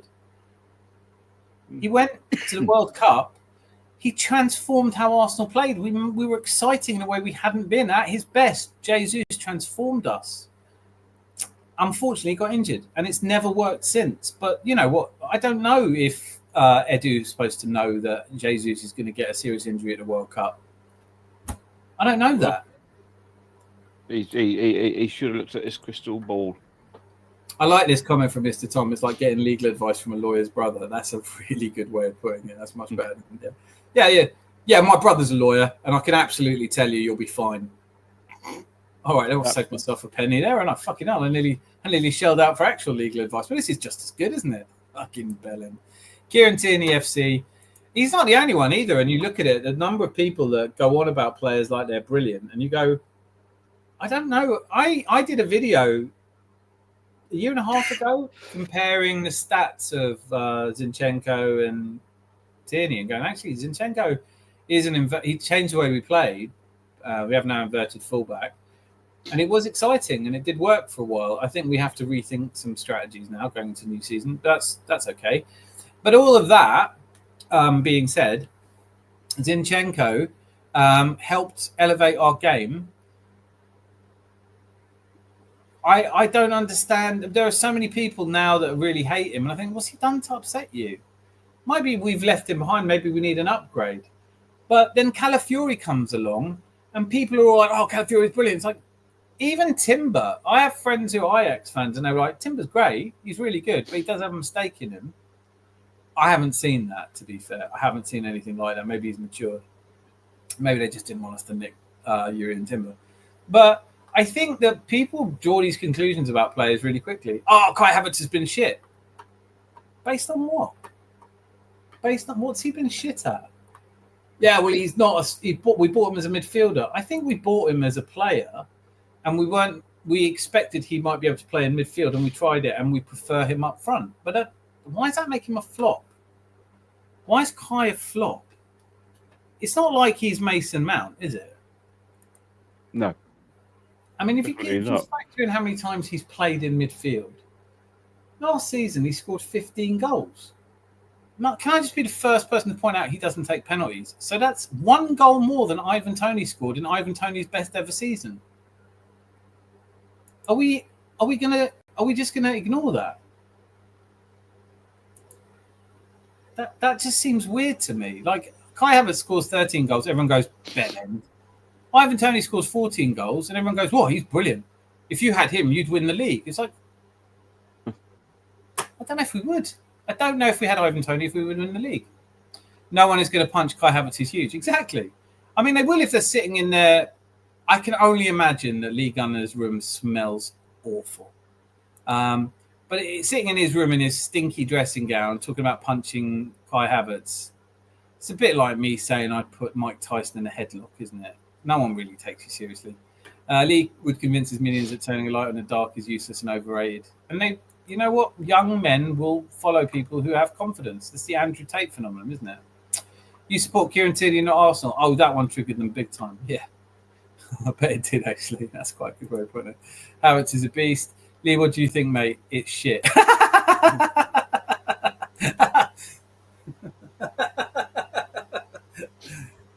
That is the flowchart, isn't it? It's shit. What is? Oh, sorry. Did you ask me a question? Yeah, I was just saying, what do you think of it? Yeah, shit. Real talk. And then morph the way you speak over time to be more appealing to idiots. Lee Gunner would tell Chris Nolan he's directing badly. Yeah. We all know that Lee stays out of restaurants because people keep mistaking him for a toothpick. Dun, dun, dun, dun, dun. This director! Did you know that Chuba Akpom outscored Gyökeres in the championship in 8 fewer games, I believe? It might be 7. I will support Gyökeres if it turns out it's him. I'm just built that way. If they put the Arsenal shirt on, I'm a fan. I'm built that way. I can't, not apologetic about it either. That's what I think supporters do, isn't it? Did I miss a memo? Are we all supposed to be twats now? It's hard keeping up, isn't it? But yeah, no, if they've got the Arsenal shirt on, that makes him an Arsenal player. I'm an Arsenal fan. Used to be, I cheer him on, right? Until they do something absolutely intolerable. And even Raheem Sterling, I wasn't booing, you know. It wasn't on enough for me to boo him. But, like, don't get me wrong. You know, but once we've signed Gyökeres, I'm just saying, from what I've seen of him, I just don't see what everyone's talking about. And it would help if the people hyping him had seen him, because they all say the same thing. Well, he scored 59 goals in 58. It was like, yeah, and apart from that, apart from the numbers, because it's the same idiots that don't want to talk about XG because it's a statistic. Well, so is the goals you've scored. That's just a statistic as well. I've never heard anyone go, I don't like hearing about how many shots a team's had because it doesn't mean anything. But they go, XG doesn't mean anything. It's what do you mean is you don't understand it. It's too complicated for you and you can't be bothered to work it out. It's actually quite a useful statistic. It's quite interesting to have somebody calibrate how likely you are to score a goal from any given situation and then count how many goals you actually scored so that you can quickly at a glance, I can look at my list of players, my spreadsheet of players that I compile and go, these ones would probably score goals because they are just about underperforming their XG, but they're about on it, and go, okay, well, if you extrapolate that, that means they score most of the chances they're supposed to score. It's not really like I would just base it on that. I'm not going out there saying to, and I don't think anyone would, but I'm not out there saying to Andrea Berta, oh, by the way, best performance against XG for all the players I've looked at, you should be signing him. That would be silly, wouldn't it? That would be silly if I was out there. Although, in theory, based on that, it would be Jonathan Burkhardt from Mainz, 24-year-old striker. No one talks about this. He's scored 18 goals in 29 appearances in the Bundesliga against the next year 14.8. He's well overscored. He converts 25% of his shots on target. It's well ahead of almost anyone in Europe. No one's talking about him because he's not. I don't know how Victor Gyökeres got so popular. Is it because he was at Coventry? All this, 400 quid a week I made selling street sweets to children. Creepy. And Real Talk, Milton Keynes, Real Talk. Yeah, it just comes across as a lack of authenticity. Sponge cake is very high level chemistry. I will make you right on that. Lee Gunner is salty because Arsenal banned him. Lol. He's gutted he can't ever go again. It's one of the best moves. Did they really? See, I would argue that they shouldn't ban him. It's not like FIFA. Sacrilege. Actually, wash your mouth out. I will do so right now for you. Boy Tendio.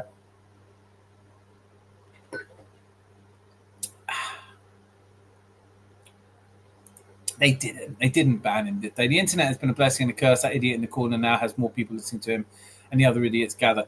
It's interesting because there are. I mean, if you look into research around mental illnesses and things like where people are able to congregate, there was a few years ago an epidemic of sites where young girls would encourage each other to push their bodies to extremes and not eating, and that's horrible. And you do feel like if you're a young, vulnerable person and you didn't have the internet, you wouldn't have these people encouraging you and you might not die so much. But at the same time, I'm all for freedom of speech and democratization, and the internet is why I'm here with you guys, and I'm really grateful for that. We are going to have to take responsibility for our actions. They can't have banned him. That's not true. Why would they ban him? It's like Football Manager, isn't it? Football Manager for real football scouts. That's right. I am thinking of buying. Listen, I know I am thinking of buying Football Manager because I used to love it. And you do. I just don't think I'd have the time to play it. I didn't know this. That's crazy. I hate the fact they banned him. I don't want him banned from Arsenal. He doesn't go anyway. I don't think that's true. I think he just says they banned him so he can explain he doesn't want to go anymore. Not much to wonder when you listen and look at the guy. I know, but they've never banned people who are dickheads just for being dickheads before, have they? Isaac scored 7 in his last season for Sociedad, and none of the people that want him now wanted him then. Exactly. 70 million was too much. 120 million isn't too much now. It just would be nice if one person said, I've said it. I'm happy to say it.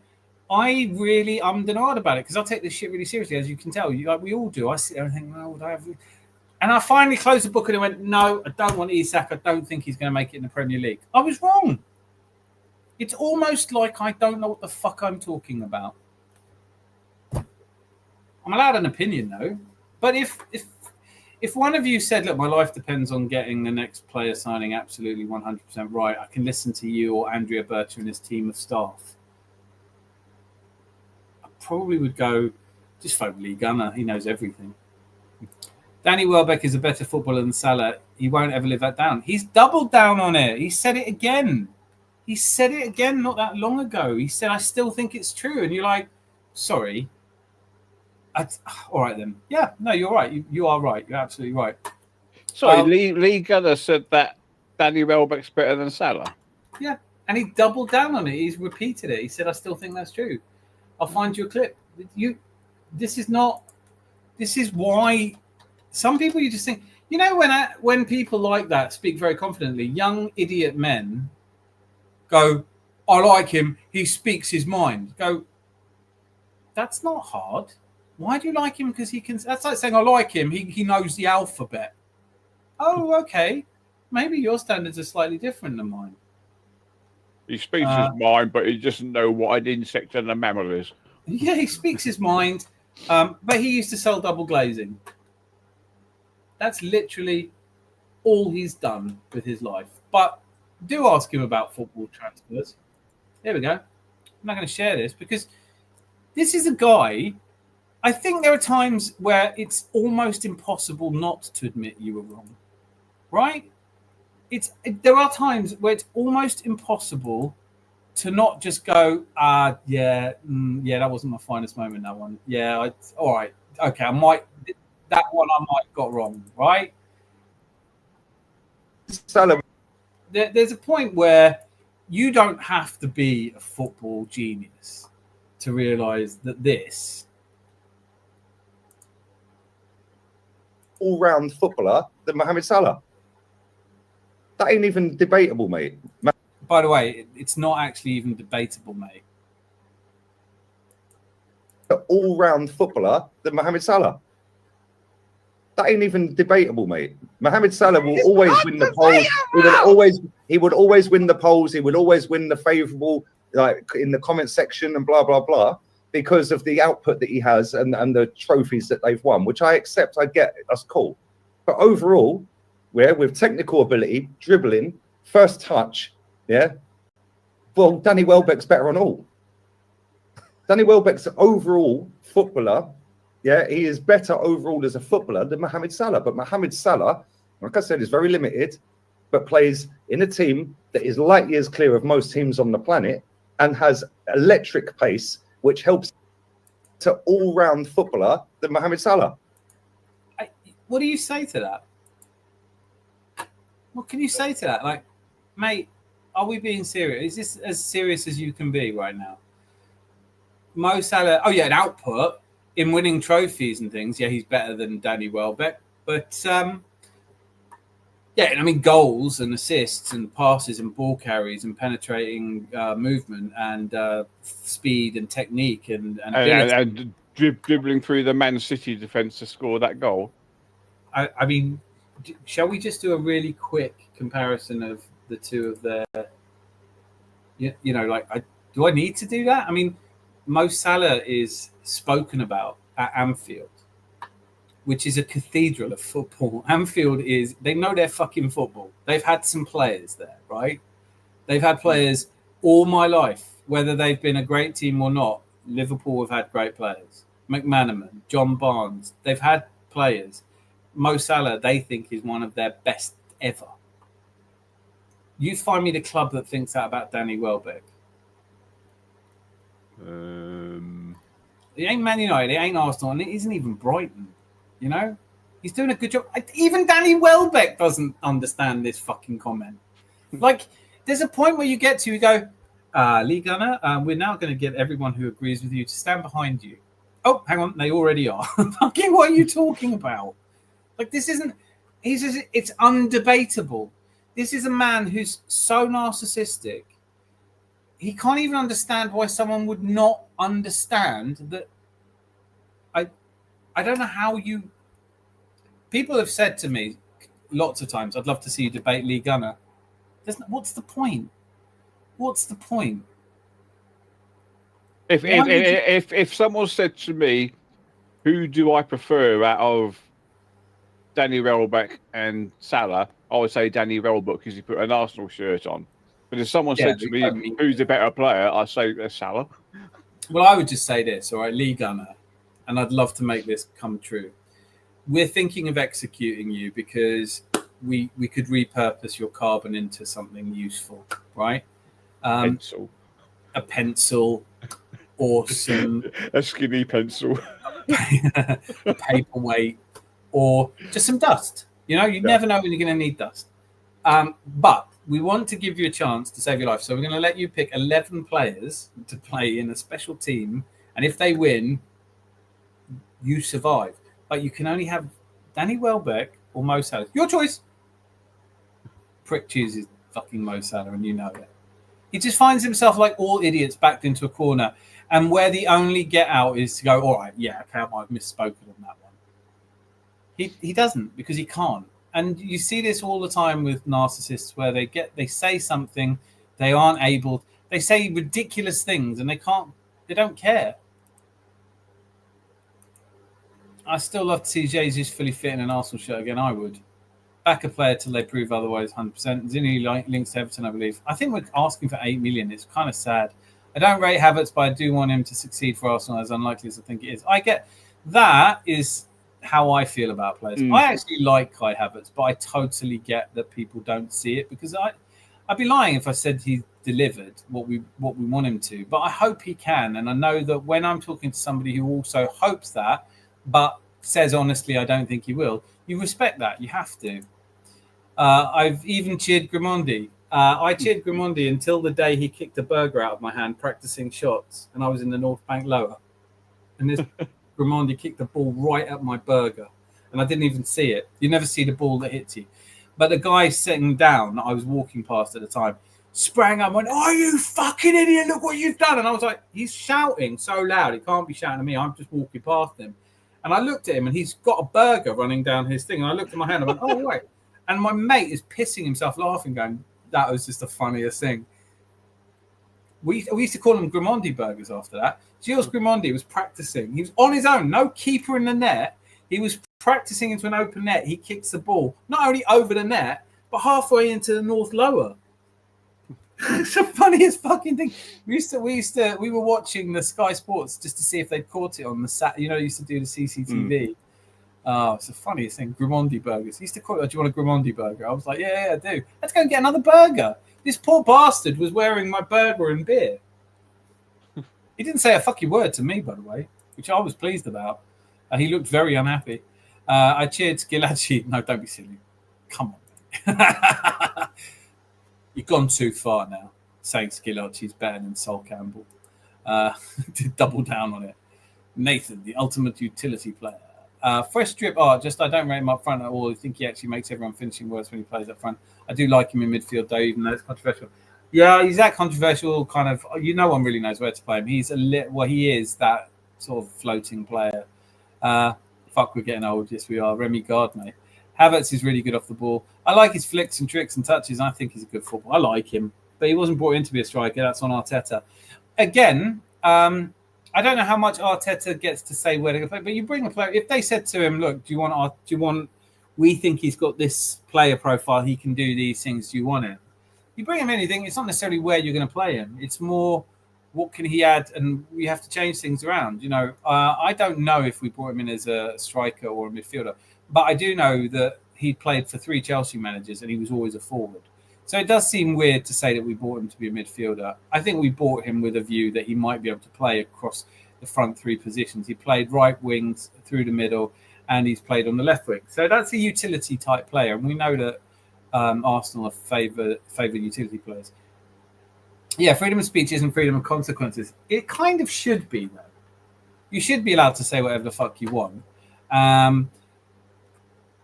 I don't agree with this whole thing that you should get a slap if you say something out of order. I just don't. But I am aware of the fact that several times in my life I have been in those situations and I have had a slap, and it didn't kill me. It didn't make me stronger either. 60 million down the drain. Kai Havertz scores again. What did you say? I'm singing a song. What song are you singing? Samanama. Hey, waka, waka, hey. 60 million down the drain. Lee Gunner's right again. I would advise not to get the latest Football Manager game. It's a bit cluttered. I bet it is. I'd find it really complicated as well. That's the other sad thing. I might play 2014 again. Fresh report. I didn't say I hate him, though. I just don't rate him, particularly not up front. I think he's quite useful in midfield. I think that's that's the age-old thing. That's what real football fans do, isn't it? Like, you can rate one and I don't rate one, and we just get on. That's it. For his own safety, they probably should, Dan, to be fair, having a pot, put it that way. Boy 10, fair one, just saying he wasn't brought in as a striker, but you're right, that's Arteta. Do you know what? I just don't know if he was brought in as a striker or I don't know what he was brought in as, but I like him up front. I just like him up front with a proper goal scorer, because one-on-one with a keeper, Kai Havertz does not feel me. Do you know he's not a striker, is he? Has Lee Gunner seen Salah in training? He was running rings around everyone in training when he was peaking next to Mane. It was actually outrageous watching him. Look, Mo Salah. I'm actually going to dig this up, because hasn't he scored over 30 goals for like 8 years running? It's silly. It is silly comparing Mo Salah and Danny Welbeck. I'm sure Mo Salah seems like a very genuine, friendly sort of guy, and he'd probably be like, "Oh, look, I don't want to compare it." But I have scored 184 goals for Liverpool since 2017. I have scored over a goal every 2 games for the last 8 years. That's all right, isn't it? 184 divided by 8. What's that give us? It's about. Oh, I should know this. I'm obviously tired. 8, 20, 160, 24. Yes, 23 goals a season for 8 years. I'll just put Danny Welbeck in there, shall I now? Danny Welbeck, have you scored 180 goals for your 4 teams? Have you? No, let's have a quick look. I don't want to do him a disservice. Danny Welbeck. It's got to be more than that, because I'm looking at those Mo Salah things now. The worst he's done at Liverpool is 23 goals. I'm just talking about league goals. That's just league goals. Oh, right, league goals. Okay. Yeah. Since 2017. Okay. Yeah. Put it in some sort of perspective. 2017, Mo Salah joined Liverpool. He has now scored 184 goals in the league in 288 appearances. He's also scored 60 international goals. Make of that what you will. That's not bad, though. So just remember that 184 goals, 288 appearances. In the same span, Danny Welbeck has scored, since 2014, so that's 3 years earlier, Danny Welbeck has scored 51 goals. 51 goals. That just proves that Danny Welbeck's better than, doesn't it? It just proves that Danny Welbeck's picked the wrong teams, because if he'd gone to Liverpool, can you imagine he would be fucking Ballon d'Or winning? Of all the truly elite players I've seen, Salah definitely has one of the more loose touches, but he simply gets the ball where he needs it, regardless of that detail. There's something about him, isn't it? Something about the greats. Like, it's great musicians, Django Reinhardt, like, absolutely no reason to be a good guitarist at all. Lost 2 fingers, sometimes it's your imperfections that make you perfect. Danny Welbeck was a player, like, I'm not trying to be horrible. I liked Danny Welbeck a lot. When we got him from Man United, I was like, it's pretty good. I liked it when he scored against Man United in the cup. That was brilliant. Yeah, he was. I like him a lot. I would love to see Danny Welbeck win silverware.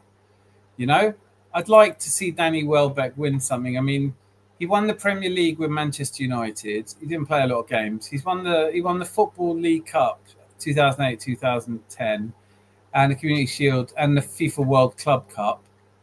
He's won a couple of FA Cups with Arsenal. All good. It doesn't really stack up with Mo Salah, though.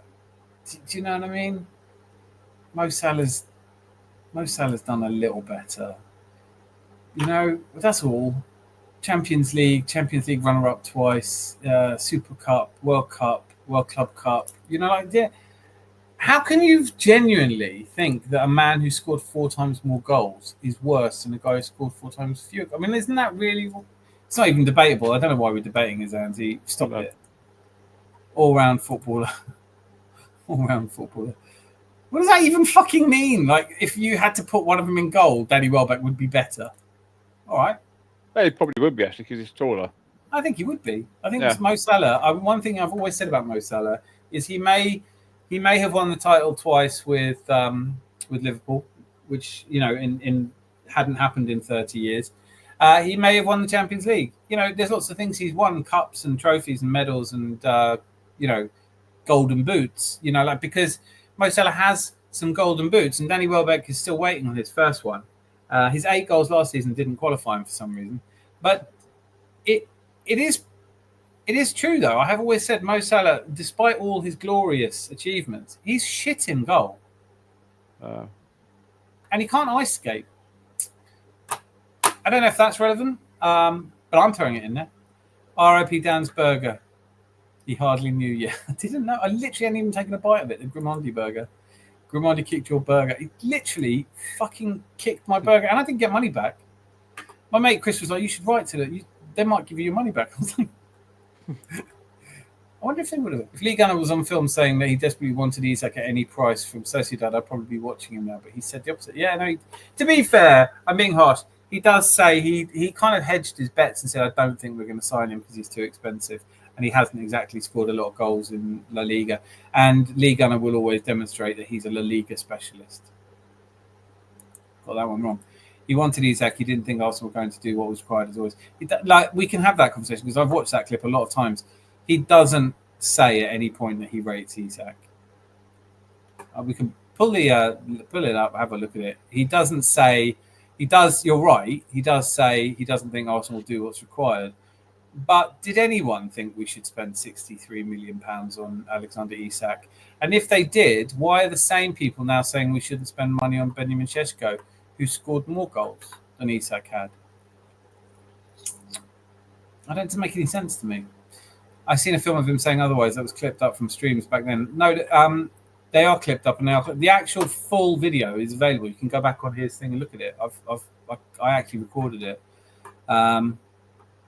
He doesn't ever say that he thinks Isak's a shit player or anything. He says, "Do I think Isak will come to Arsenal? No, I don't think Arsenal will do what it takes." But he never at any point says, oh, I really like this Isak. He's responding to the news stories that we're interested in Isak, and he's saying, I don't buy this at all. And I watch a lot of, he does at one point say, I watch a lot of La Liga, and, you know, Havertz hates that song. He wants something different. Make it happen, Dan. Okay, I will. Yeah, I watched the video online. A stop clock is right twice a day. That's a good point as well. By the way, I'm not saying the League Gunner's never right. That would be a stupid thing to say. I happen to disagree when he said Odegaard was shit from the outset. I happen to disagree when he said Ramsdale was shit. I happen to disagree when he said Ben White was shit. I happen to disagree when he said that Gabriel was shit and had a bozo gene in it. I happen to disagree with him more than I disagree with most people I've ever come across. But that doesn't mean he's always wrong. He isn't always wrong. I disagree that Kieran Tierney is one of the best left backs in the world. I disagree that Danny Welbeck is better than Mo Salah. Yeah, I disagree that the earth is flat. Lots of things I disagree with him on. But that doesn't mean he's always wrong. It doesn't. And he does know football. And let's not pretend he doesn't watch football. He does watch football. But he has a very black and white agenda-driven way of looking at football. When he said that Arsenal need a humbling because we're miles behind Real Madrid and we went on to comfortably beat Real Madrid home and away, it would have been nice if he'd come out and gone, I was wrong about that. I disagreed with him on that, and I think I won that round. I disagree that Unai Emery is a better manager than Mikel Arteta. I disagree that Tottenham had a better season than us because they won silverware. That's an opinion, though. You could make a case. Intelligent people could find themselves on either side of that debate.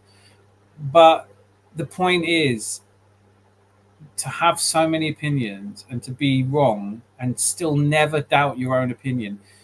All of the smartest people in the world I know doubt themselves, and all the really stupid ones don't. It's the really stupid ones that go, I'm absolutely certain we should go this direction. You go, well, why are you? I know what I'm doing. I just know. And then you follow them and you end up in a fucking shithole again. You know, ask a really intelligent person who's fixing your computer. How long will it take you? I don't know.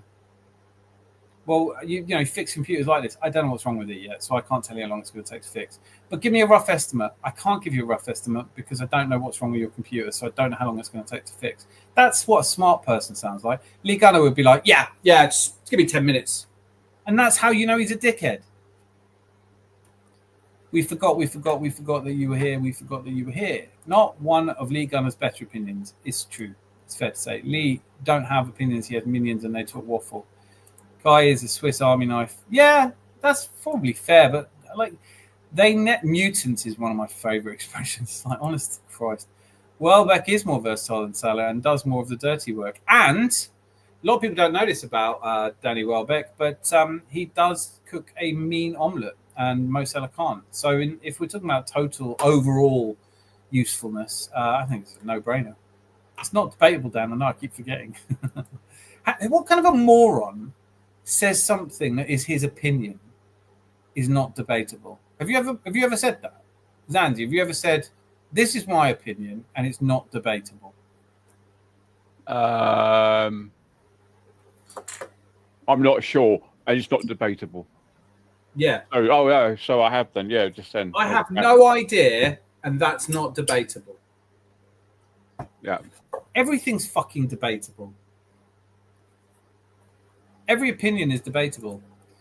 We don't need inverts, we need specialists. I like Kai Havertz, just not sure about Odegaard. You know what? I think a lot of us are starting to worry about Odegaard. I don't think you can pretend that we're not. I know there are people who defend him. I'm certainly not looking to sell him or move him on. But if he has another season like last season, I think we all are, aren't we? I personally think that with his injury he had and with his kid, I think his injury is going to be all right. Because I say it takes a long time for an ankle injury to repair. Because it's all the ligaments. So I might as well do a little bit of crystal ball gazing now. Here's what I'm saying. Zubimendi will mean that Odegaard doesn't have to come back so deep. We will see an extension of the Odegaard we saw at the end of the season. He was great against Liverpool. He played really well at the end of the season. He looked to be over his injuries and whatever other issues he was going through. And I think if we bring in the right players and we get off to a good start and the morale in the team is high, we could well see a really good Odegaard next season. Yeah. And God knows I really want to. But that's debatable. Yeah. And the debate, I can't say that somebody who sits opposite that debate and says, Dan, I don't see it. Like he's gotten worse at certain things. He doesn't have the character to be captain. He doesn't lift the game by the scruff of the neck. He doesn't do the things you need him to do. He's very sideways. There's no clever through balls. He doesn't score enough. He doesn't contribute enough goals. He's shot shy. I have to say, yeah, do you know what? Yeah, so we're both arguing at that point, if there's a debate, we're both arguing, conjecturing what will happen in the future, and the future will prove one of us right. And if it happens to be the other side of this argument, I will be the first to admit I was wrong. But my feeling, my opinion, is that we will see a much better Odegaard this season. And the reason I love Odegaard is because I loved watching him when he first came to the club. And I thought he brought something that we hadn't had in a long time. And I very much saw him as a potential Kevin De Bruyne going forward. Now, I could well be wrong. And last season hasn't filled me with the confidence that you would expect to have. But I also say to people, Kevin De Bruyne wasn't Kevin De Bruyne at 24 years old. Mo Salah wasn't very good at 24 years. Sometimes players grow into themselves. Sometimes they don't. Sometimes it goes the other way. Sometimes it gets worse. For all I know, 5 years from now, we might be going, Lamine Yamal, yeah, whatever happened to him? But with Martin Odegaard, I believe he's earned this season to prove himself. But we can't lie and say that if he has another shit season, that we're not thinking to maybe bring in Ethan Wanyeri in his position or somebody else.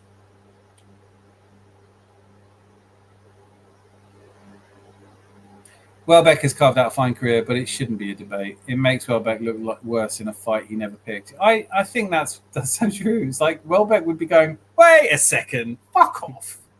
Do you know what I mean? Like if you made somebody a really delicious omelette and they were like, this is, you'll never see it in the food magazines and the Michelin guide, but the omelette that Dan just cooked is way better than Gordon Ramsay could do. I'd be going, oh, fuck off. Hang on a minute. Shut up. That's what Danny Welbeck would be saying. Like, that's Mo Salah. You're comparing me with Mo Salah. That's not fair.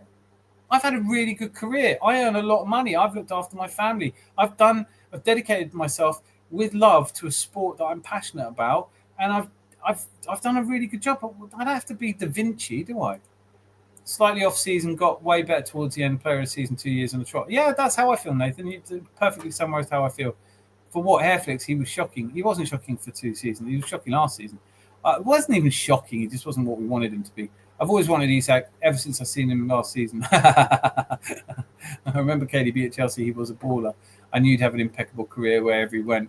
Why did they get rid of him? Absolute idiots. I didn't. I don't remember. I didn't see that at all. You were miles ahead of me there. I did not see that. Would I want an Audi Cup and a Europa League lower class cup in our trophy cabinet next to the glorious cups we have? No fucking way. Keep them Tim Cups, lol. It's not debatable, Dan. That's going to be a new catchphrase, isn't it? If you don't finish first, you're shit. So everybody's shit then. Lee Gunner's shit because he's never won anything. Odegaard should lose the armband to Rice. I think we all kind of feel like that, don't we? Zanzi? It's got to be either Rice or Gabriel, but I don't think Gabriel will probably want it. One of them two, definitely. Rice or Gabriel. Mosquera would be fantastic. Yeah, we haven't even talked about him. Liga doesn't rate Mosquera at all, though. Well, Mosquera is only 21, isn't he? No, I think he's... Oh, hang on. Yeah, maybe. Do you know what I was looking up earlier? It was just the one I really want. I want us to be in for. But he's a right winger, and Akliouche at Monaco. He's a really good player. If you watch any league at all, I don't watch much, but I do watch Monaco. I have watched Monaco, and bloody hell, he's good. I think he's possibly the bright prospect of Ligue 1, but it's difficult. Some clubs, you think, would probably be a bad idea to sign him. You're right. He literally just turned 21 a couple of days ago as well. So he's 20, really. He's early 20, very early 21. Yeah. Yeah. But he's not going to be a starter. He's going to be a backup for Saliba and Gabriel.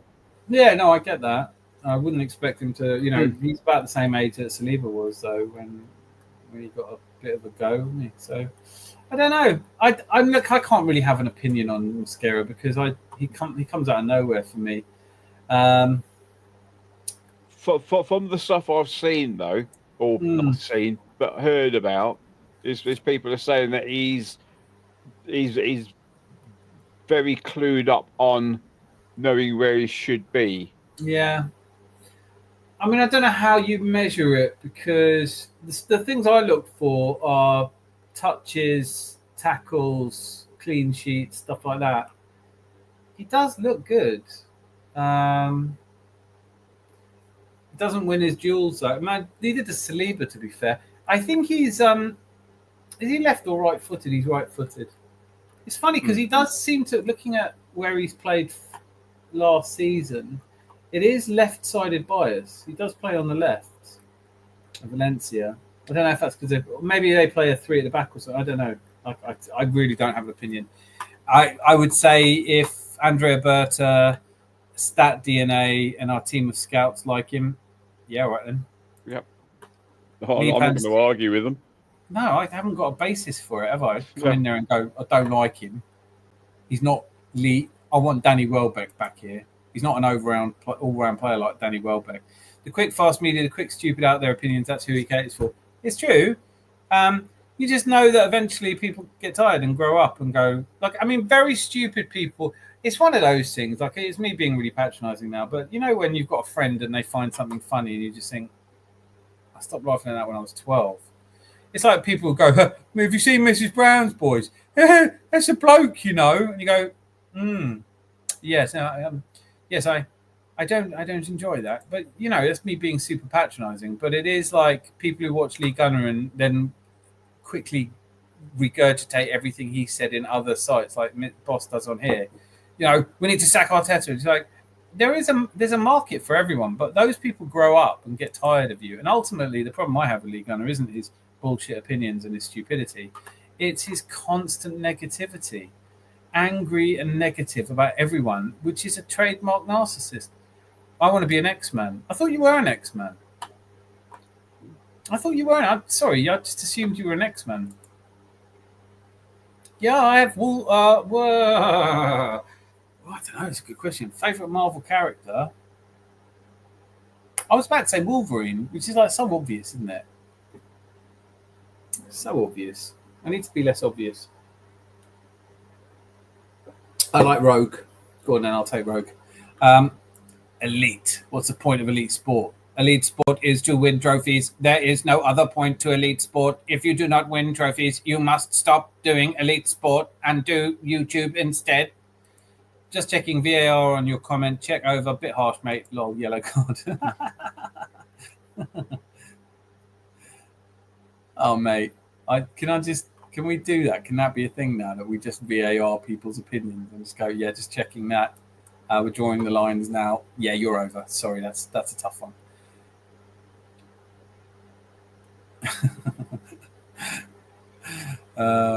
Love it.